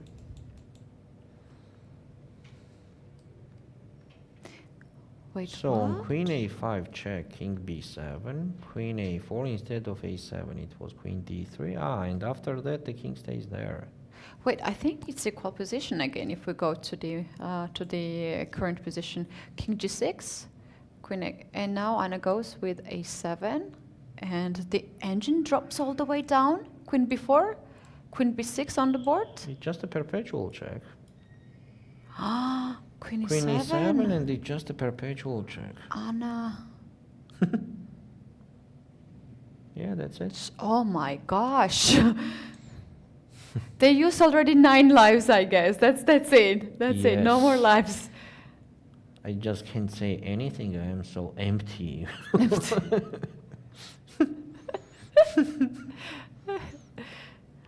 What? Yeah. Oh no. I don't even want to know what is going on in Anna's mind right now. Whole body must feel this devastation. But on the right same now. time, well done, Nana. She fight till the end. You were talking about that the Georgian women is fighting till the end, and here you have the result, dear chess friends, that fighting till the end always makes sense. Absolutely. Half a point in the pocket from the absolutely losing position. What a dramatic game. Anna Muzychuk, Nana Dzagnidze. King a6, Queen a3, King b5. There is Queen b3 check. Queen b3. King The c6, king just couldn't hide King anywhere. c5. There is a check, yeah. Yeah, we have a comment, heart rate monitor would be perfect in this situation. I know.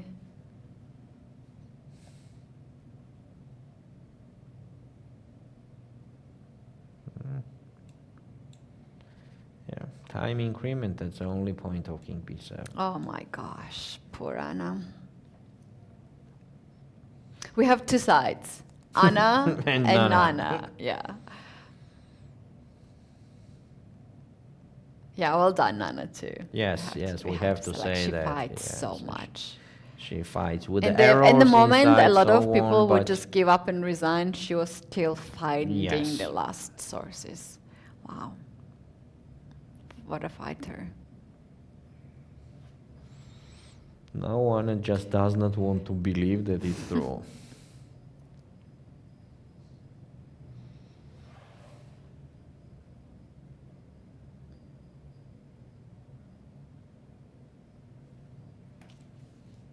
If this ends in a draw, we're going to have 4 draws today and 1 decisive result, even though we have seen so much moments.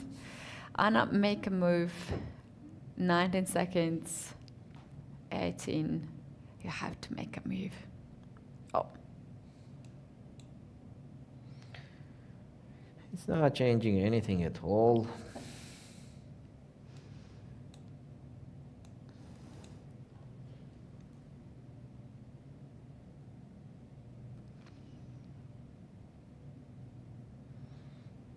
Thirty seconds.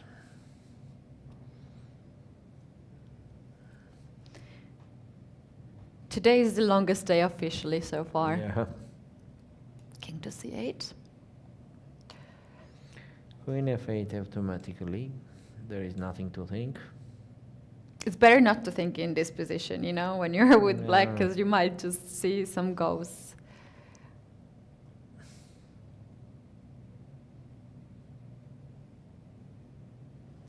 Wow.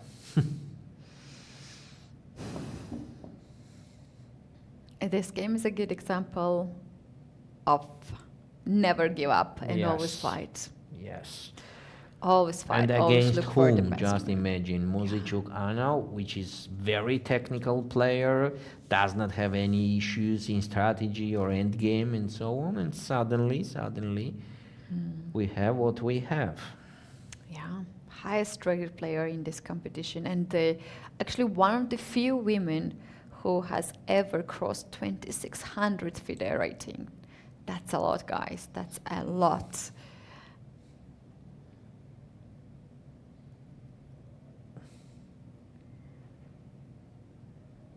Can we say that the time was an issue for Anna?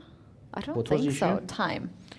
Time? No, she No. had enough time always.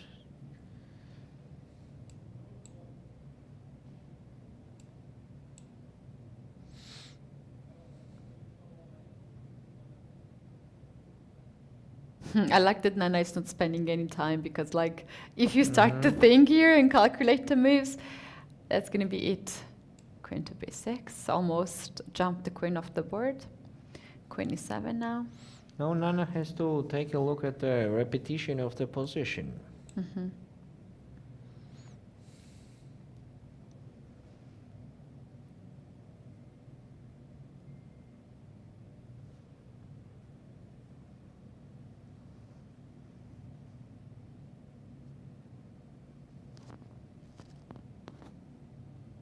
Queen e7.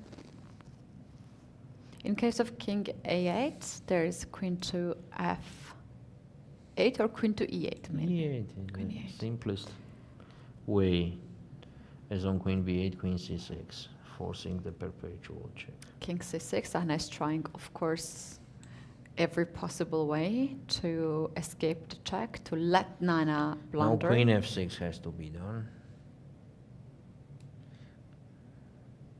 Right, or any other if move? queen e6, then king b5. King b5, yes. What about queen e8? Queen e8 gives the same result. Two moves, two correct moves here.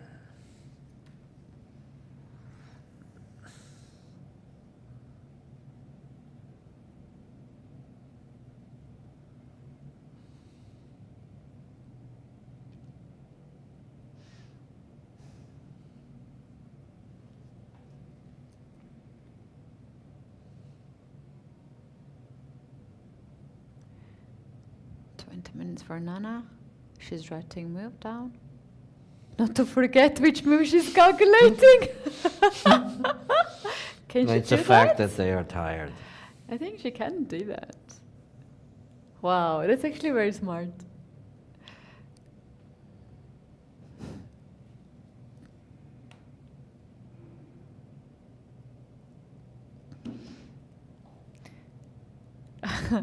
That's actually very smart.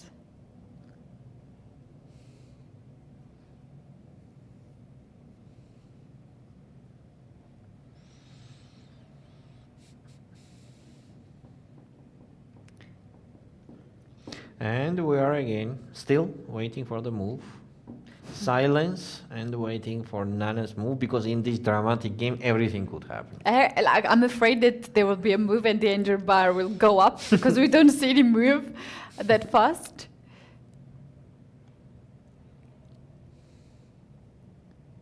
Okay, she's going queen to f6.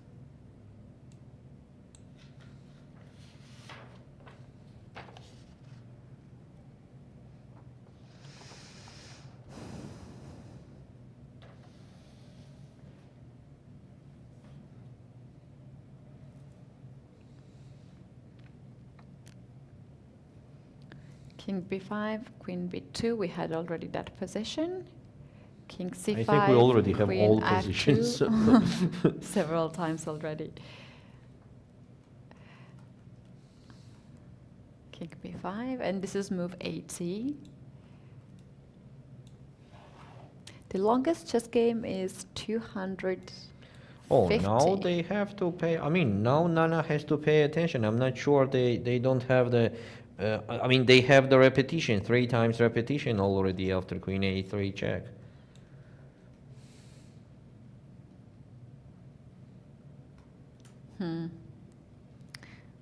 It's actually not easy. She can stop the clock and claim, and like in the worst Hold the scenario, and I will get 2 minutes increment. I think Nana should stop the clock at this point. Oh, no, it's different.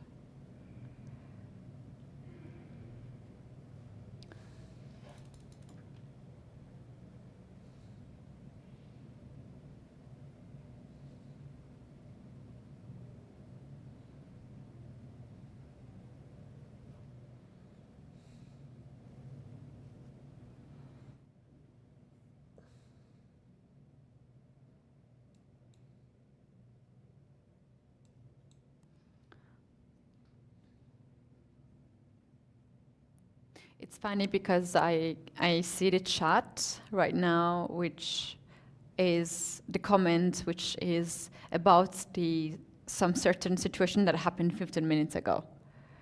And there's a comment that I said that probably queen a5 check is the last mistake in this game. And guys, surprise, surprise, we're still here, and it was not a last mistake. And the game is still on. And by that, you guys, thanks a lot to sticking around here for so many hours, 5 hours in here with us. We appreciate that. It's just the beginning. We could have another one in 1 hour, maybe. Why not? No. No? Okay, half. Yeah, maybe.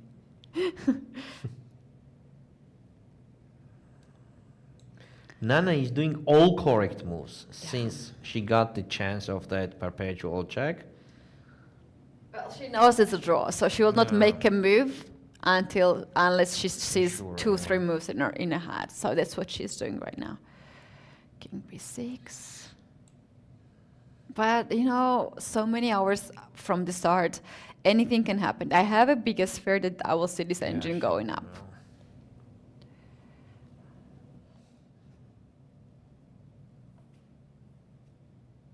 Somehow Anna is more relaxed now. I can also see that. She's not shaking anymore. Maybe she realized that the draw is not a bad result also. I think queen f6 happened.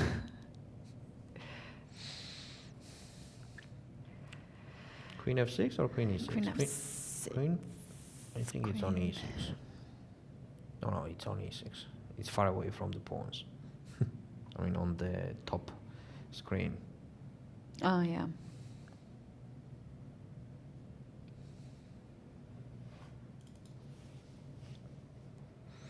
"92 moves? They will make 100 moves. That's for sure. Queen takes c4 appears now.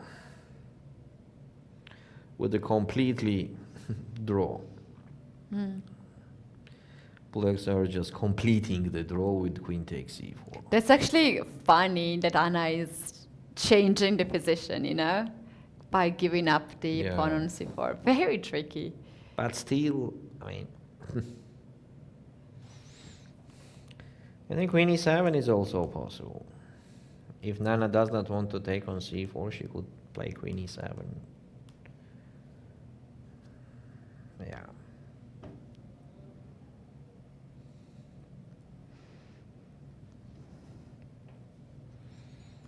But queen c4, of course, why not? Just get one more pawn and continue doing the checks. Yeah, I would take that pawn, actually. I recently lost the queen endgame, theoretical queen endgame, which I played like 20 checks. And then I saw a ghost. I sacrificed the queen. I thought it was a stalemate, and he captured. And I offer a handshake. And he put a finger on the square, like, you can go here. And I was like, what?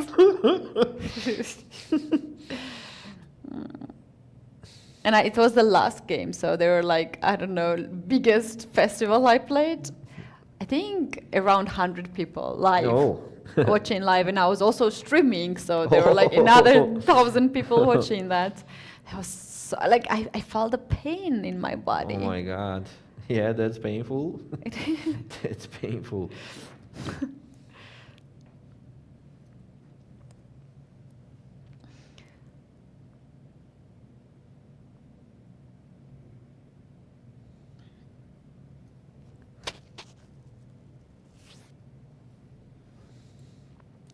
Nana is thinking to... I think she will not take that pawn. Take or not take? I think she because will take. on queen c4 there, some king d8, king e8, king f8 appears. I mean, going to that behind of the g pawn. And after queen e7, we just have the absolutely same position that she already knows that it's draw. So just to think, if she's taking so long, she might consider this. Yeah, she is considering, that's for sure. She is considering. She is considering which way will be easier to do the draw.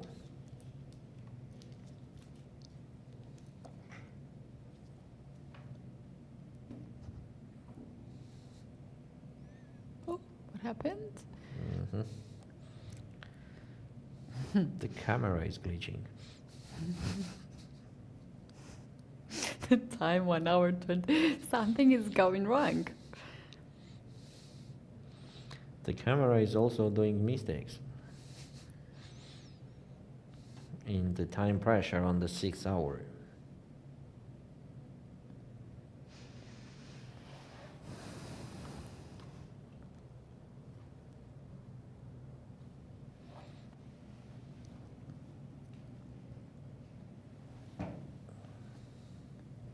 We have a close-up camera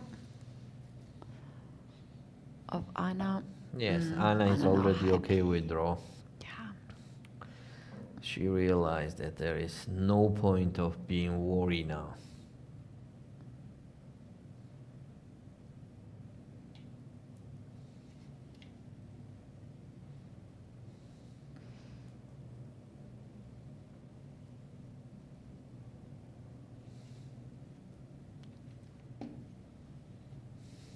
Wow, Anna. What a chance. So important win for her. So important. So far, 3 draws for both players. And also for Nana, it's so important not to lose the game. Yes, Here sure, at the Grand Prix series, never lose the game. Never. Yes.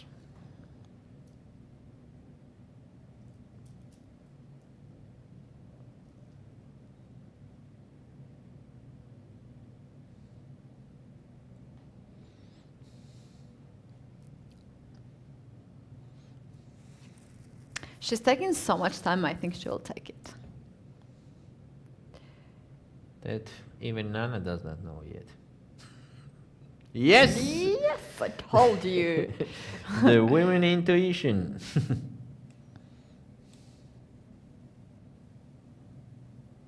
King d7 will be there for sure. Oh, there is Queen f7, and I'm not letting White King to go there, so maybe King d8 then. That makes more sense, to enter with the King on f8 and g8.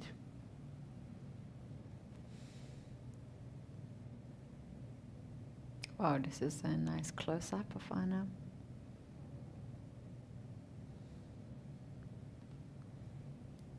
You know, I think that Nana made her job a little bit more difficult now.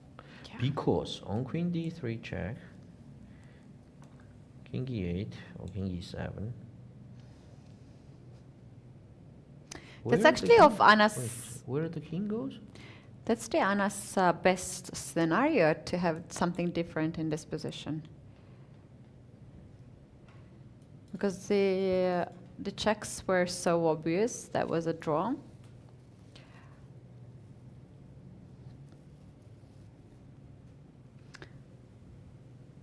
So Queen it was d4 check. King d8. King d6. Queen... Anna played King d6. Yeah. So, for example, Queen d4 check, and why we could not go there? Because of Queen f6 on King e8, Queen e6, King f8. Ah, she could not just hide there. There is Queen e6 check again in the game. You could not even hide. It's funny that White is trying in this position to hide in black's between black's pawns, but nope. Not in this game. Yeah.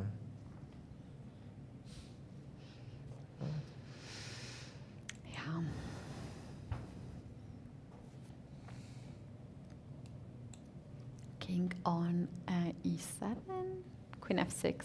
Queen f6 for sure. By the way, Queen e4 check also makes sense. That on Queen e8. King f8, for example, play Queen a8. Or even this. King g8. She goes with Queen f6. Just some no more fantasies. jokes in this game, Nana says.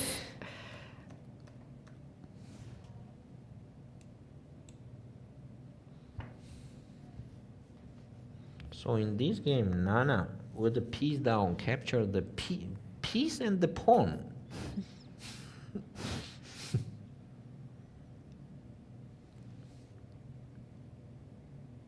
Yeah, now it's just a draw.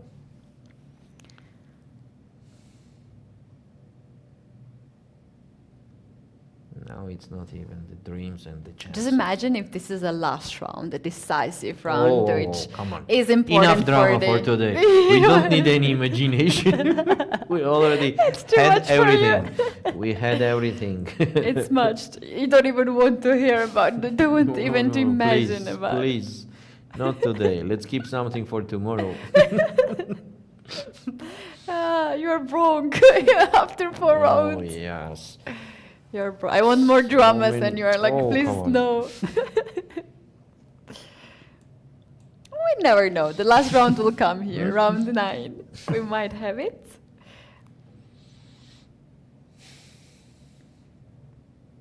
Yeah.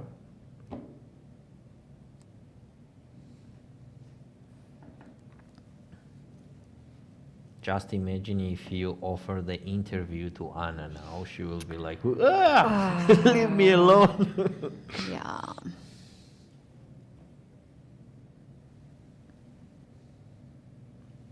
We will not do that. We will, like if the players are requested to make the interview, they have to. This is in the regulation, but we are not that kind of people.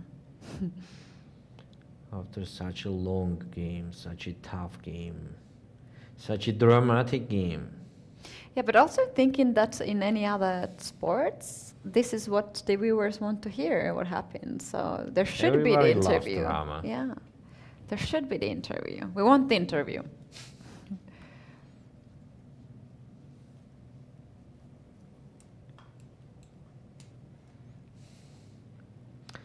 Does that matter now the white king goes east or west? Draw is the best. Draw is the best result.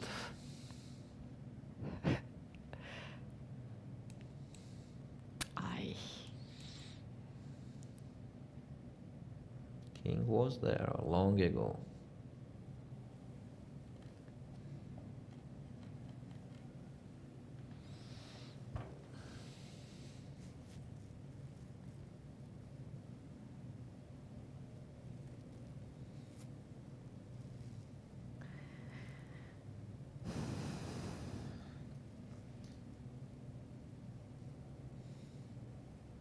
Where? 26.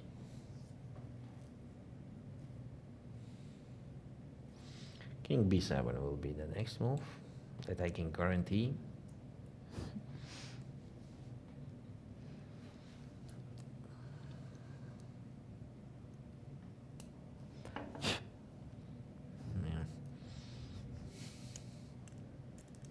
No. What could you guarantee in this game? Wake up, Valerie.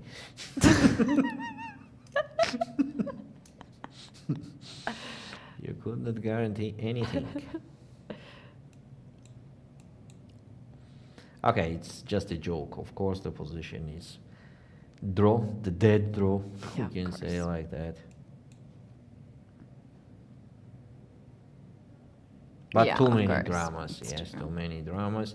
Again, from the side, it's easy to see, you know, and at the game, it's absolutely different world and atmosphere.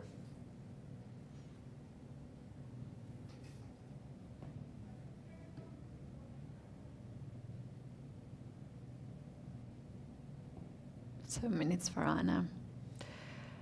Basically no chance Yeah. to win.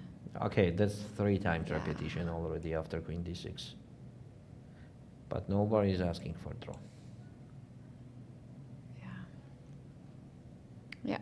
There was, oh God, look at that. There was no communication, just look at each other and a handshake. Wow, you can feel how difficult it has been for both players, for Nana having the worst position, if not lost position from the move 10, and for Anna as well to having winning position.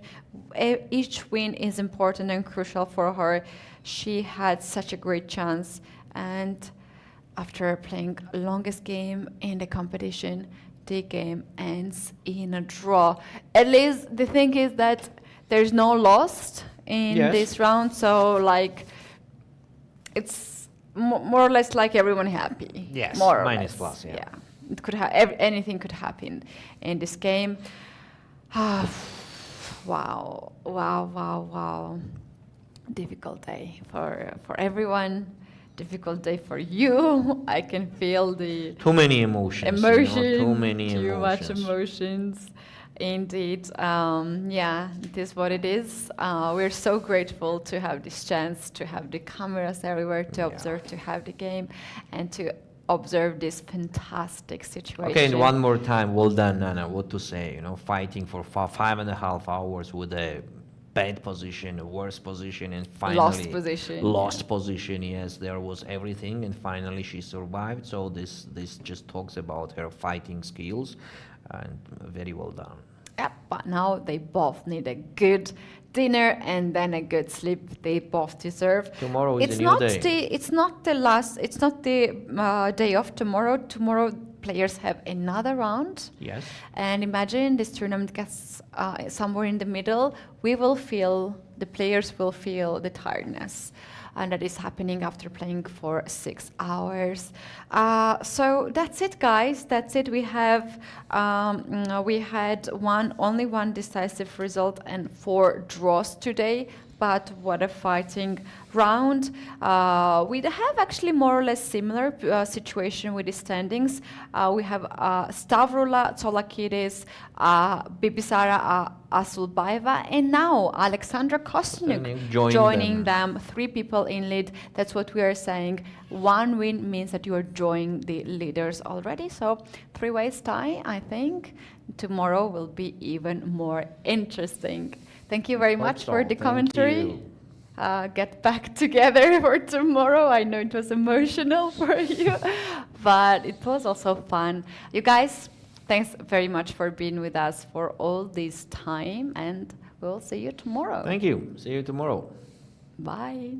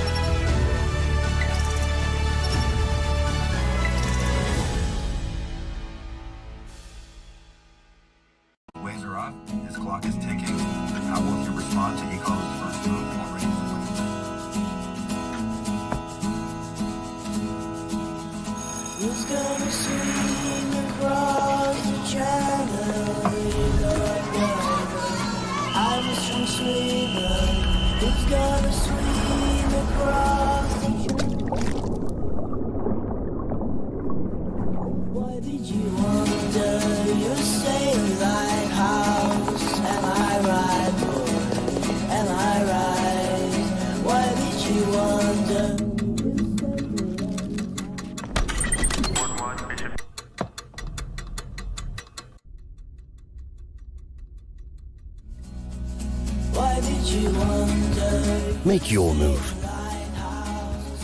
The 45th FIDE Chess Olympiad, Budapest 2024, where the story becomes history.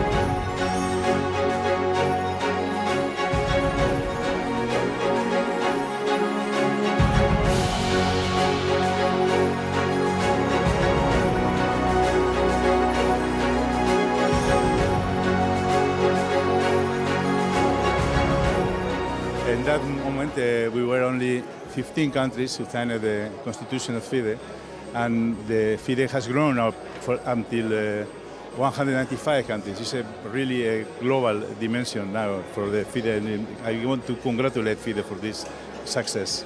It's very important to be part of the ceremony. It's a historic occasion. It only comes along every century. So we were happy that we were able to take part. In part, we were able to take part because chess has been so much more successful recently, so that 5 years ago we couldn't have come, but now we can. For 100 years, Marc Nicolai signed this document, and it's a very important moment for Switzerland also to be part of it, and for me, myself also, of course. And I think FIDE has done a great job 100 years ago now, and has a future where it can also transmit chess in the society, in social work, in other domains, not only in competition. So I think it's a great time to go on, to go for the future.